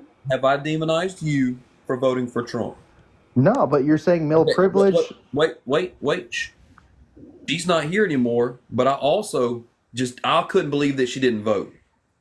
That's what I said. And you took that out of context, okay? So let's get that straight now. And regardless of which side, real fast, Jeff, regardless of which side she stands on, I don't think she needs your help in defending her. She's very much capable of coming back up here if she has any more questions or she feels. So you can move on from trying to white knight for her. She doesn't need she does not need your protection or your defense. And she's a grown woman. She can take it. No, all you guys do is like implement race into everything. Like, wow, you as this is what the left does. Wow, you as a black person. Wow, how could you vote for this person just because like it's almost the racism on your end. Like you guys are the racists. It's all the left that's the racists. Like people can vote for who they want to vote for. Like it's a free country. It is. So like it's a free country. You can vote for whoever you vote for. But Trump in himself is problematic. I'll be right back, Jeff. Cool. So that being the case, like he is problematic. Now I understand that some people don't do their homework, they don't do their this, they don't do their that, but we're talking about specifically conversations that are being had. Now I haven't weaponized anything as far as right wing this and that. I actually feel sorry for you. I feel bad that you come up here and you lack empathy as a man because you are trying to interact with this world, but you're interacting in a way that's misogynistic and you don't have empathy for these things. I feel sorry for you. I feel bad for you. I would wish that you would follow me and listen to some of my content and come up with some of these things. And if you are part of the Latino community, then you're also being subjugated to oppression in that manner. And I don't know if any of your people are How is he bilingual. misogynistic? He Let me- hasn't said anything against women. Let me just say something real quick. Everything that you just said to me is what's gaslighting. Everything that you just told me is actually what's gaslighting. Maybe you should go get therapy and like take a look in the mirror and look at your How's own that self. gaslighting? Wait, how's You that just, gaslighting? oh my God, you How's that literally just, gaslighting? everything you had just told me was gaslighting. That like, oh, something, I feel sorry for you, all this stuff. Like, why do you feel sorry for me? I didn't say anything oppressive. I didn't say Because anything wrong on my end. Like, so you're the one that's you gaslighting, right? you've said oppressive things in the way that What you did I say that was oppressive? talking about the left being woke, talking about pronouns, talking about you ain't said a lot about LGBTQIA plus, but all of your rhetoric is harmful for 2024 society. What did I say that was harmful? See, you're laughing at it. You know what I mean? Like you Right, don't because know what you're that the one means. that's gaslighting. Like No, I don't you know. I don't know why you You can't don't take a have the look in the range, mirror. and You it's can't take a okay. look in the mirror yourself. Like you can't take a look in the mirror as to why you guys had like lost this election. Essentially, like you're the forefront of why you guys lost this election. First off, and then I'm going to go a step further because I'm way far. And anybody wants to send a galaxy, that's dope. That'll get Steven on. I'm way. If VP Harris would have won, I'd have been on her ass for 4 years because the things that she said, some of that stuff is problematic. Okay, because the government is never your friend, and I want you to understand that. And all these people that are getting MAGA tattoos and their trucks look all this type, all that shit's problematic. Fuck them all. Yeah, All and right? let's be really clear who lost here. America lost. Okay, so this wasn't the Democrats didn't lose because, first off, I'm not even a Democrat, but let's be really clear. This has always been MAGA against America versus America, not against, versus America. So America lost because people have lost basic human rights. People have lost decency for humanity and each other. Because if this were Democrats versus Republicans and it was just about differences in tax policies and tariffs and, things of those sorts, that I can be like, yeah, agree to disagree, whatever, it's fine, But this is, I do not and will not ever agree to disagree on basic human rights because I don't feel because I live in a blue state that I am any more entitled to human rights than a woman in Texas, right? Just be based on our location. That's not how this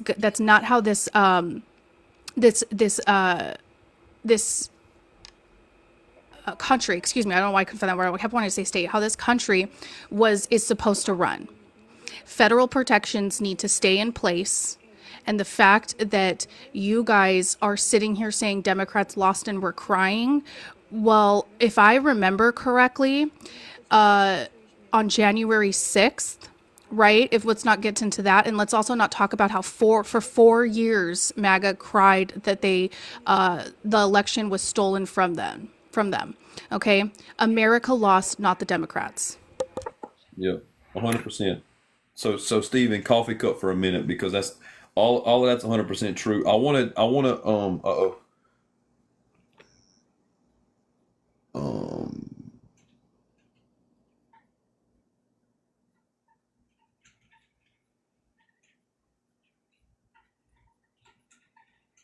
hey, is everybody here? Can you hear? Yes.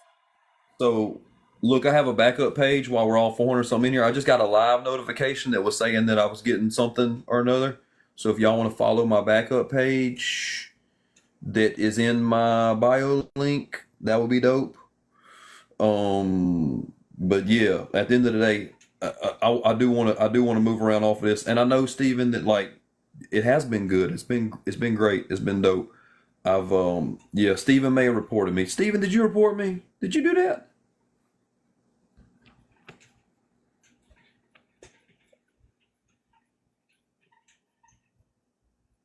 Stefan?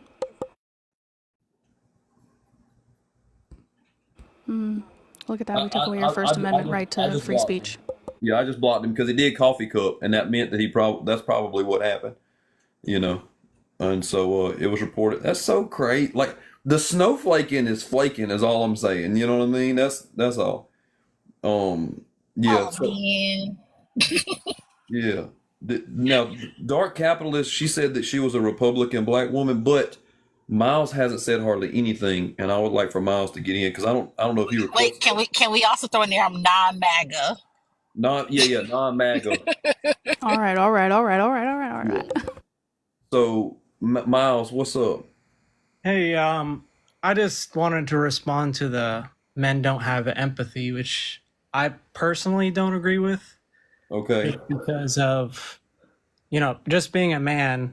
And I can remember back even when I was a child that I displayed empathy. A kid would not have any toys, and I would come home with no toys, as my earliest memory of having empathy. But of course, later in my life, that also translated, and it's followed me throughout my manhood as well. So, and it's just a part of my childhood where I was kind of raised to be a people pleaser. And that's something that I've had to really put boundaries up with. And I've had to do a lot of healing and inner work to kind of conquer and to actually have boundaries to speak up. So I don't agree with that personally, just from my own experience. I know there are men out there that don't have empathy, and there are also women out there that don't have empathy, but I don't think it's fair to generalize all men and lump them into that category, which I know you said most men, but that's not what the topic says, which it's kind of, if you were to say most men don't have empathy, then I would be okay with that. I can understand that maybe you've had experiences like that with most of the men in your life. Who did you vote for, Miles? Could you answer or no? No, and I personally don't think that has much to do with the topics there. I think it's just another way to generalize the person.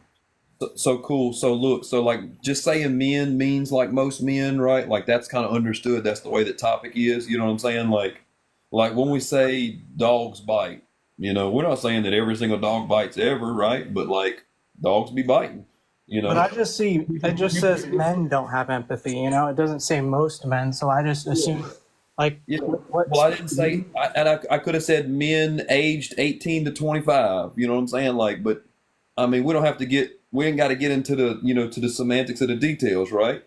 Most people get full on one hamburger. Or, I can just say people get full on a meal, but that don't mean that every single person gets full. Oh, how big's the meal? How big's the this? We're not arguing the semantics of that. But what I'm saying is you as a man, you've already conceded that there's a lot of men out there that don't have empathy, right? I don't believe that. I think it's all based off of your childhood and how you're raised and who you're around. Your parents have a major effect on that, how they treat you when you're growing up. There are a lot of different things. It's not based on, if you're a man or a woman. It's just based on how you're raised and what you've done. Are your feelings up? Are you upset about this topic? I'm not upset. I'm just expressing my opinion that it's based on your childhood and how you were raised. Yeah, I'm thinking that you're just a little, you know what I'm saying? You're I don't like the way those words are, so I got to say something about it. It's not that I don't like it. It's that I have an opinion on it that's not so much tied to emotions, but I don't, agree with that men don't have empathy as a general statement. Yeah, as a general statement, in my feelings about it. Me as a man that's been a man his whole life, I feel as though it's correct. I feel like a lot of men, most men, don't have empathy to some degree. They definitely don't have as much as they need. They definitely don't have that, because if they did, then there wouldn't be men that were friends with rapists. Men wouldn't be friends with unalivers. Men wouldn't be friends with men that committed DV and hit their significant other. That shit wouldn't be shrugged off. There wouldn't. So if you had empathy and you heard your buddy saying, sometimes you got to rough them up, you'd be like, fuck you. We're not friends anymore. Because you would have empathy and you would have understanding of you wouldn't be like, yeah, I mean, I guess if she says enough to you, you know what I'm saying? I mean, No, I would never be like that personally as another man, as a fellow man. I would never be friends with that person as soon as they said anything. Same goes with like cheating, you know? If a friend, but we elected a rapist. We elected that man into the highest office. So that being the case, like a lot of people think that it's okay. yeah, but that's not you. That may not be me. You can't make generalizations about men. It's not. It's most men, sir. It's most men. It's most men. If you're not saying it's you, fine, keep it pushing. I've displayed not having enough empathy in several scenarios in my life. I said one at the beginning of this live. I told a personal story of when I didn't show enough empathy to a woman. And I would think that you would have that also. And if you don't, then you definitely don't have enough empathy. If you don't have personal stories of when you didn't display enough empathy and you didn't outreach enough compassion to people that were around you, then you still aren't doing that.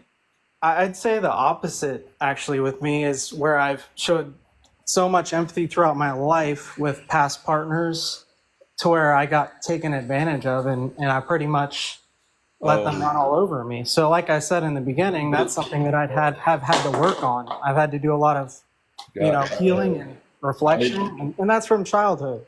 Yeah, I didn't know that you were the victim there. Well, I'm not a victim. That's the thing is I've done work to overcome things that were out of my control as a child, which I think is what everyone should be doing, because your childhood does have a major effect on who you become and how you feel and whether or not you have empathy. And personally, I do. So, I know I do. I've had it my whole life. I got you. Okay, you're the one in a million. You also don't hang out with any men either, I guess either. I do actually. I have a job that's dominated by a lot of men, and yes, there are things that are said that I don't agree with. No misogyny in your job. There's always going to be misogyny. There's always going to be misandry amongst women that are together with women and men that are amongst men. Misandry's not real, but you just proved the point of men don't have empathy because misogynistic behavior is not showing empathy. There's always an opposite to every word in this world, and it doesn't make it less real if you don't agree with it.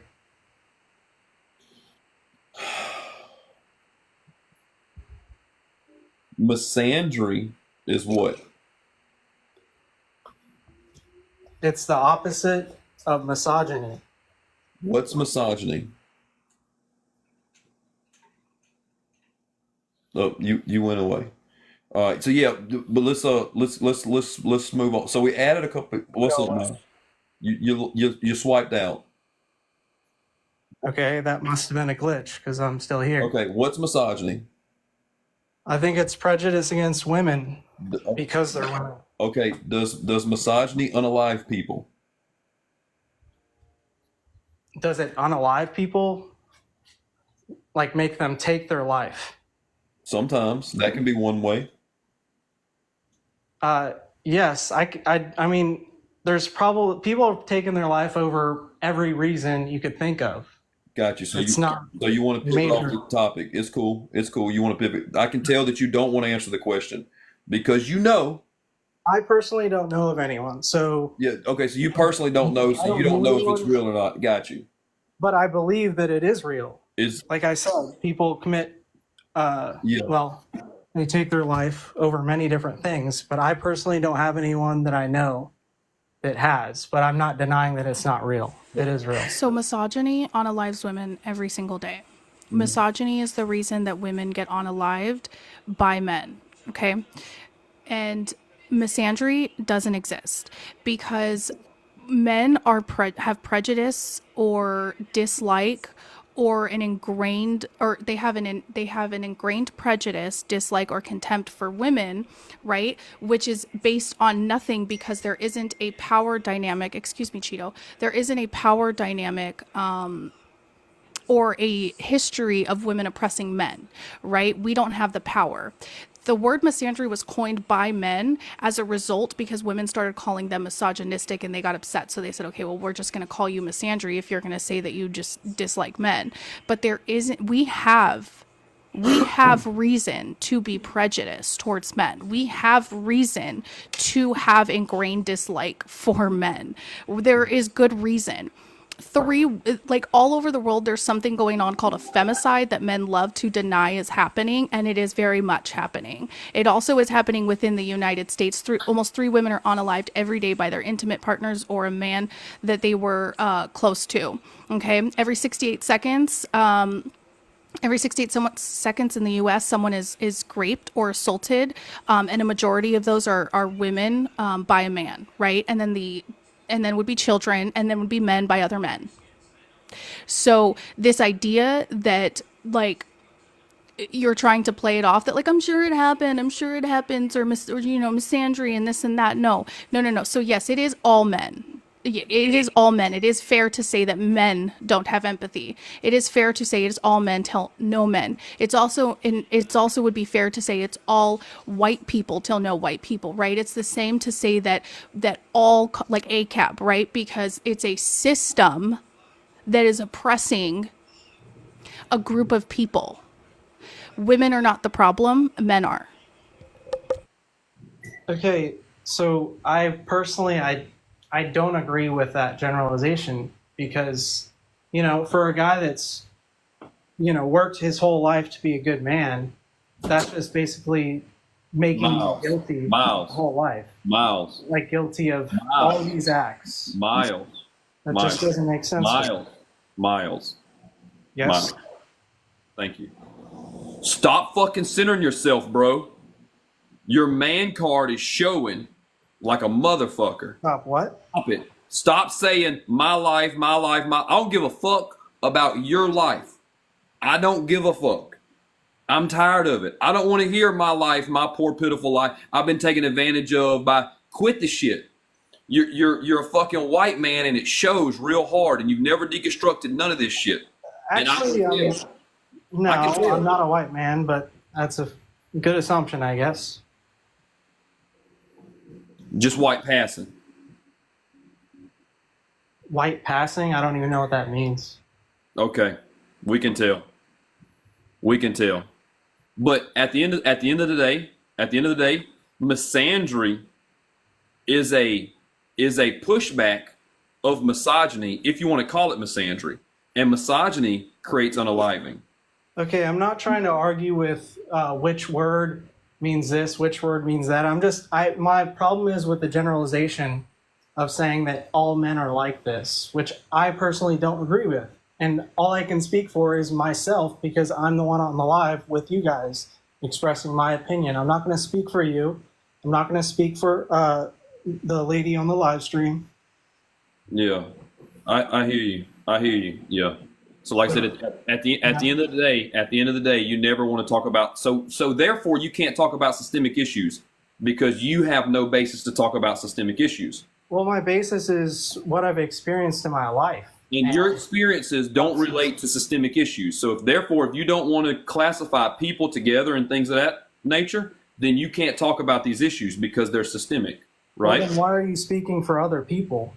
I'm speaking for the general population and the stats and things like that. I'm speaking for the women that get unalived on a daily basis. I'm speaking for the children that are raped and abused by their parents. Okay, I'm speaking for Denorius Richardson that was hung in North Alabama. I'm speaking for the racist behaviors that happen on a daily basis inside of our country. I'm speaking for the men that have been disenfranchised by the system of oppression of capitalism, and they don't even realize it. And you're one of those men. And it's hard for you to even see that. But Manly Girl just said that I sound like a preacher. What's up, Manly Girl? You on the panel? What you got to say? I think the moral outrage is not turning anybody to your side. It sounds no different than ultra religious doctrine, just orthodoxy. It's like, this is what I believe. So cool. You So gotta cool. accept it. So, Hold on, hold so on, cool. hold on. Wait, You Manly. gotta So you accept don't it. agree with how I'm running this live? First off, I want to know why you're here. Secondly, I want to know why you're not hosting your own live. Because it's a fucking America, bro. Okay, exactly. So I'll speak to the issues that I speak to. Last time I checked, wait a minute. What are you bitching about?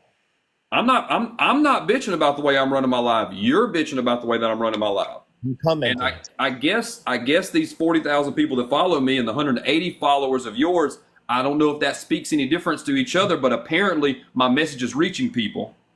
That is a logical fallacy of appeal to authority, and it's just a baseless argument. Do you know logic? Do you know how logic works? I appreciate you following me. Aline, I appreciate you following me. I appreciate y'all following me. There's been about 400 people that have followed me from this live today. Wonderful, wonderful. That's how a chamber of echoes works, brother. So like we you are- literally have like an appeal to authority logic fallacy. You have a straw man logic fallacy that you keep trying to build everybody on, and then you attract that straw man, and then you pretend that that's actually their views. No. You are having fallacious arguments, dude. Yeah, so you like to use some big words and stuff like that. It sounds like what is going I on can dumb there. it down No, for you but if you want. I can speak simply as well. Oh, yeah. See, I personally don't understand why you went to try and insult me and generalize me as a man when I had said nothing about you personally, and I haven't really drawn any conclusions about you either. We were just discussing this topic that men don't have empathy that you put on the live. But you then went to generalize who I am, and you said that I'm a white man. It doesn't really make sense. Like, you don't personally know me. We're just discussing a topic, and we don't have to go after each other for it either if we disagree on something. Well, but you keep bringing your own personal conversation into this me. You've said miles about 97 times. You've Because said I'm not gonna miles. speak for you or other men. So many times I could drive you in Florida from Alabama. I'm not going to speak for other men or other women. I'm going to speak for other men and say it's all men, and we've got a fucking problem. And I'm going to call issue on it, and I'm also going to hold space and accountability and workshops in order for us to try to fix the problem of the male loneliness epidemic. I'm trying to collect white men to break down their racism and their problematic views and their misogyny so we can continue to build a better society, because I want to live in a society that's more equitable to everyone. And I don't know if you want to do that or not, because what you're saying Yes, is to everyone. what you've been saying is you've been disenfranchised by the system, and that fucking sucks. And you should know that if that's your real lived experience, then you should know that other people shouldn't live like that. So you should advocate for a change in that. And it's okay that those are your lived experiences, but it's not okay to use your lived experiences and go, well, this is how things should be because this is my lived experience. I never said that this is how it should be. I said this is what I've experienced and why and how it's affected me. That's all I can speak of. I can't speak of how your experiences have affected you based off your look or appearance. I think that's wrong. Well, I'm telling you that we can generalize some of that stuff at just fine. You know what I'm saying? And also with stats and data and stuff like that. You know what I mean? We really can. But Dark Capitalist, do you want to say anything? Well, you guys covered a lot of ground.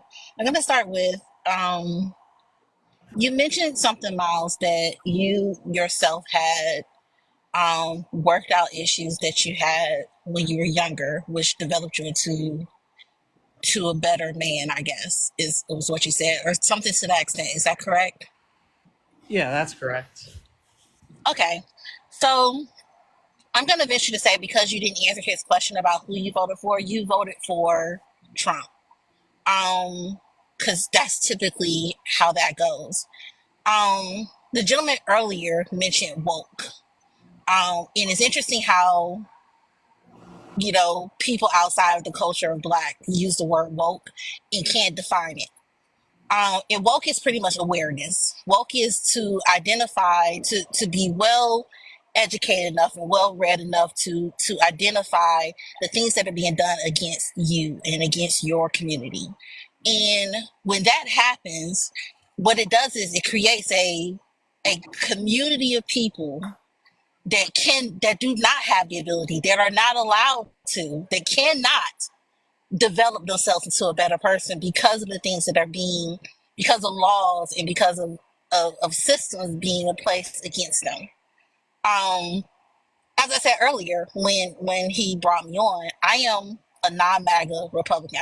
I consider myself a Republican since I was 15 years old when I got involved in politics. I've probably gone a little more to consider myself conservative Democrat since about 2017 because I have no desire to be connected to the way the party is now. It is developing to now, but it's the factor of I'm able to look at what's being done. I'm awoke enough to see the things that are being put in place that are against everything that the Constitution has ever mentioned, everything that the founder fathers ever intended to happen.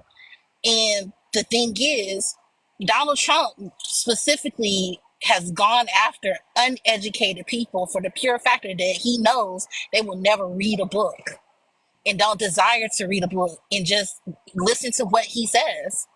And not even listen to what he says, but put stock into him. And so therefore created a party around that. It says, oh wow, we got a group of people. We got 71 million people to say, hey, we're gonna choose us over them. Those people are not empathetic towards the other things that are going on.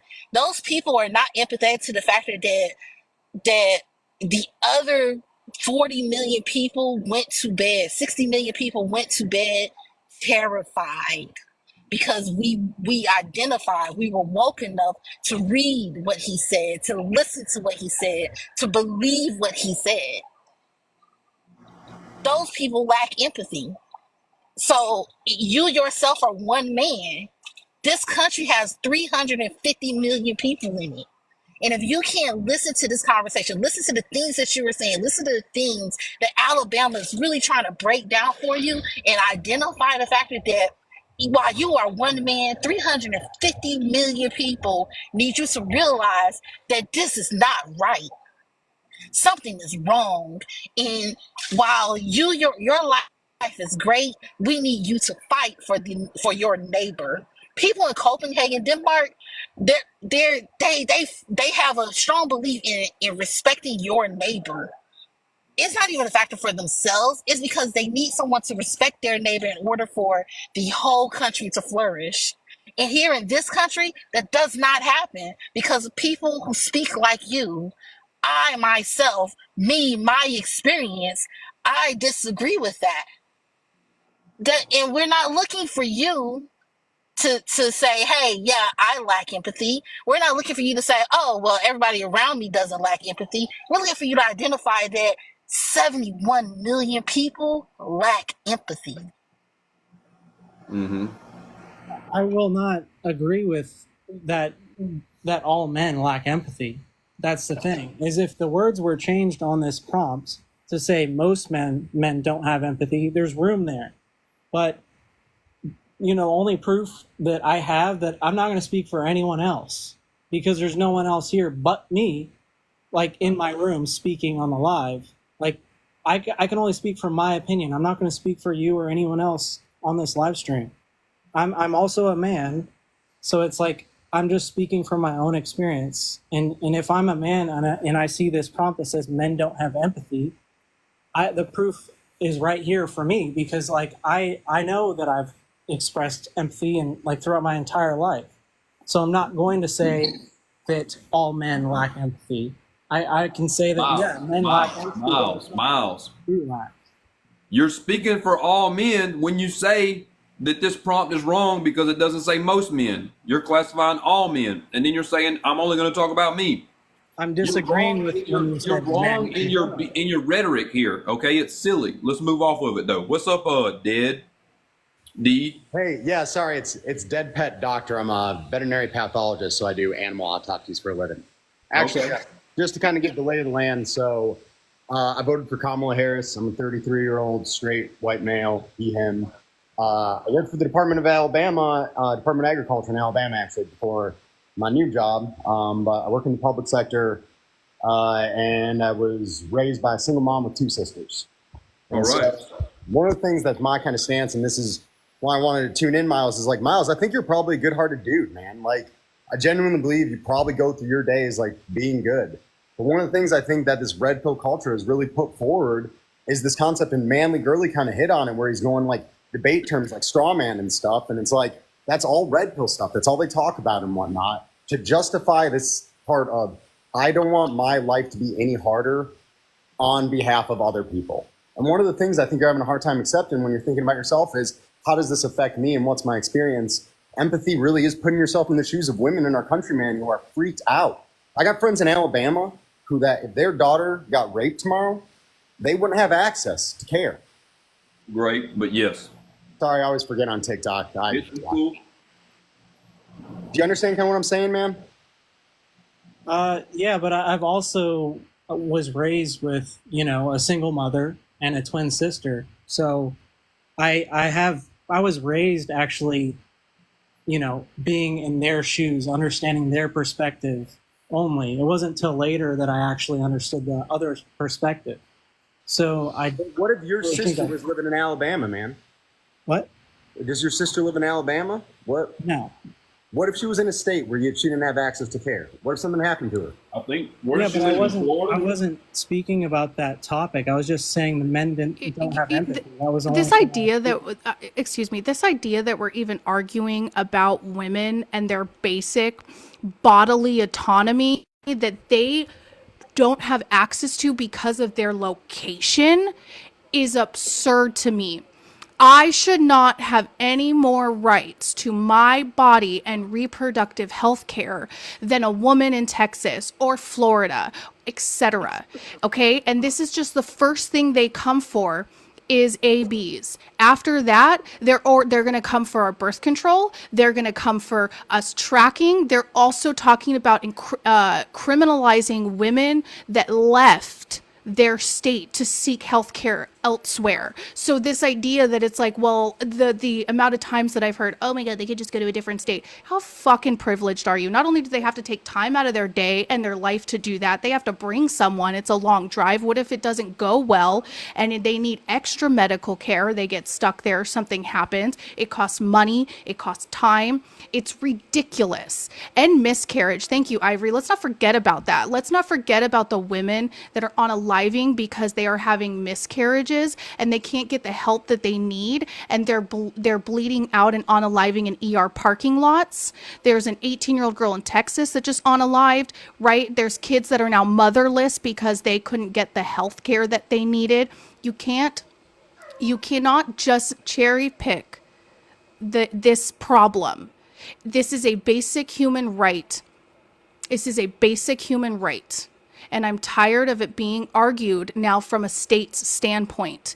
It's really, really ignorant and it's privileged when you're arguing for the standpoint that it's like, well, since I live in California, it's not a problem I have to worry about. So what, I shouldn't care about the other women in America that can't get it, or across the globe?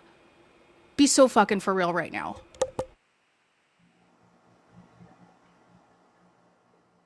Interesting thing to me about AB is I believe it was Ruth Bader Ginsburg who said that she disagreed in which the president was that Roe was laid upon, which was women's right to choose, where she feels like it should have been doctors' right to treat. And I didn't quite understand that back when I was a little younger, and I read that, I was like, what's the difference? But I get it now. But as people have this argument against AB, and as opposed to just leaving it as Wait, just Dark, some. I'm sorry. Can you hold on? Excuse me. Miles, while we're speaking to you and we're having a conversation on the panel, you can't be actively listening to us when we're having these conversations if you're in the comments. If I see another one of your comments scroll by, I'm just going to go ahead and mute you for the live. I didn't want to interrupt, nor did I want to have that question or what you were saying be a focus on me. I thought it was for everyone. That's just what I assumed. But if you do want to know my opinion, I always think that women should have a choice. So that's it. I was just Well, listening. thanks for that. Anyways, go ahead, continue, Dark. But the interesting thing is that people don't take into account the myriad of factors. So I've heard men say, "Oh, you know, women are using it just as a form of birth control." This and that. It doesn't matter what she's using it for. It really doesn't matter. Yes, there are very extreme circumstances, but no one wants to identify the factor that there are over 400,000 children in foster care. So if you really cared about children, if you really cared about the lives of children, then you would do something about that before you started forcing more children into this country. While you're already complaining about the population issue, you know, you're forcing more children in this country when there are over 400,000 children that no one is taking care of, not even this country. And then when they turn 18, you let them off into the homeless in the street homeless. So that now that you've made homelessness illegal, you can put them into your systems. And it's the factor of identifying, like no one takes it. I remember I pointed out to someone, I myself have never wanted children. It's what made Marion, my first husband, so appealing to me because he didn't want children. I never wanted children because I have a mental health disorder. And I feel like it was a danger to a child if I was to have one. I did have a child begrudgingly, as I tell people. I had a child, and I was in fear of what would happen to this child because of my mental health disorder.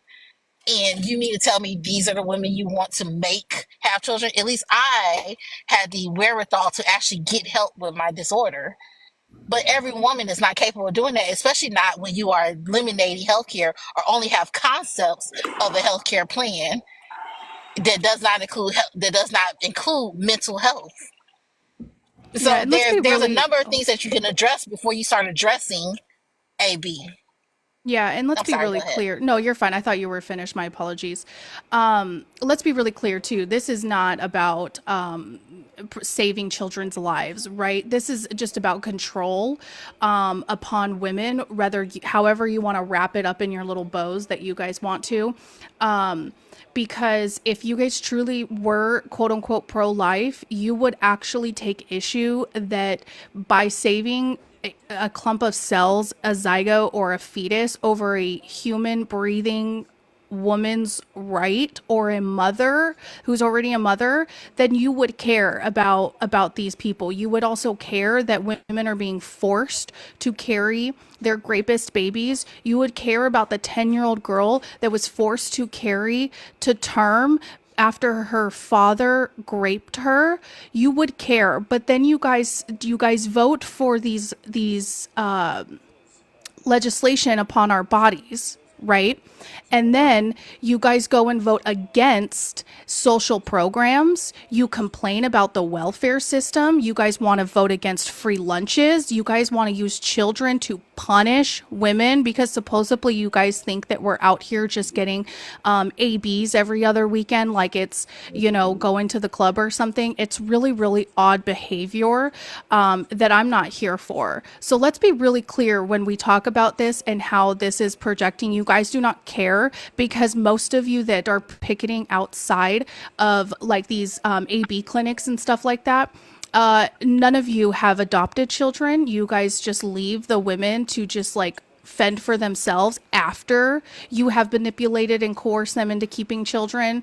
So let's call it for what it is. It's control over women. And against child support, right? It's control over women. It has nothing to do with the fact that you actually care about what's happening to these children or these women that are unaliving. I agree with Ken. Ken's like, hey girl, you going out today? Yeah, I'm gonna stop by the clinic first and get this AB, and then I'll be at the club. David. Hey Miles, can I share an experience with you that I had? So I lived down in Alabama and I started dating a girl, and we weren't using protection. She didn't tell me she was on birth control, and we got pregnant.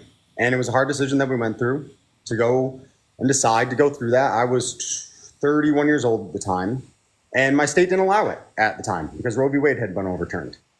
And so we drove to Georgia, and people were outside picketing, and it was sad, and it was scary, and I'm not going to tear up here or anything, but watching somebody that I cared for and my decision to not use a condom, and whether we put that blame on either of us, she was somebody I care about, and I still see her as a friend. We're not together anymore, but like we made a mistake. I'll own either side of that. Both of us would, right? It's no blame game of anything. But it was a hard experience. It was a real life experience. And I, at the time, was working for the state of Alabama and had to think to myself, here's this dream that I followed of my life to work for the government and give back to the community was what I'm good at. And my state can't even offer the person I care about a sense of decency to feel like a human there. And the only reason I'm sharing this with you, man, is like, when you guys voted in this election, this is why we're hurt. This is why this sucks for us. This is why, like, when I woke up on Wednesday, I was devastated. I talked to a few friends that were crying. I talked to my friend down the hall who's a woman. She has 2 sons. She doesn't know which environment she's going to raise them in when this is the guy that we voted into office to look up to. Like, I'm just sharing this perspective because I think you guys are coming at this with this way where you feel attacked, and I'm not trying to disregard how you feel. Everybody has their own individual feelings, but dude, it's hard for me to hear that and hear the words the economy and stuff when I have friends that don't feel like people or the same as me. I get so much privilege, dude, as a straight white male. Like, it's crazy. Okay, I'm getting heated. It's late at night. I'll leave it there, but yeah. That's all right. Yeah. I get that way some too. I appreciate the background thing, but look, this is my backup page down here at the bottom. Somebody gave me 4 coins. I appreciate that, but I would just like for y'all to follow it. I've been trying to. I got 17 devices. I'm trying to run these things better. We've had a lot of traffic in here. I appreciate the traffic. I appreciate the support. I appreciate all the gifts that we've been doing. I just want to do a little doodad. If y'all want to follow the page, if y'all want to keep having these conversations, the backup is Jeff, that Alabama fella down at the bottom. The blue J is me. Ivory, did you mean to come up? Because I accept your thing.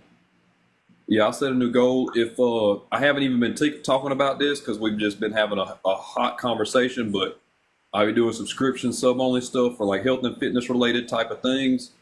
If y'all are interested in that type of stuff, I've got content on that specifically that I push out that's different than like the human rights stuff that I shoot, that I talk about, that's just non-sub, and you get some access to some stickers. I ain't seen nobody making no stickers in the comments, but they there, but I appreciate the love and the support. There's a lot of people in the request. Is there anybody on the panel that wants to step down? You ain't got to, I guess. For who?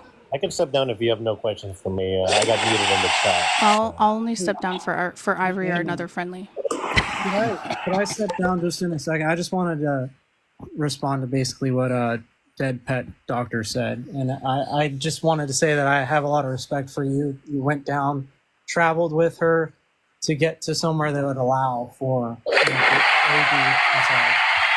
and I think that's what being a man is, to take responsibility for your share and the person in your life, the people in your life. You should always take personal responsibility for those things. And like, I'm in complete agreement with that. And I think says a lot about your character. And I do wish that more men would see it that way. Can I chime in, man? So I get it. Like, you want to pat me on the back. The experience still sucks, dude.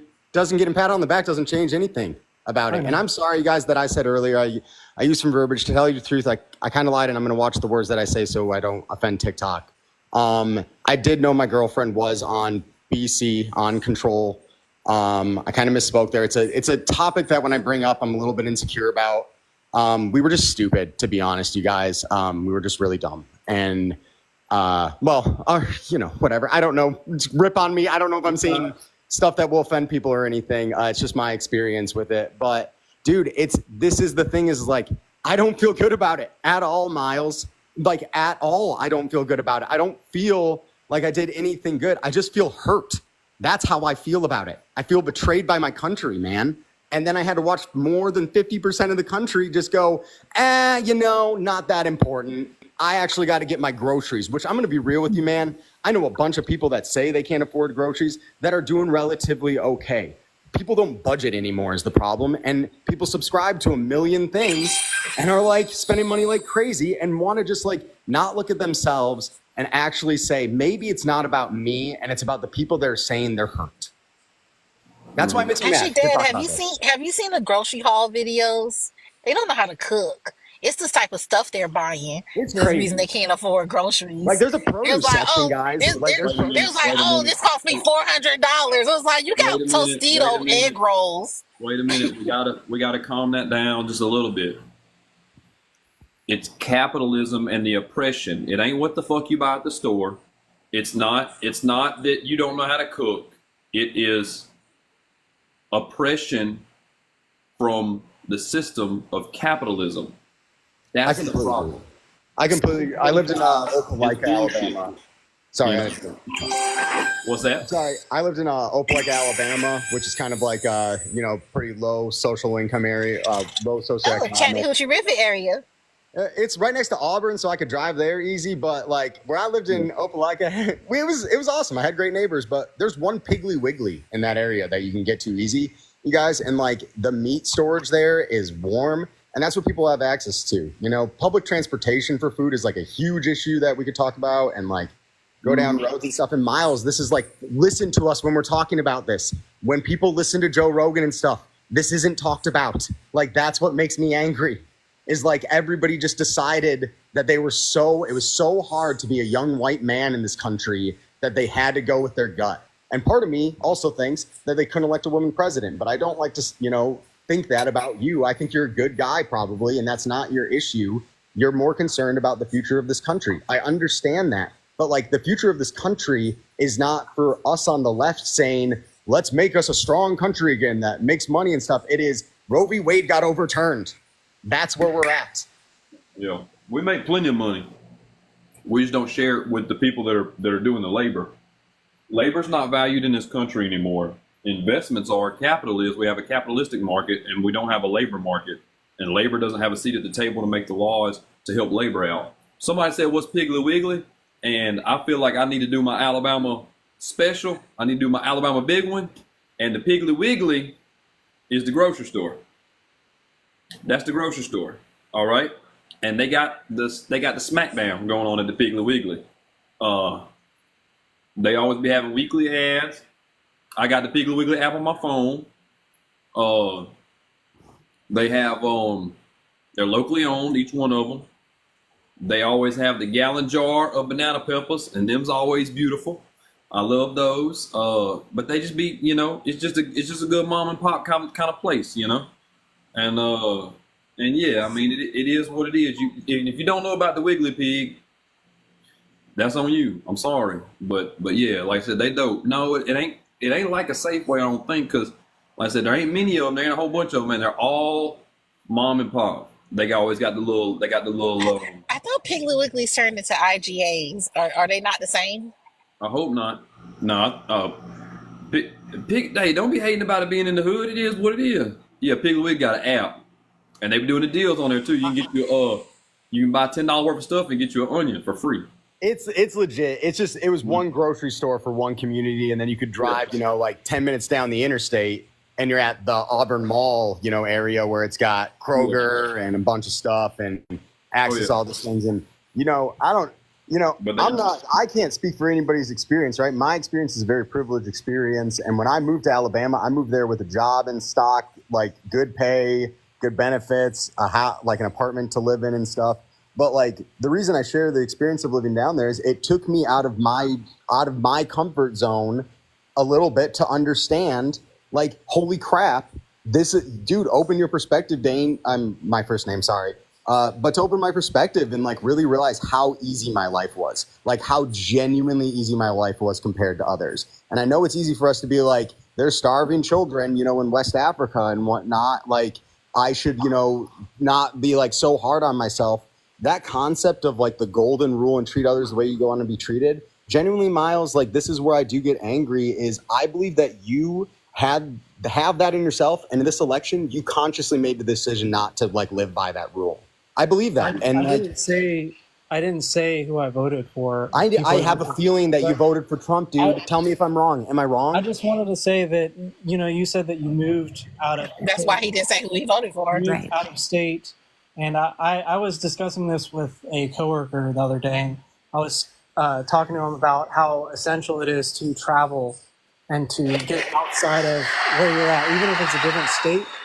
It changes your perspective. Going to a different country, I know not everyone can do it, but if you can, where you don't speak the language, where you don't understand the culture, but you're there trying to just survive and get to the next location or wherever, I think it helps a lot to understand different perspectives where you're someone that just, you're at the mercy of the community. So Bro, anyway, I didn't leave because I was trying to go to the next place. I left because it was hot down there, and I'm from Michigan originally. Yeah. I would have stayed there to help the people and sacrificed the goodness in my life and gone through hardships. That's what I do for a living working in the public sector. Is like I don't get paid as much as I could work in private, but I do it because I am privileged with the gifts that I have and my ability to go to college and get the loans that I got and everything, which not everybody has. But to do what I do, like I would make my life harder to make other people's lives better. I genuinely think you'd answer yes to that as well. And I have a feeling you voted for Trump. It's okay to say that you did. We're not going to bash you. It's just we're having a discussion that we all want you to understand where we're coming from. Hey, y'all, I'm going to jump in really quick. First of all, I have such a, to say that crossing over state lines or visiting another state is going to open your perspective to what people are going through. That's not where you're going to find it. Listen to what you're hearing from other people. You don't have to go over state lines. You have access to every part of information, but you have to listen. You can go to any country, but if you're not listening and actually having empathy, then you're not going to learn anything anyhow. I'm going to just real quick. I was a paramedic for 11 years, level 1 trauma, and I worked in labor and delivery. I'm the mother now of 3 daughters. And I will tell you that the day my opinion turned, I did a complete 180, was the day that I assisted in a delivery of a 12-year-old's baby. When you see a baby giving birth to a baby because of incest in a state that will not allow an abortion, on terms of incest, there are many places right now that they cannot get abortions. And for anyone to believe, you're saving a baby, that's fantastic, but you're a pro-birther.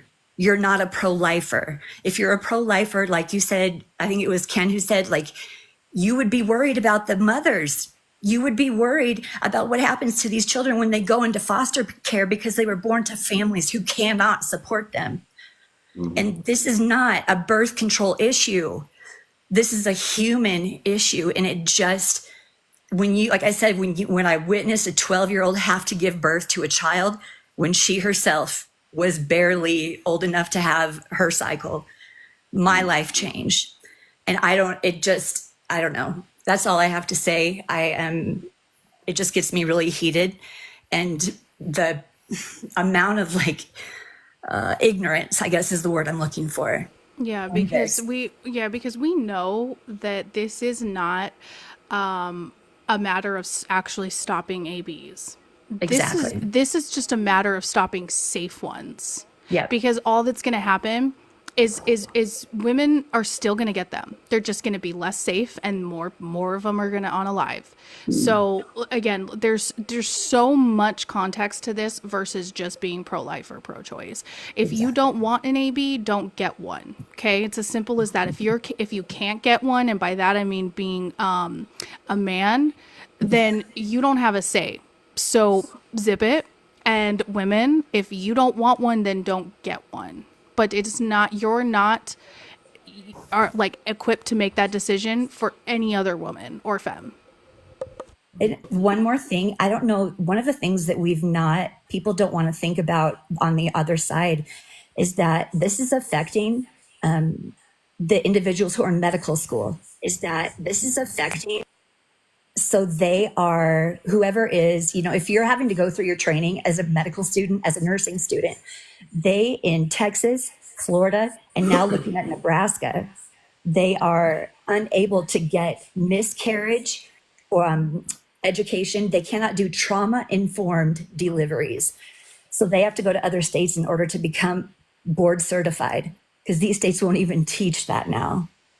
When I was in Tennessee, I had a friend through the recovery community that was in the OBGYN program, one of the people that helped ran it, and they had to change their whole residency outlook and decrease the amount of acceptance for it when Roe v. Wade got overturned, completely changed the whole program that had been established there. Hannah, thank you for sharing your experience, by the way. I really appreciate it. That meant a lot to me personally, so thank you. Oh, thank you. Yeah, I also really appreciate you sharing that with me. I am pro-choice as well, and it is just all of your stories, guys. It really does, I think, add to like the weight of this. So and maybe it will change some people's minds on that kind of thing too. But Well, maybe it will push people to become more active about how they interact with this world. As in, not just voting the correct way, not just supporting, but stopping locker room conversations, stopping touching women without consent, or worse, just no catcalling, treating children as people, not as children. Children are also people that deserve 100% of your respect. None of your physical abuse, none of your mental abuse, physical, emotional abuse, verbal, and anyone that doesn't look like you is just as much of a person as you are. You know, and at the end of the day, society has lost that with the rhetoric that we've seen on both sides. I'm not giving anyone an excuse here. We treat people as though they are pawns in a game. And it can be the white voting population, it can be BIPOC population, it can be Latino, it can be LGBTQIA plus community, it can be men and women, and it's always some type of deciding divisive factor. And the main reason behind that is because I don't want to have a conversation, not me specifically, but like society. They don't want to see people like have mild disagreements. Yeah, there's an echo somewhere. Oh, it might be. That may be. My bad. My tablet's right here. Sorry. But like society doesn't want to see a mild disagreement and then move on, right? They want to see like controversy, and they want to see like, that's why all types of shows, you know, have these decisive and divisive things in them, because at the end of the day, that's what gets clicks, that's what gets views and all that type of stuff. And I would encourage more people to humanize more people and their experiences, their lived experiences. And I was doing a series a little while back on like white people shit, and I probably need to bring that back and have more of those conversations. So like a couple of those is just like white people stop telling melanated people like, oh, I'm almost as, when you get a tan, like I'm almost as dark as you. That's problematic. You know what I'm saying? Like that in itself is just problematic behavior. You know, calling people derogatory terms and saying that they're okay. Like we had a guy on here saying earlier that, you know, the N word was okay for some white people to call him, and that's problematic. Not using proper things when you're talking about indigenous peoples, that's problematic. When somebody doesn't know language and they're bilingual, stop picking on them. When they don't know the English language, it don't make a fuck. They're still a person, and they still deserve basic human respect. You know, and at the end of the day, if you lead with basic human respect, you will get a lot further in life with relationships, with meaningful conversations, with all this types of stuff. If you just lead with empathy and understanding of everyone else has a different lived experience than you. Like I grew up with 3 other children in the house, and we were all really close in the same age, and each one of us has a completely different lived experience because we're all different people. And not just friendships and genders and all that type of, but we're different people, and we're all different people. We're from all walks of life. Everyone on this panel has a completely different lived experience than I do. And when we find the common ground on basic human decency, we can talk about the things that we might not align with. Anyway, I don't know why I wanted to go on that tangent for like a long time, but but I appreciate it. I'm probably not gonna be. Lefty ain't said nothing, right? What's up, Lefty? Probably not gonna be. Lefty ain't said nothing, right? What's up, Lefty? Hello. Probably not gonna be. Lefty ain't said nothing, right? What's up? You got. I don't know what kind of. Bethy, you have an echo. Scroll out and scroll back in. It's pretty bad. Yeah, it's a tough one. While she's doing that, what are y'all talking about? We're just talking about stuff. Hey, This- I'm gonna step out. I just wanted to say thank you all for like sharing your experiences and having this discussion. I appreciate you all. Thank you. Yeah, Miles, thank you, man. And hey, seriously, ask more people to share their stories. There's nothing wrong with saying, if you're comfortable, I'm here to like listen and stuff. Because Yeah, that's exactly like we've been talking about, man. Like, go with that energy out there. And like, you know, if you voted either way, that vote happened, and don't move forward with it, right? So just like, we're not trying to bash or anything, and I apologize if I came off as confrontational, but it is a really, really real topic for us. Like, it's just real when you think about it. And I know it will be for you too, if you like, it is for you too. Sorry, I'm not making sense. I'm gonna step out too. I gotta go walk my dog. Thanks for letting me come in. This was fun. Not really.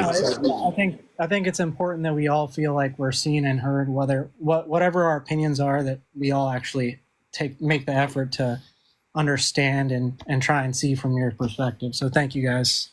It was a pleasure. Yep. Thank you. I appreciate both of y'all coming up, and we'll do it again for sure. We'll be holding space for the fellas at times. It's Lefty, can you speak now without echo? Maybe. It's Am I Lefty, echoing? can you speak now without echo? Maybe. It's Am I Lefty, echoing? can you speak now without echo? Maybe. Don't drop down, just swipe out the app and come back. Like, close the app out, but just stay here. Like, shut the y'all know what's wild? I'd be hearing myself on the echo, and I'd be like, who the fuck is that? And then it'd be me.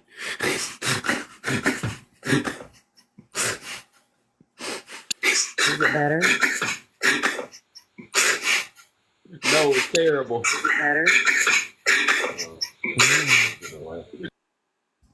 It's terrible. I'm like, who is that talking on the live? And it's just Jeff. My contact's messing up. I need to take it out. That's why I ain't got no glasses on. All right, let's see if we're good now. All right, she swiped out and swiped back. Oh. All right. Hannah, do you want to say anything? Any last? My own voice freaks me out too. Sorry. Hey, I just wondered, Jeff, like, what's the answer? What's the period point blank? What is the answer to how we get through this, and how, going back, like the empathy part, what do we do? What's the point blank answer? I mean, what, in your opinion, how do we make progress? How do we survive the next however many years, 4 years plus? We prioritize human rights. Mm-hmm. Yeah, we don't allow, it's going to sound contradictory, but we don't allow people to get away with bigotry. Yep. And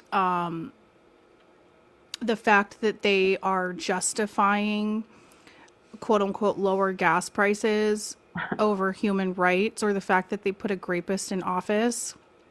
Right? We don't allow people to get away with that. Again, it sounds contradictory, but we cannot back down. Like, we can go to sleep at night. Like, I can, I know Jeff voted was on the right side of history, that we were on the right side of history, but we cannot allow these people to come out here and continue to spread that nonsense. So holding them accountable, because if we just continue this really, really harmful idea that got us here in the first place, that is this idea that we can all agree to disagree, that people can have their differences of opinion and still be friends, that, you know, everybody can have their own opinions and all of these things, and if you don't like it, you should just be quiet, is what got us here in the first place. If we continue that down that same route, we will never get to the empathy because everybody will just be silent. So, yeah, exactly, Ivory. Taking up more space for the things that matter is what will always constitute our side as having more empathy. Oh gosh, Becky, constitute our side as having more empathy. Okay, will always what constitute our side as having more empathy than the other, but again, holding people accountable for their actions and not being silent anymore, because again, that's what got us to this point. And we know that that's not working. So again, I get called the most horrific names on all my social media sites, and I wear it because I know what I'm speaking for is meaningful.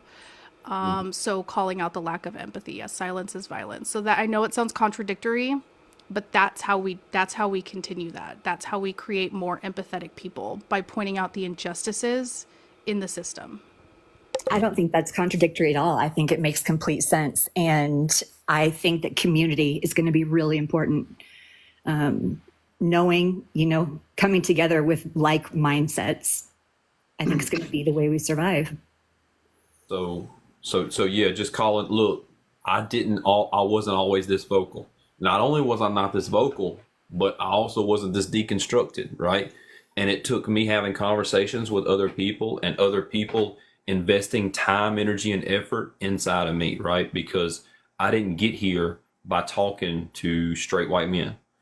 You know, that's not where I got to this point. It took women that cared about me, marginalized communities that cared about me, and having conversations, right? And sometimes, now, I don't think that I was ever down like a very bad misogynistic path, but there's still misogynistic behavior that I did and continue to do to some degree, and I'm continuing to break that down. But misogyny and racism. But as I've continued to speak, and like Ken and I's friendship is a good example, I've learned things from Ken in being in her community, and then holding my own space for these. And that's allowed me to get down the road further because Ken decided to have a space, right, where I could sit and listen. And tonight has been a good time to have a space and listen. We've done great on this live in particular, and continuing to do that. And I guess now will be a great time to, like, I am going to run for a political office at some point in the near future because I think that I should. Massive W. Yeah, yes. I might not win, but I've been in conversations with the Alabama Party, the Mobile County Democrats. I've been in these spaces, and I'm going to push back on the system that is oppressing us. I might not win, that's okay, but I want them to know that there's a person that looks like me that has best interest of people in mind, and we need to stand up for labor, because right now we've lost a lot of hospitals, we've lost a lot of business, we've had a lot of oppression systemically, and it's just too far, and it's too far gone. So there's only so much that you can do by advocating for a change without standing on it and saying, we're going to be here, we're going to be in your face, we're going to push back on the system that you're currently running, you know? Yes, sir.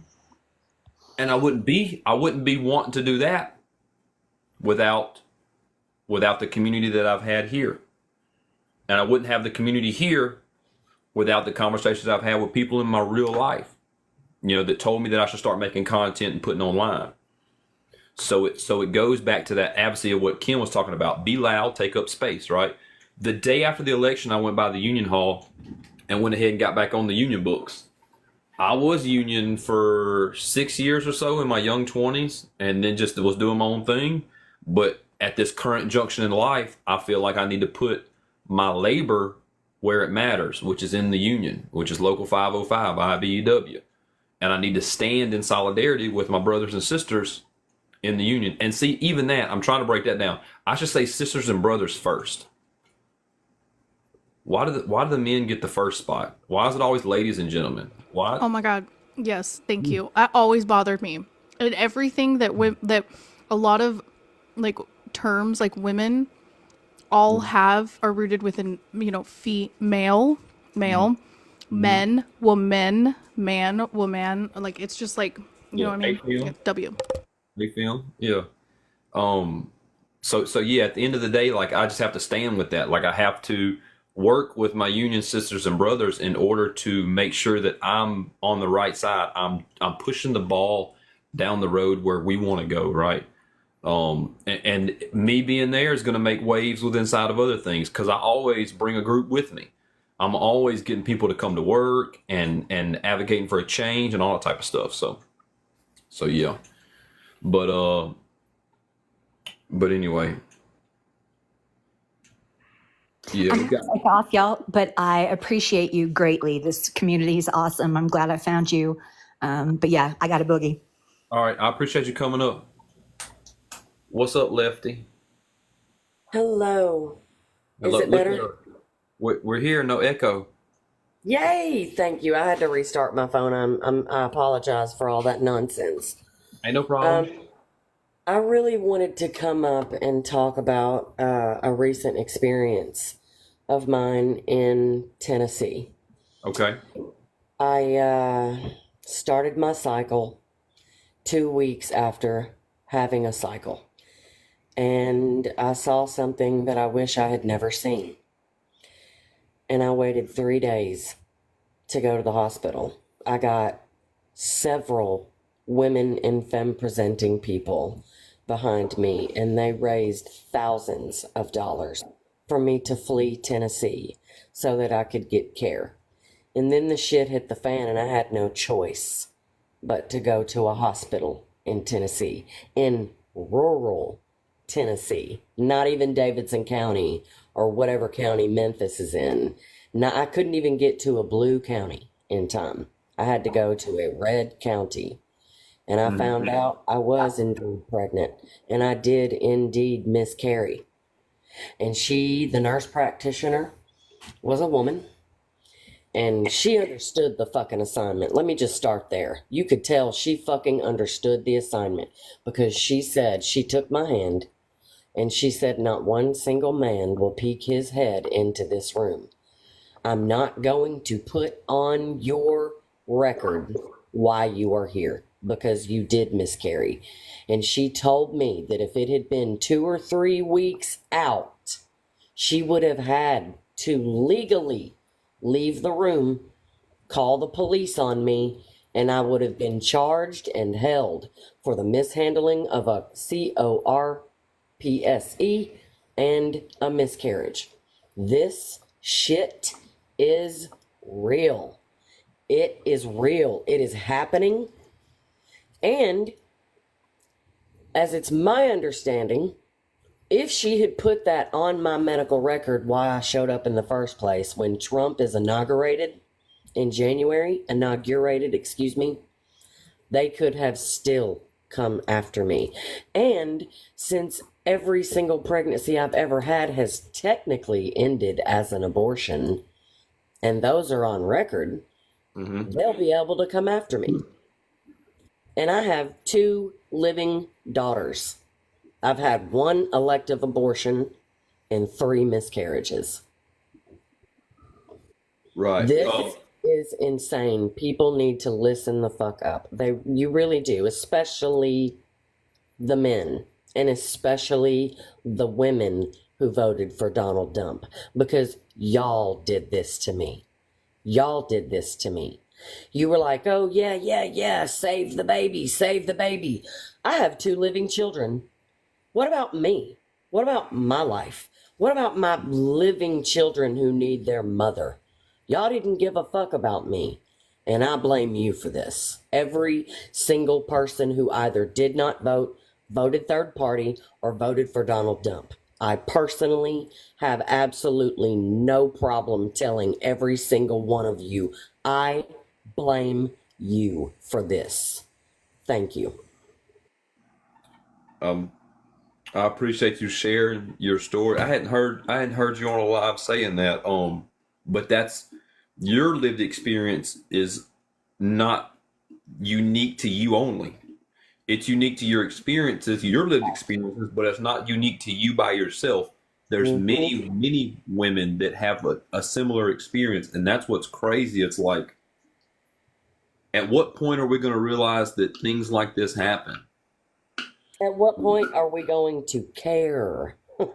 That's my thing, is that they literally do not fucking care. Like, realization is one thing, but caring to me is a completely different thing. You know? And it just really upsets me that people were literally cheering for my unalivement. Right. Because save the fetus, save the baby, save the baby. But my life literally doesn't matter. They literally overwhelmingly prove to us that we are nothing more or less than an incubator. They do not care. They don't. They don't. And I think that there's, and this is me giving man grace. I think that some care, but they might not even realize, like they're not educated enough to even understand. And that's a male privilege problem. And that's where men don't have any empathy, to bring it back to the point. And I appreciate you coming up and sharing your lived experience with us. Thank you. I hope that there's some men that voted the wrong way in the comments, and women that hear that and they sit with that tonight and they realize that this is real life for a lot of people, you know? I would really also like to implore all of you to please go to my page as soon as possible and watch my pinned videos. One of the pinned videos is about the experience, and then another of the pinned videos is telling my followers more about myself, because when I posted the content about the miscarriage, I gained many more followers. And to see, I mean, that was the day I got home from the hospital when I made that first video about the miscarriage. And you can literally see the hurt and the betrayal, and you can hear it in my voice as well. I implore every one of you to please, I'm not asking for your money. I don't care about that. I really honestly don't mind if you follow me. I just want you to see how I felt. I want you to feel how I felt. I want to appeal to your humanity, because even though I'm pissed off at you guys, I'm still trying to fight the good fight, even for you who were against me. I don't know how much longer that empathy in me is going to last, but it still exists. So please go watch the videos and see the real hurt and feel the experience that I went through. It's important, not just for me, but for every girl and woman in this country and every femme presenting person in this country. Thank you. 100%. I appreciate it, Lefty. I'm gonna step you down, and then Ken, we're gonna step down, and we're gonna have us a good evening. But I appreciate y'all hanging out with me. You're us. welcome, Jeff. Thanks for always having me, as always. Everybody in here, just remember that my DMs are open if any women or femmes need to. I'm sorry, Cheeto's just in my way. But anyways, I do appreciate you guys. I'll see you guys later. All right, I appreciate you coming up. Yeah, that was dope. That was a good time. That was a great time. That was a good live. I haven't went live all week, so I don't know if I need to. The other week I was doing a lot of lives, and I'm showing the restriction. What's this? Your live is not eligible for.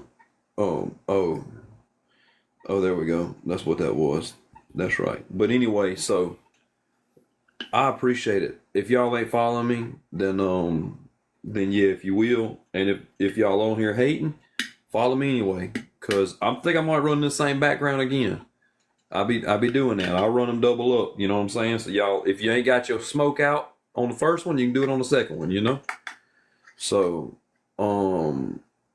No, you didn't get me in trouble that I know of, but somebody reported it live, and I got a little thing saying that it's restricting my access.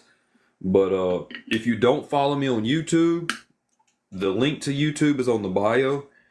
In my link tree, I'm gonna have this whole live downloaded and on YouTube. If anybody wants to go back, I'm gonna try my absolute dangest to clip this one and take out the good parts and put it back on the TikTok here. You know, take out the spots that was like, that was some good shit at that time. We'll see how that goes though, okay? So, but yeah, I appreciate the gifts, the love. We didn't get up to 200,000, but like we had a lot of people up in here. That was good. I like that. You know what I'm saying? But if y'all don't know what Piggly Wiggly is, y'all need to get on your business. You know what I'm saying? They come out with the ad on Sunday. Ain't no telling what. I might have 2 free apples. You don't know. You don't know what it is. They might be selling a pound of sausage for $2. You know what I'm saying? You never know what they got at the Piggly Wiggly. What they do got is a hot bar. And that hot bar be bumping. $7.99 a pound. You can go in there and get you some fried chicken and some collard greens. You can get some yams. You already know it's Conecuh sausage. It ain't no. If you in Alabama and you ain't eating Conecuh sausage, what the hell you doing? I don't know what the hell you doing. I'm gonna tell you that right now. And Conecuh sausage is countrywide also. If y'all don't know about that or not, Conecuh Sausage has a website, ConecuhSausage.com. You can go to locator on there, and there's an interactive map. You can type in your zip code and how many miles you're willing to drive to get the sausage. Full ditty. And it'll be on there. All right. And they got different kinds. They make, and you know what? I hate this too, because Conecuh is a Native American name. So it's kind of like appropriation. Dang it. We got a Conecuh County in Alabama. I got to talk to them. Because they got Little Chiefs. That's hot dogs. But it's Conecuh hot dogs. So they're different than regular hot dogs. They good though. But I think that they got little Native Americans. I think they got little Native Americans on them. That's appropriation. That's not good. I got to talk to these people. Man. Now I feel bad about Conecuh. Alright. Alright. Let me jump off of here. I appreciate it, y'all. Y'all got to go somewhere else to hang out.